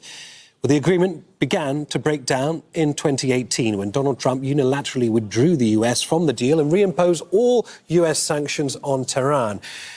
Iran then went back on its commitments and began enriching uranium beyond the limits set by the 2015 deal. Well, efforts to revive the agreement resumed last year with indirect talks between Washington and Tehran. But just before a 6th round of negotiations, Israel carried out strikes inside Iran, targeting military infrastructure and figures linked to the nuclear program. Days later, the United States struck 3 Iranian nuclear facilities. And in September, the United Nations formally reinstated sanctions on Iran after it was accused of violating the 2015 deal. Well, earlier, my colleague Scott McLean spoke to Alan Eyre, who is a former senior diplomat on the US negotiating team for the 2015 JCPOA Iran nuclear deal. He began by asking if Iran would still be a nuclear threat under that agreement. It would have always been a threat in that it had a nuclear program and that it had learned how to enrich uranium, which is the hardest part of making a nuclear weapon. But with the JCPOA, we limited the amount of enrichment they had, the number and the quality of centrifuges they had, and most importantly of all, we massively increased our visibility into their nuclear program with verification measures. So I think if we had stayed in the JCPOA, even though hindsight is always 50-50, we would not be in this horrible situation. So, Alan, if I can just ask you for a second to be critical of your efforts at that time, I wonder if you could do it all again today, what is the one aspect of that deal that you would change or that you would have pushed harder to get in there? It's not a question of what we would have changed or pushed harder. The JCPOA was 5 years of negotiations, and you could only get so much. Yes, it was a very imperfect deal with serious limitations. Was it better than nothing? Much better. Primarily because, as I said, it gave us verification. If we could have done more, we would have extended it for ad infinitum, for perpetuity. We would have, if we could have banned Iran from enriching on its own soil. But there's 2 parties to a negotiation, and in a good negotiation, neither side walks away fully satisfied.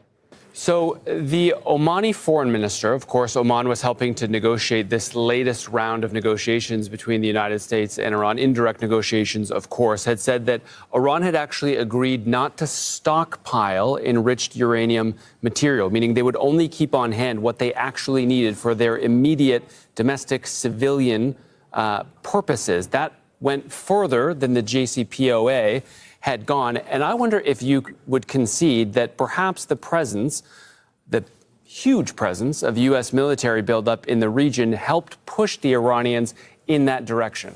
Certainly, the huge presence of the American military forces incentivized the Iranians to try to find a deal.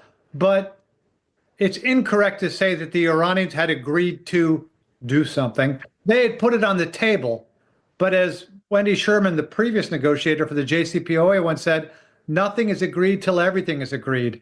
So they put ideas on the table, but don't forget, they were also expecting significant sanctions relief, which the U.S. was not willing to give. So it's not the case that 2 sides were close to a deal. But yes, it is certainly the case Iran wanted to avoid being bombed, and so was very, very motivated to try to find a deal with the United States.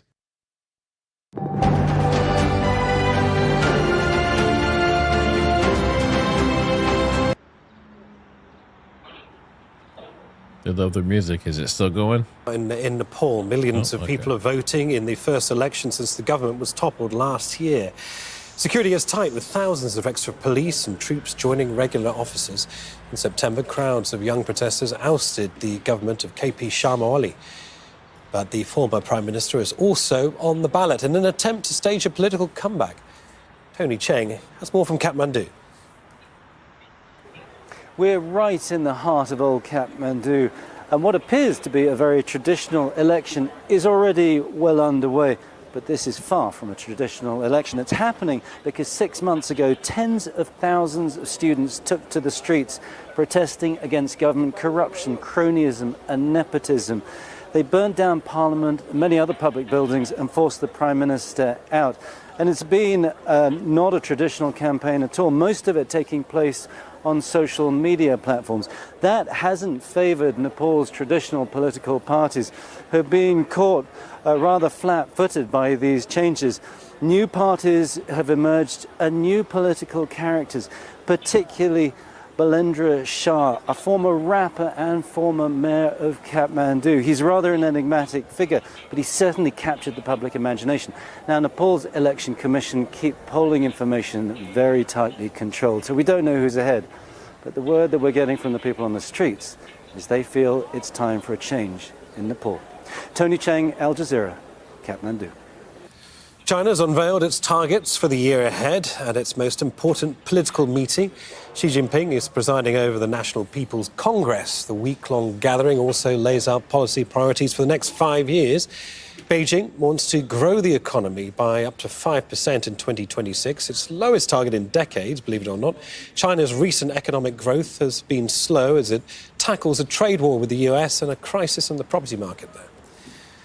US and Ecuadorian forces have launched a joint operation against the South American nation's powerful drug cartels. Ecuador has been struggling to contain cartel violence for the past 5 years. The operation comes ahead of a meeting between President Donald Trump and several Latin American leaders in the White House. John Holman reports from Washington, D.C. The US has opened a campaign on another front against Ecuadorian drug cartels. The country's become a hub for moving cocaine to the US.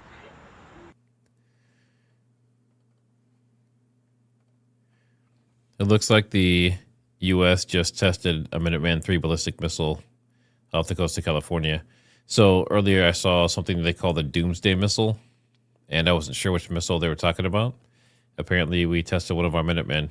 So interestingly, we were just talking about, the sneaky ways they launch.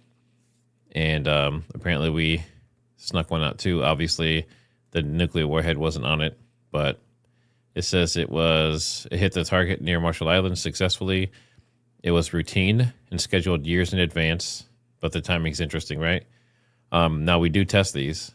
There's been other times where we weren't at war and we tested one. But if you look at every single time there's some kind of conflict that's brewing, we'll just conveniently test one. So Trump said days ago, the big one is coming. Routine or not, the timing sends a message. So very, very true. Let's see if they actually have of the U.S. nuclear forces and provide confidence in the lethality and effectiveness of the nation's nuclear deterrent. This launch, designated GT-255, was scheduled years ago and is not in response to world events. It is a key component of a data-driven program that has been in place for decades, involving over 300 similar tests designed to validate the performance of the weapon system. The data collected from these routine tests is essential for ongoing and future force development. Today's test launch used a randomly selected intercontinental ballistic missile pulled from Minot Air Force Base, North Dakota. The missile was transported more than 1,300 miles and reassembled at Vandenberg Space Force Base, California. The ICBM was equipped with multiple targetable re-entry vehicles and traveled approximately 4,200 miles at a speed of more than 15,000 miles per hour to a test range near the Kwajalein Atoll in the Marshall Islands. The ICBM Test and Evaluation Program helps validate the reliability of the nuclear umbrella our allies and partners rely on, eliminating the need to obtain their own nuclear weapons to counter potential adversaries. The 56-year-old Minuteman III is based in Colorado, Montana, Nebraska, North Dakota, and Wyoming, and will be replaced by the LGM-35A Sentinel. Reporting from Vandenberg Space Force Base, I'm Senior Airman Kevin Hernandez. An interesting thing that I've seen many times is when we do these tests, it almost looks like the beginning of this, to me, looks identical to the video they showed last year of the routine launch. It looks like the exact same one. Of the U.S. nuclear forces and provide confidence in the lethality and effectiveness of the nation's nuclear That video looks identical to me. I'm actually curious if they're just using stock footage or something. Interesting.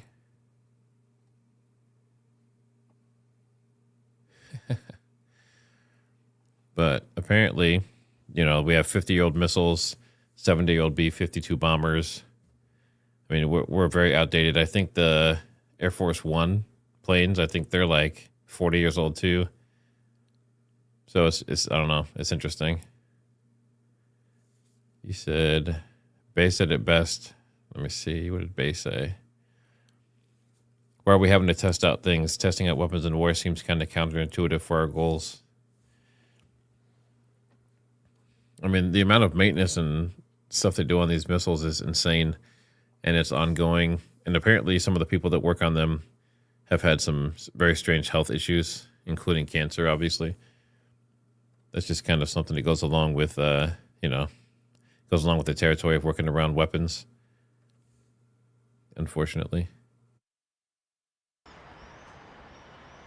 Strikes, and I'm not sure if it's clear in the picture, but scratching across behind me from right to left are actually columns of thick smoke actually rising into air, and that is the sign of continuation of these recent strikes after we heard after sound of massive explosions across the Iranian capital in Tehran. And of course, the reports are coming about the continuation of these strikes across the country. And that is on the one hand, while on the other hand, the Iranian side is coming with the statements about the continuation of the retaliatory strikes on the Israeli territories, U.S. military bases in the region, and that is the sign of nothing but more and more escalation on the ground. And speaking of the public sentiment here, I can say that it is full of frustration and fear, while there is also sign of resistance.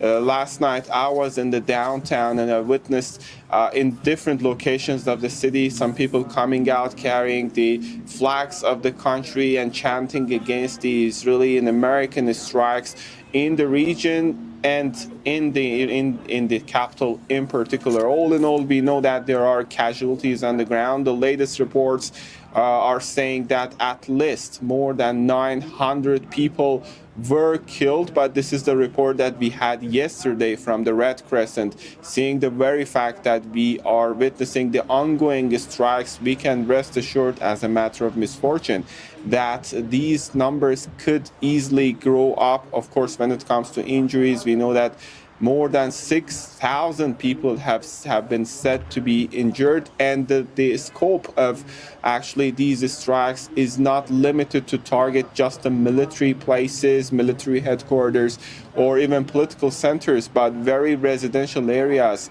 including the schools, houses, and the apartments and places, houses belonging to ordinary citizens are being targeted now on an hourly basis, which is running the risk of further casualties on the ground and which is creating a huge amount of fear and frustration among the very ordinary citizens.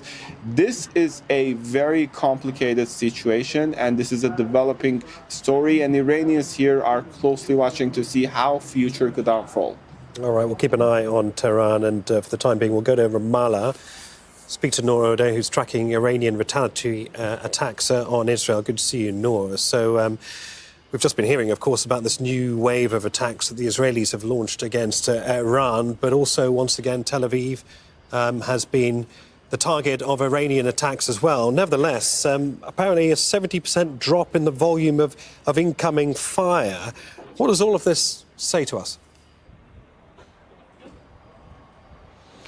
Well, there are mixed messages, Niamh, no doubt. There are fewer Iranian missiles. That is very true and accurate. But the missiles, it seems, according to reports, are larger and they are creating a bigger impact. Add to that the fact that the missiles and drones coming in from Lebanese territory are creating a bit of chaos in the north, because the Israeli Home Front Command cannot give citizens early warning. The distance is too short. So this kind of tension persists. 1,400, nearly 1,500 Israelis have been injured in the past 6 days, but the Israeli authorities will be easing some of those restrictions because of the diminished number of Iranian missiles. Still, no schooling, no gatherings more than 50 people. The situation is not back to normal yet, but the Israeli government is keen on giving indications that it can confront this, that it is striking the foundations of control of the government in Iran, as the senior officials are saying, and the areas from which missiles are being launched at Israel. That is what this latest wave of Israeli strikes is all about. Nora, I understand there's been a phone call, hasn't there, between Israel's Defense Minister Israel Katz and the US Secretary of Defense Pete Hegseth. What has emerged from that, do we know? Well, we know that what we understand is that the minister or the Secretary of War of the United States told Israel Katz to keep going until the end. There is very close coordination at all levels between the U.S. administration and the Israeli government. A lot of awareness in Israel as well that interests and the agenda about this war may not be exactly in sync. And we saw that even yesterday at Niamh, when we heard about a call between Benjamin Netanyahu and Donald Trump, in which Netanyahu inquired about possible secret talks between DC and Tehran about ending the war, about reaching a deal. This makes Tel Aviv nervous, because the talk about toppling the government, the talk about completely changing the scene in Iran is very important politically in Israel, and everything is being done to speak to the U.S. public and the U.S. administration to make sure that those goals, at least for now, are still concurrent and that the war effort will continue. All right, many thanks for that, Noor. Well, just to remind you, the Israelis are also targeting Hezbollah sites in Lebanon itself after Hezbollah joined the fight following the assassination of Iran's supreme leader. Zaina Hodder is in Beirut monitoring developments there. So I understand there have been, Zaina, some new warnings of attacks.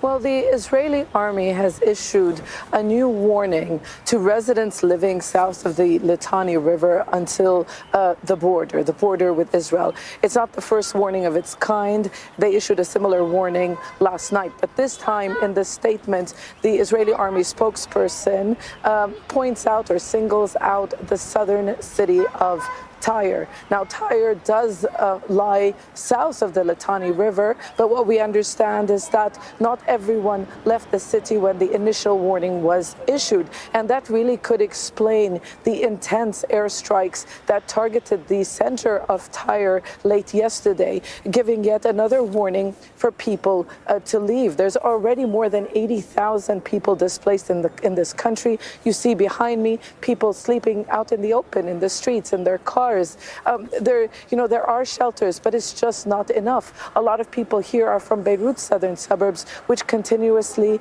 comes under Israeli fire. Now, what is happening along the border? Because it seems what the Israeli military is trying to do is empty that whole territory for them to be able to operate.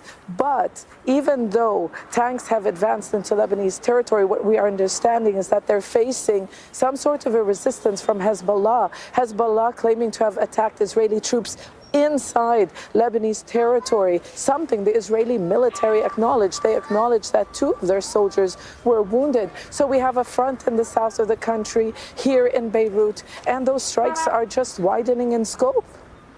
So a front emerging in the south of the country, as you say, attacks in the capital, Beirut. Hezbollah insistent that it will fight on, according to its leader, Naim Qassem, who's delivered his first televised address since the escalation, vowing, he said, an existential defence, clearly refusing to surrender. This, of course, Zaina, despite the fact that the Lebanese leadership are also under pressure to disarm Hezbollah.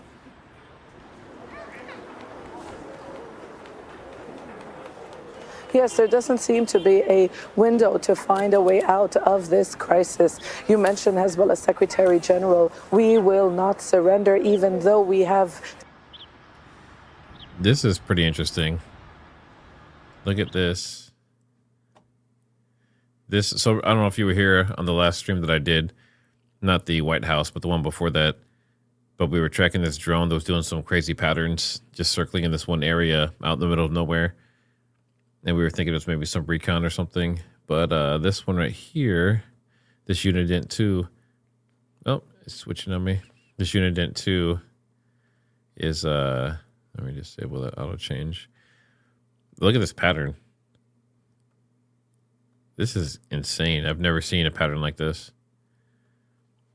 So it's doing loops, tons of loops, just over and over and over again all through this whole area. And then long loops here. And it has no country of origin, no craft type, nothing. We just know it's a drone. It's at 13,000 feet. So is this some kind of like top secret U.S. military drone or something? Or maybe it's Qatari, but I don't say drones too often, especially this like this size of drone. And then seeing what it's doing, that's it seems like it's doing reconnaissance on the western side of Qatar. That's very interesting. I'm gonna have to screenshot that one.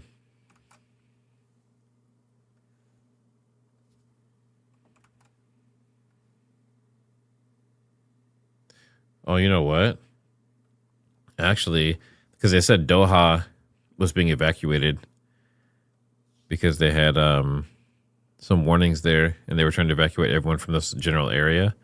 So I wonder if this drone is doing recon or if it's looking at like radar to look for incoming. That's interesting.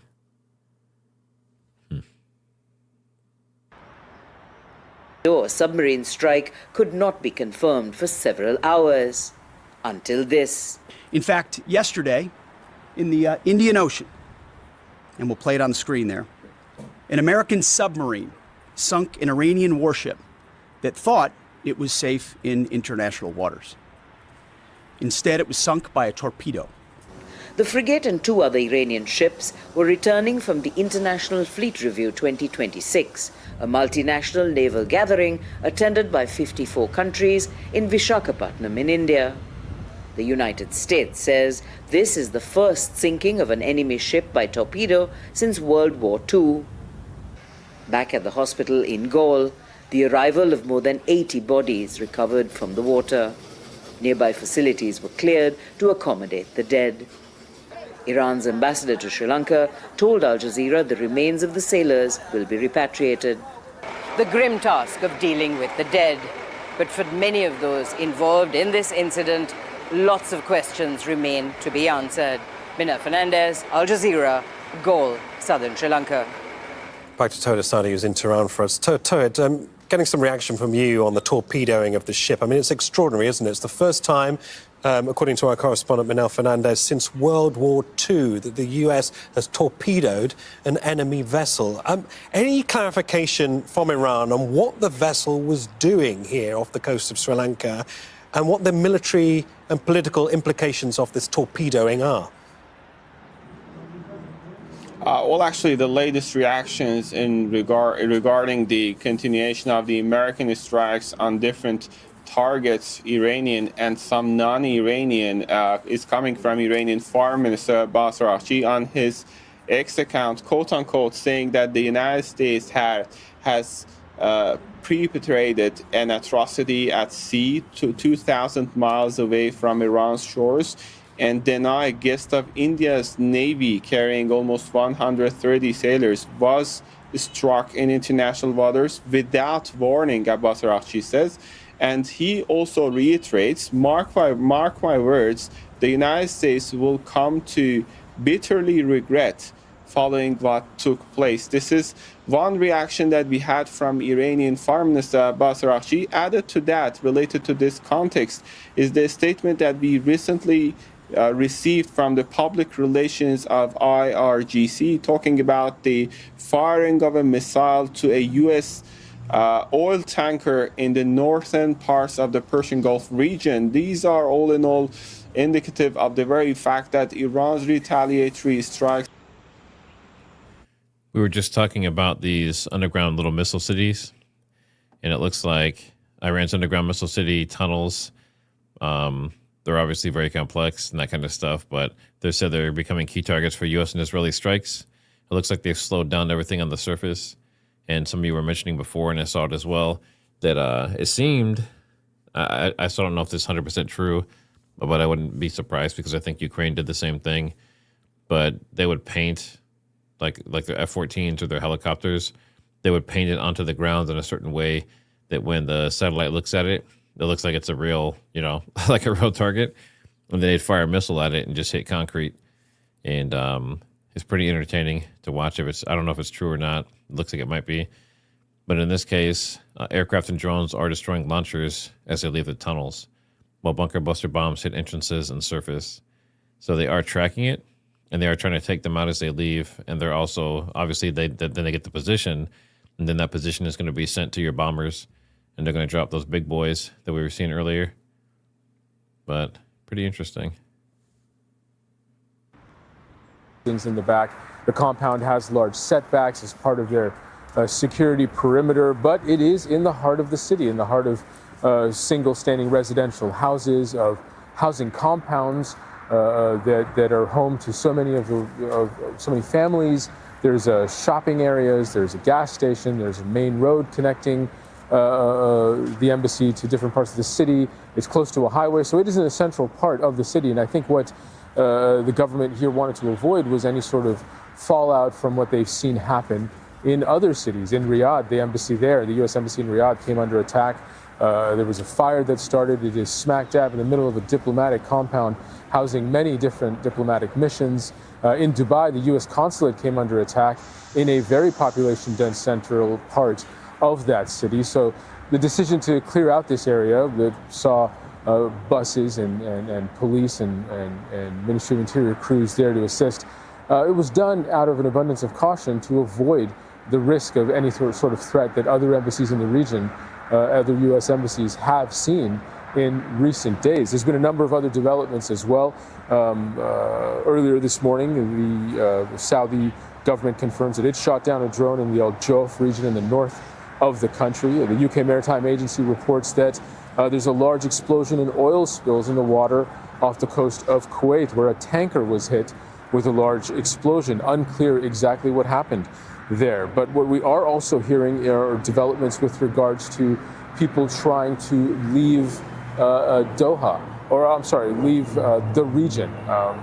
The Doha base, Qatar Airways, has announced that it will begin limited relief flights for stranded passengers. Now, while the airport in Doha remains not operational, the airspace remains closed, flights aren't leaving out of Doha. What we do understand is that limited flights will be going from Muscat to airports like London Heathrow, Berlin, Copenhagen, Madrid, Rome, and Amsterdam, as well as flights from Riyadh to Frankfurt. And Qatar Airways says it will start reopening these to help passengers who are stranded due to the current situation in the region. And at the same time, just within the last hour, we had a tweet from Oman's foreign minister, Badr al-Busaidi, issuing an appeal to end the war, and said Oman is doing its part to repatriate people stranded within its territory. In it, he says, the Omani government is working with your governments and international airlines to organize flights to get you home. He wrote in a post on X, we mean everyone, whatever passport you hold, the citizens of all countries have the human right to safety and security. Let's stop this war now. So Oman, as ever, playing their diplomatic card and doing what they can to help people who are trying to get out of this region, something that will certainly be good news to those people living here. And Zain, a call has happened, hasn't it, between Qatar's Prime Minister Sheikh Mohammed and Iran's Foreign Minister Abbas Araghchi. Do we know what happened in that exchange?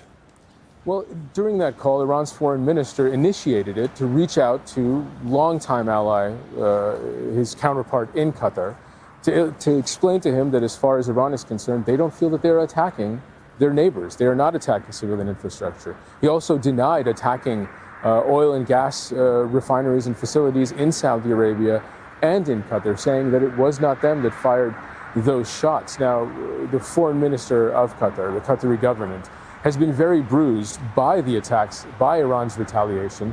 These two countries have enjoyed a very close partnership for a very long time. So the attacks that were being perpetrated, Qatar perhaps would have felt that it would have been immune to Iran's retaliation. That would not be the case. So Qatar very unequivocally saying that the evidence on the ground suggests otherwise. It does suggest that Iran is attacking civilian infrastructure, energy infrastructure, that it is carrying out these attacks with complete disregard to the diplomatic relations that the two countries have shared for so long. So going forward, whenever this conflict ends, whenever the bombs stop falling, the political collateral that has been spent to secure positive relations between Arab states and Iran, especially between Qatar and Iran, that is something that will have been a casualty of this war. Zain, thanks for that. Zain Basravi here in Doha. Well, joining us from Tehran is Abbas Aslani. He's a senior research fellow at the Center for Middle East Strategic Studies. Good to see you, Abbas. So let's focus on this phone call between Iran's Foreign Minister Abbas Araghchi and the Qatari Prime Minister. That call has been described as tense. I mean, Qatar's been accusing Iran of deliberately targeting energy facilities and indeed the airport, an attack that Qatar says was foiled. So more than the stated aims of hitting US installations. I mean, how willing is Iran to risk destroying that relationship with its neighbors? A relationship with a long-standing diplomatic mediator, a neighbor Iran shares the world's largest gas field with.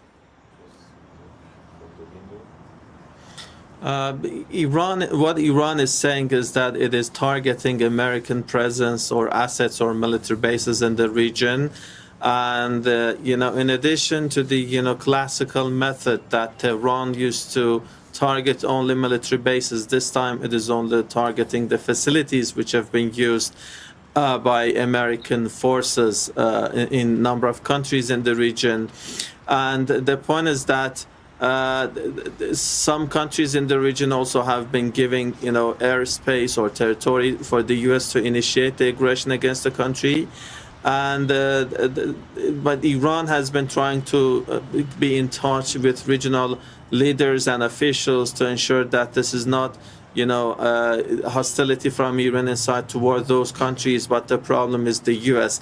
And that is the U.S. to blame, because Iran and the U.S., thanks to the mediation efforts by regional countries, including Qatar, were engaged in diplomatic process to achieve a deal, and a significant progress had been made. But all of a sudden, what we saw was U.S., destroying the negotiating table by bombing the country, in addition to Israel. And this is, the beginning point is not Iran's retaliatory response, but the initiation, the aggression by the U.S. and Israel without any justification. Okay, and this was an I understand, war. Abbas, that you're putting, one thing in front of the other, that Iran is responding to what it sees as a conflict that was triggered by Israel and the Americans. But the Qatari perspective, and this is the perspective of other GC state members as well, is that civilian infrastructure has been attacked multiple times. Multiple attempted attacks were made against the airport here, Hamad International Airport. All of them were foiled. So what is the strategic objective of targeting Gulf infrastructure, including airports, gas installations? Iran has launched significant strikes against civilian energy infrastructures in the UAE, Qatar and Oman. Is the goal to force these nations to expel US forces or to sabotage the global economy or something else?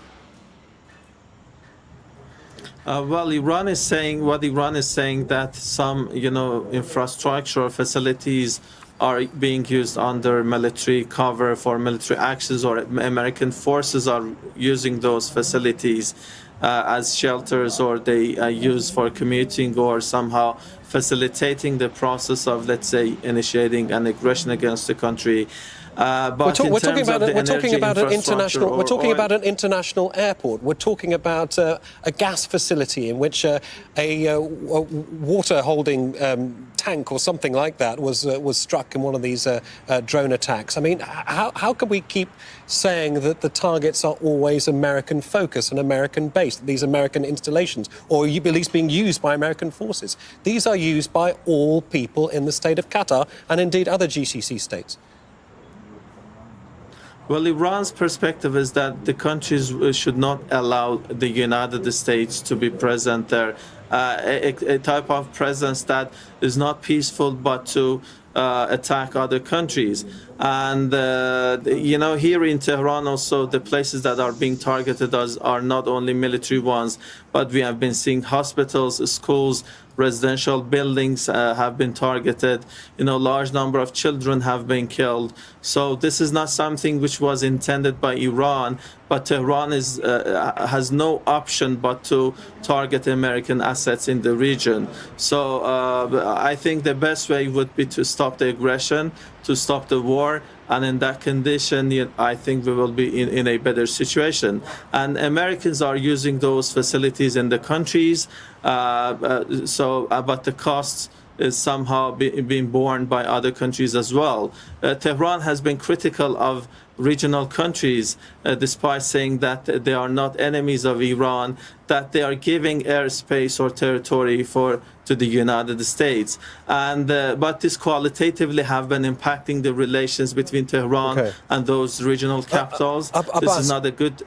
Abbas, understood. I want to get a very quick last question to you. Do you fear that Iran is potentially permanently burning bridges with its neighbours, its formerly brotherly neighbours, using the language formerly used by Tehran in the past? Is there a danger here that it's just pushing the country into further isolation? At the end of the day, these are the nations that may end up being mediators should a ceasefire come.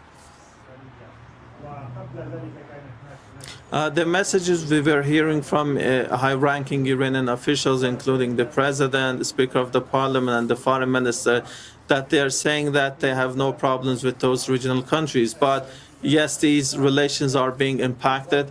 This could risk the future relations. But Iran is immediately engaged with an existential threat, and it is fighting for survival. So it has bigger fish now to fry. And I think, in the strategic perspective or in the longer run, things could be somehow different.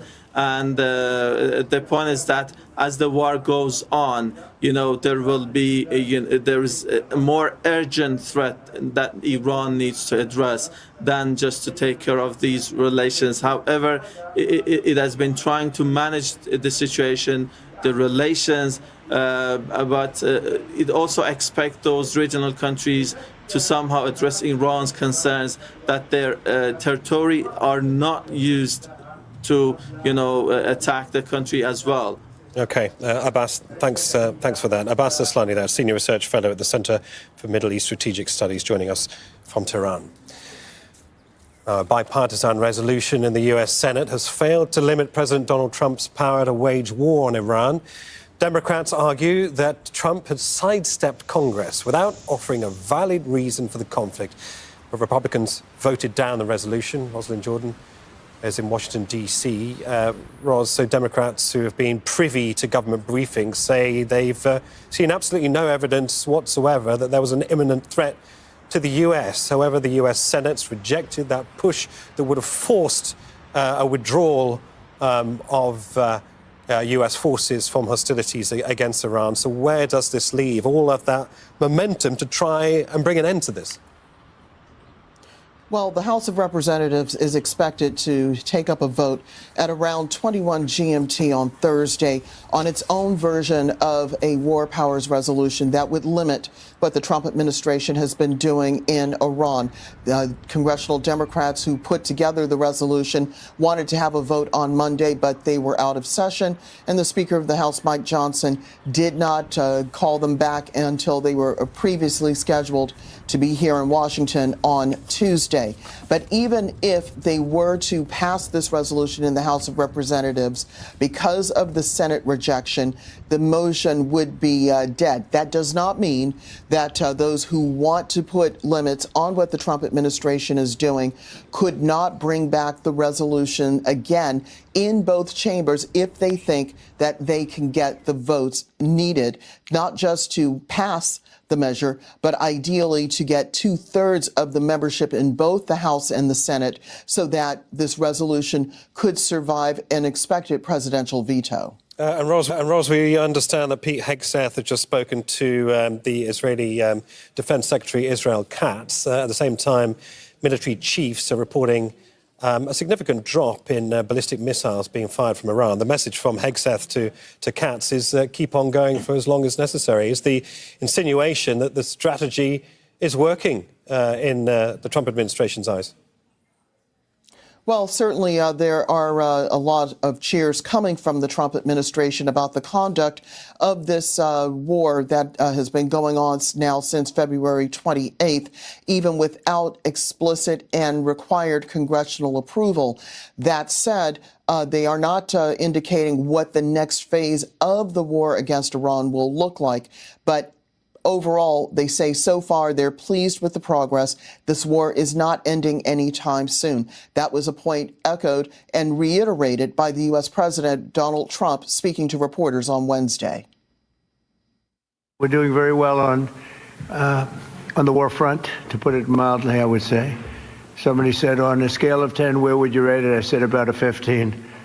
And we're going to continue to do well. We have the greatest military in the world by far, and that was a tremendous threat to us for many years. 47 years they've been killing our people and killing people from all over the world, and I think we have great support, and I think if we didn't do it first, they would have done it to Israel and give us a shot if that was possible. Now, the next big question for the Trump administration is going to be justifying the cost of this war. It's already been roughly estimated this may be costing about $1 billion a day so far for the first couple of phases of this war against Iran. And the administration is expected to send to Congress, perhaps as early as Friday, a $50 billion supplemental bill, money that would be used to replenish the Tomahawks and other missiles and other weapons that have already been used in this war, now going into its 6th day. Rosalind Jordan, Washington, D.C., many thanks. Now, it's just past 7:30 GMT. You're watching Al Jazeera's extensive coverage of the conflict between the U.S., Israel and Iran. I'm Neve Barker. The Israeli military says it's begun a new wave of attacks in Iran's capital, Tehran.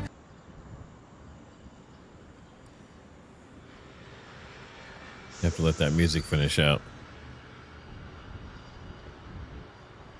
We're not seeing much coming out for updates. Let me check really quick again.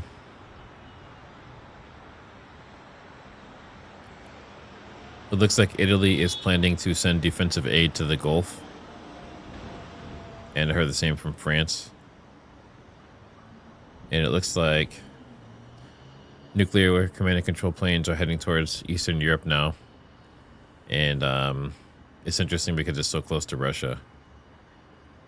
So it seems like this war has kind of like ignited some other issues. And there's some statements from China saying that they really plan to go against Taiwan and reunify and all that kind of stuff.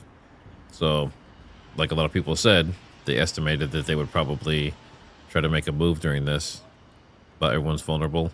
And it looks like that's where it's going.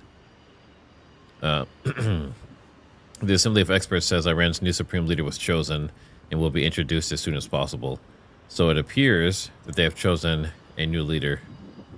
I heard that a few days ago, too. So I heard it was supposed to be his son.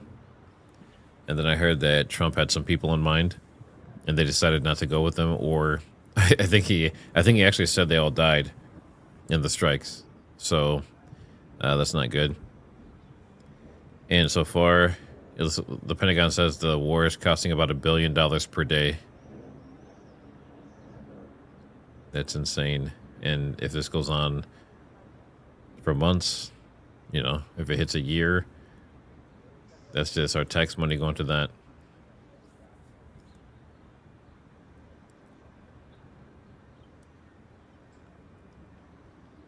I think we should be back in. Clerical body made up of 88 members who were chosen by the supreme leader. They now have the crucial job of deciding who comes next. US President Donald Trump has also said that the attacks have almost destroyed Iran's entire navy. Most of those attacks have taken place here, across the Strait of Hormuz and the Gulf of Oman. And again, satellite images have captured some of those strikes. This is an image clearly showing an Iranian vessel that's been hit off the coast of Bandar Abbas. But the strikes aren't isolated to military targets or government buildings. We've also reported attacks in the vicinity of hospitals. In the capital, Tehran, at least 2, and also in the city of Bushehr. But Iran's heritage has also been affected. This is a picture of Golestan Palace, and the images speak for themselves. The 16th century site that's crucial to Iran's royal heritage has been affected. There have been heavy US-Israeli airstrikes in western Iran in the predominantly Kurdish regions. These are overnight pictures from the city of Sanandaj, where a radio and television station were targeted. Well, we have correspondents in Syria, Turkey and Iran, but first to Towed Asadi in the Iranian capital, Tehran. Towed, the latest on these attacks against Kurdish installations or Kurdish fighters in the northwest of the country. The IRGC confirming that they used over 30 drones to strike the headquarters of Iranian Kurdish opposition groups, that in the Kurdistan region of Iraq. What is the feeling here? What's behind this, these operations against Kurdish positions? There are actually two simultaneous courses of action taking place. First, this is the Israeli and American strikes targeting a couple of cities in the actually Kurdish cities across the country, specifically in the western parts of the Iranian territories, including Sanandaj, in which actually the state TV's building was targeted. Also in another city, we've got the reports about the governor's building being targeted not once but twice. First it was attacked, and then when people gathered, a second attack happened, running the risk of more and more casualties on the ground. The Iranian interpretation, from according to some analysts that we hear from Tehran, is that this is not just a way to attack the IRGC headquarters or security stations, but also in a sense paves the way for a potential entrance of separationists as well as the... So this is what I was talking about earlier. So remember, I want to screenshot this really quick. So remember earlier we were talking about the Poseidon, and that Poseidon was on the west coast of Israel, and we could see the pattern that it was doing looking for a sub. Well, now we have the same thing happening off the west coast of Florida. And this was what I was kind of telling you before, is that it does happen, usually around wartime or some kind of like heightened conflict, but I'm trying to see if there's more than one. A lot of times they'll be out there in pairs or even 3 of them. Yeah, it looks like it's just that one right now. But, you know, they do these circular patterns looking for submarines. That's their specialty. Across different parts of Iranian cities. We know that at least so far more than 170 cities across the country have been the scene of the continued strikes by the Americans and Israelis. All right, just to add to what you've said there, Toa, the IRGC claims these strikes are, quote, intelligence-led operations to disrupt, quote, imminent infiltration by Kurdish groups into the, quote, sacred territory of the Islamic homeland. We will, of course, keep a close eye on what is going on there in the west of Iran. For the time being, Toa, many thanks for that. Let's go to Sinem Koscielny. She's live for us in the city of Van in eastern Turkey. That is near the border with Iran. Sinem, what's going on there at the border? Any heightened security or any sign of an increase in people going in either direction? I'm standing in front of Kapıköy border crossing in Van that connects Van city to Iran's Hoy city. This is one of the most popular crossings between the two countries for the Iranian tourists. But to be honest, even since the beginning of the war, over the weekend, the numbers of entries or exits seems to be in the same way. Nothing extraordinary, nothing abnormal. There is no tightened security. Everything goes in a normal flow, regular flow in terms of security and customs authorities as well. Yesterday towards the evening, we heard the Turkish Interior Minister speak on the matter. He underlined that there is nothing extraordinary ongoing between on the borders of Turkey and Iran. Turkey-Iran border is around 534 kilometers. It is a pretty long border, as you can imagine, and there are 3 active crossings for both people and trade. And he gave some figures, actually. According to the figures, which will clarify the situation to you. For instance, on March the 2nd, there were 1,754 entries and 1,938 exits. On the other hand, on March 3, the number of entries was 2,032 and the exits were 1,966.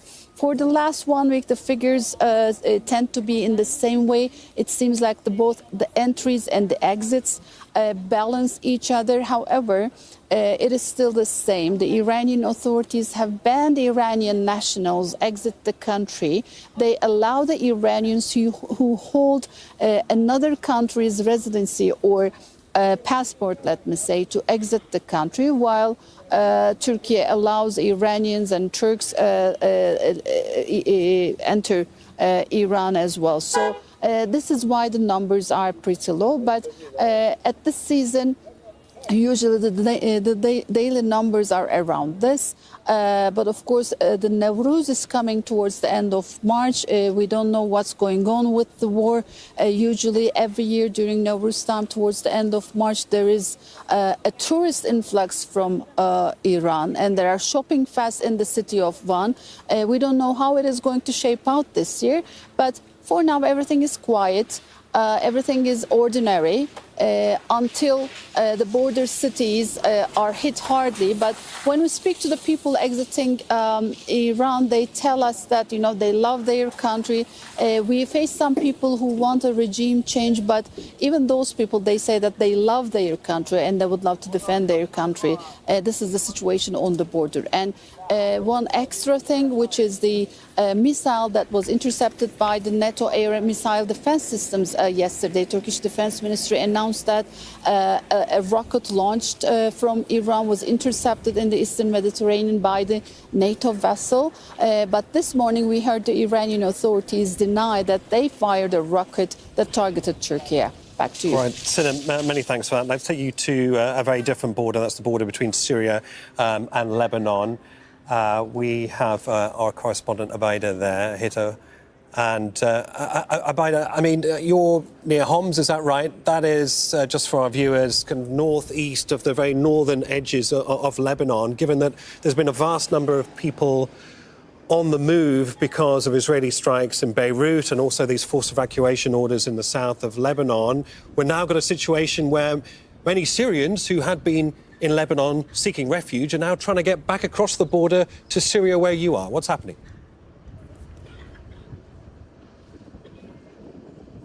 Thousands of people, as you said, are trying to leave Lebanon and come back to Syria. These are, for the most part, Syrian citizens. There are reports of Lebanese people Lebanese citizens crossing over the border into Syria, both at this border crossing and another border crossing near Damascus. But all of those Lebanese citizens are crossing into the country because they have either a residency permit or are married or have some kind of familial relation to a Syrian citizen. The situation here remains calm, even though we've seen a significant increase in security personnel on the road towards the border crossing and in the surrounding villages. The numbers of people continue to increase, even though the official numbers for yesterday's entries from Lebanon are not published yet. But from what I'm seeing here on the border at Jusia border crossing is that there are hundreds of people coming in, either on foot or in personal vehicles or even in buses coming into the country, women and children, people who've gathered all of their belongings from Lebanon and are coming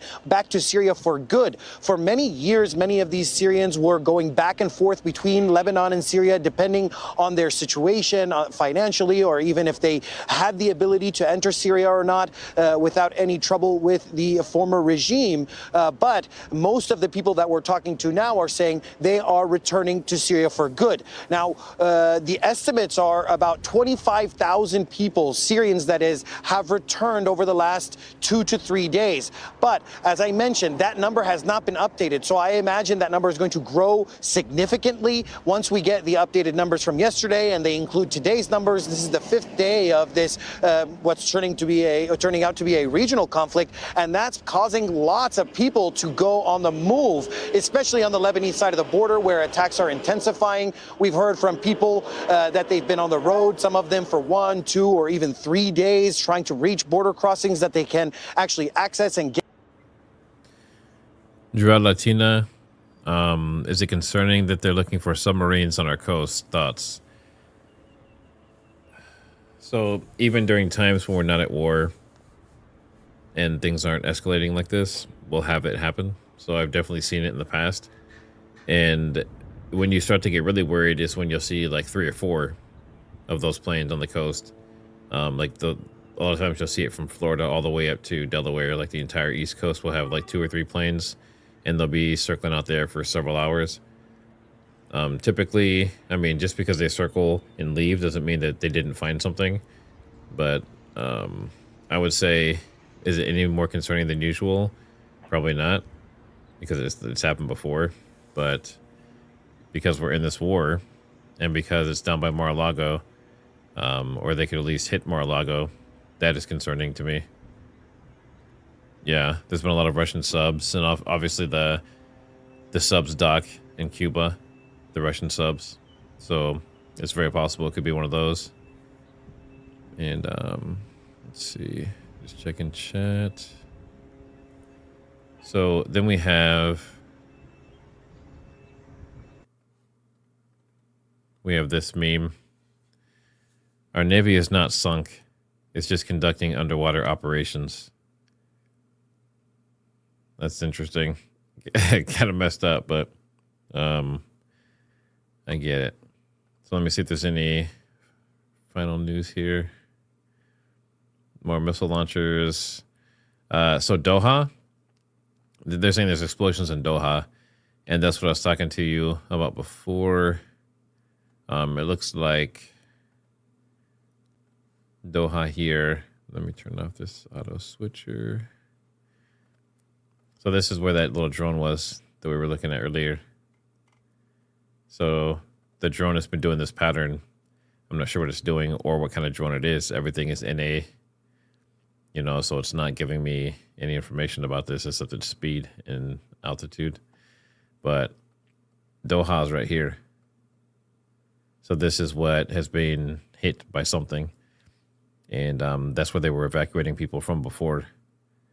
So I have a feeling, I don't know because I don't know exactly what this is, but I think it's some kind of surveillance or recon drone or something. But very interesting. I've never seen that before. And obviously, prayers for the people dealing with all this stuff. I think it's going to be a lot of innocent people that are going to get hurt during this and killed. They already have. Let's see, is that Poseidon back? Nope. Yeah, so it looks like this Poseidon that was here earlier. Yeah, that one's gone. So whatever it was looking for, it didn't find. It's right here. So you can see this is that similar pattern, like just like the one next to Florida. You know, they just circle over and over and over again, and they have little sensors, and they're looking for, in this case, looking for radiation for nuclear subs. And then that one's still flying around. I'm assuming it's going back to refuel or something. It's heading back towards where it took off from. And then the other one, actually, hold on, is this a fighter jet?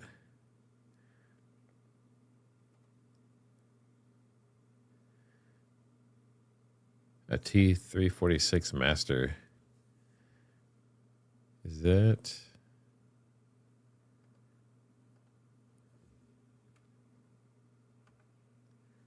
That thing looks tiny.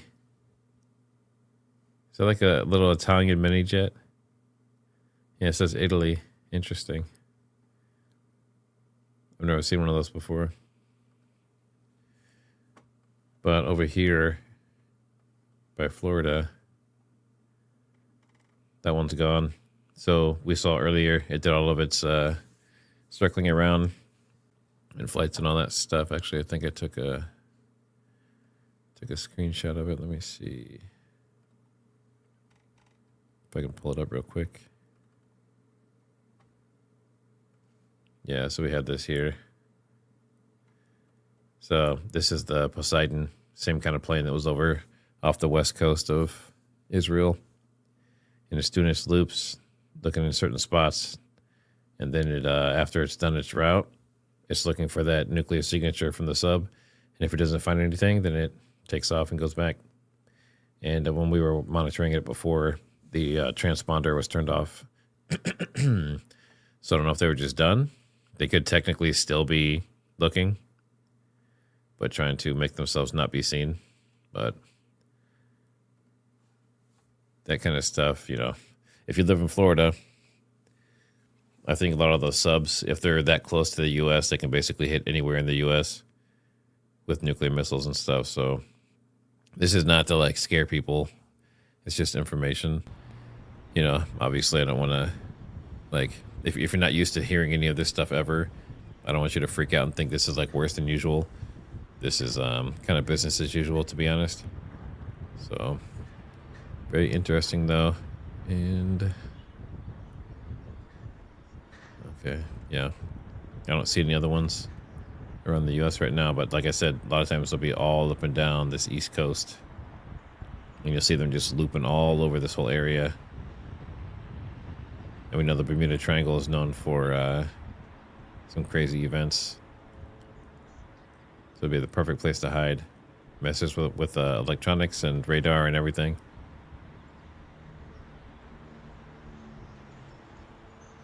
Oh, it's back. Yeah, Black Cat 5. So that Poseidon is actually back right now.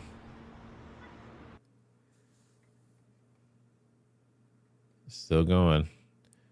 And what is the red? I think the red is its height. Because like the greens and blues is when you're lower altitude. And then it went up into purple and then went up into red. It's up at 47,000 feet. So it's up there pretty high.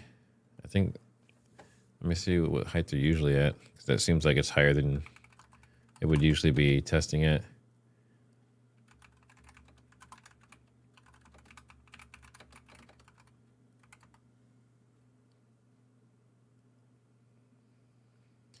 Yeah, it says the Poseidon typically operates at about 10,000 feet. And often much lower, down to just a few thousand feet. The lower altitude, the more the sensor works. So that's interesting. That it's all the way up at 47,000 and circling around here. I mean, it could just be in a holding pattern, waiting to actually drop down lower and use its sensor. Interesting. All right. So based on what I'm seeing, I'm not seeing any new updates or anything. So what I will probably do is end the stream here. There's no new no new news coming out. There is no attacks coming in. Everything's been clear. And we've been through all the news and Al Jazeera. I don't know if you noticed or not, but they're actually recycling stuff. So like 3 of the things they just showed in the last 20 or 30 minutes was something they showed when we first started watching them. So I think this stuff for the night is pretty much done. But I appreciate everyone being here. Let me make sure I didn't miss any super chats or anything. No, we're good there. But yeah, make sure you get some sleep. This, it's really easy to get caught up in this stuff and be up all 24 hours a day. Going through this stuff is not healthy for you. Make sure you get outside and get some fresh air and spend time with your family and walk your dog and all that stuff. Go fishing. So go in the hot tub if you have one. But thanks to the members, moderators, you guys for viewing, hanging out with me. I'm going to try and do a daytime stream tomorrow because that's obviously nighttime there in the Middle East. And it seems like there's a lot more going on as far as like active attacks and stuff like that.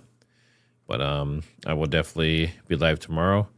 And hopefully, if everything works out, I might also have the EAM nuclear attack codes and that kind of stuff playing through the shortwave radio. But I see you guys all in chat. So have a good night and see you on the next one.